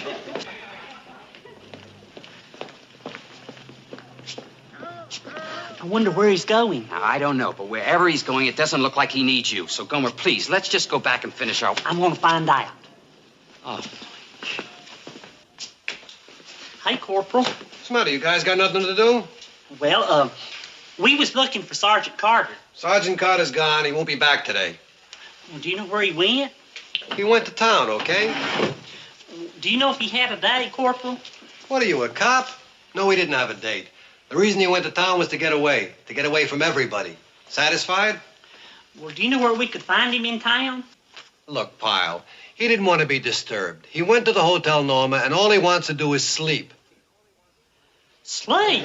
That's right. He took a room at the hotel so he could sleep and sleep and sleep. That's what he told me. Now get out of here and stop asking so many questions. Did you hear that, Frankie? All he wants to do is sleep and sleep and sleep and in the hotel room. Yeah. We gotta do something quick.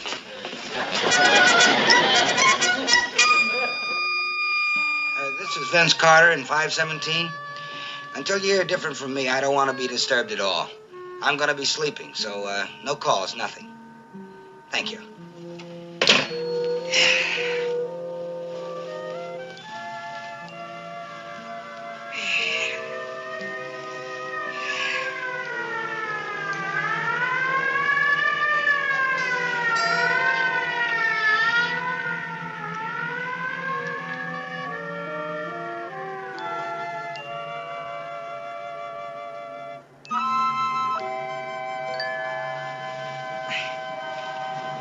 You got to believe me, Miss Bunny. He's gonna do away with himself. Oh, fellas, please, you're insulting my intelligence. I know Vince Carter. He made you do this, right? No, you hadn't seen him these last couple of days. He's a broken man. It's the truth, Miss Bunny. He does nothing but talk to himself. Well, that's a new way to commit suicide. He's gonna bore himself to death. No, you don't know what you're saying, Miss Bunny. Why, this very minute Oh, yeah? Then why did you come here? Why didn't you go to the police instead, huh? Why? Well, you know Sergeant Carter. He wouldn't listen to the police. Never. You're the only one that can save him. You're the only one he'll listen to. But if you're not coming, maybe we had better go to the police. We better hurry. Come on, Frankie.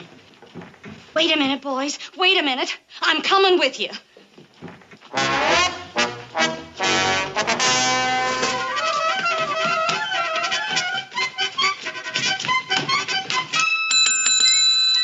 The room clerk will be back in 15 minutes. We can't wait that long. Can you tell us what room Sergeant Vincent Carter's in?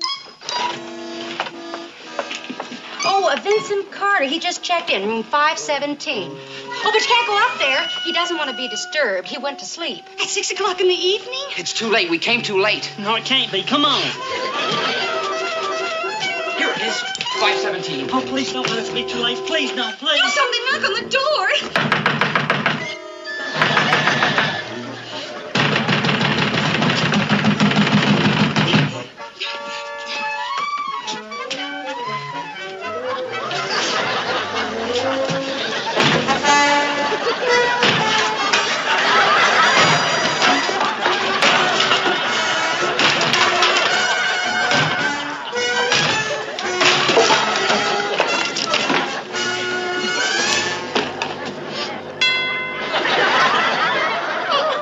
Sergeant Carter. Vince! Oh, Vince!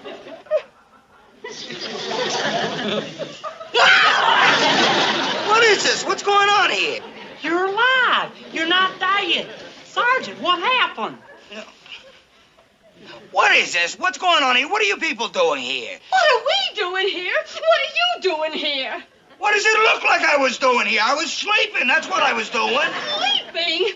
Sleeping? Yeah, sleeping. Something I haven't done in 3 nights, and guess why? Well, don't look at me. I came down here to save your life. At least that's what someone told me. I guess I made a mistake. Well, you're not the only one. Bunny, wait. You mean you came over here because you thought that I... Well, the way they made it sound... And you came racing over here because you was afraid... Of course I came racing over. Naturally, I came racing over. Oh, Bunny. I feel like a sap for the way I acted toward you. I really do. Well, how do you think I feel? Was it really because of me that you couldn't sleep for 3 nights? Well, yeah, I was pretty upset. I missed you a lot, Bun. Same here, Vince. Well, you did it, Gomer. They're together again. Oh, bless their hearts. We'll leave you two alone. Miss Bunny will be right outside. They're entitled to a little privacy.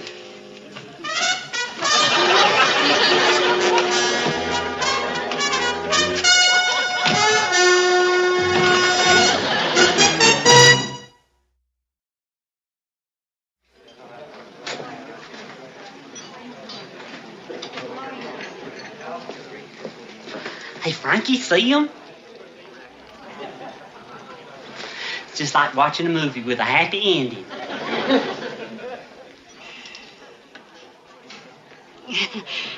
Vince, it's Gomer. Huh? Act like you didn't see him. Duck. He's already seen us. Huh? Hey, Sergeant. Hey, Miss Bunny. Well. It's sure good to see you two together, happy and everything. And to think, this is the place where it started, just the other night. You know the whole story of what happened, Miss Bunny? I mean, everything? Well, yeah, Well, it's a story worth telling. Here's how it happened right from the start.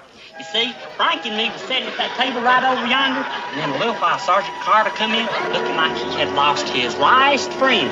He looked just terrible, Sergeant. So anyway, he waited. হ্যাঁ, আমি এই ব্যাপারটা নিয়ে আপনার সাথে আলাপ করতাম। যেহেতু আপনি নিজেই প্রসঙ্গটা তুললেন, তাহলে আপনিই বলেন কত নিতে চান, কিভাবে নিতে চান। দেখুন, আমাদের যে সামাজিক বাস্তবতা, এই অবস্থায় 10 জন সৎ মানুষ খুঁজে বের করা খুবই কঠিন কাজ। আমি সেটা পারবো নিশ্চিত। তো এই 10 জন সৎ মানুষ খুঁজে বের করবার জন্য প্রতি জনের জন্য 10 লাখ করে ধরে আপনি আমাকে 10 জনের জন্য মোট 1 কোটি টাকা দেবেন। আপনার বাইরের কাজের অভিজ্ঞতা থেকে হয়তো বা অ্যামাউন্টটা ঠিকই আছে, কিন্তু একটা ইনফরমেশন আপনাকে না দিলেই নয়। আমি যে 10 জনকে খুঁজছি, সেই 10 জনের প্রত্যেককে আমি মাত্র 10 লাখ করে টাকা দিব, এবং সেই 10 জনের একজনকে খুঁজতে গিয়ে যদি আপনাকে 10 লাখ টাকা দিতে হয়, তাহলে অ্যামাউন্টটা একটু বেশি হয়ে গেল না? ঠিক আছে, আমি আসলে ইন্টারন্যাশনাল লেভেল থেকে চিন্তা করেছিলাম। আপনি যেটা দিতে স্বাচ্ছন্দ্য বোধ করেন সেটাই দেবেন, অসুবিধে নেই। একটা প্রজেক্ট না হয় টাকা কমই পেলাম। সারাটা জীবন তো বিদেশে কাজ করে গেলাম, বিদেশিদের জন্য কাজ করে গেলাম, দেশের মাটিতে দেশের মানুষদের জন্য কাজ করব, এটাও তো একটা পাওনা, তাই না? আপনি যা দিলে স্বস্তি পাবেন তাই বলেন। আপনি যা চেয়েছেন তাতে আমি আর কি বলবো বুঝতে পারছি না, কিন্তু আপনি যদি কাজটা ঠিকভাবে শেষ করেন তাহলে আমি আপনাকে 50 লাখ টাকা দিব। ঠিক আছে, তবে 50% আমাকে অ্যাডভান্স দেবেন আর 50% সাকসেসফুলি প্রজেক্টটা শেষ হওয়ার পর। ওকে, সেটা হতে পারে। ঠিক আছে, আপনার প্রস্তাবে আমি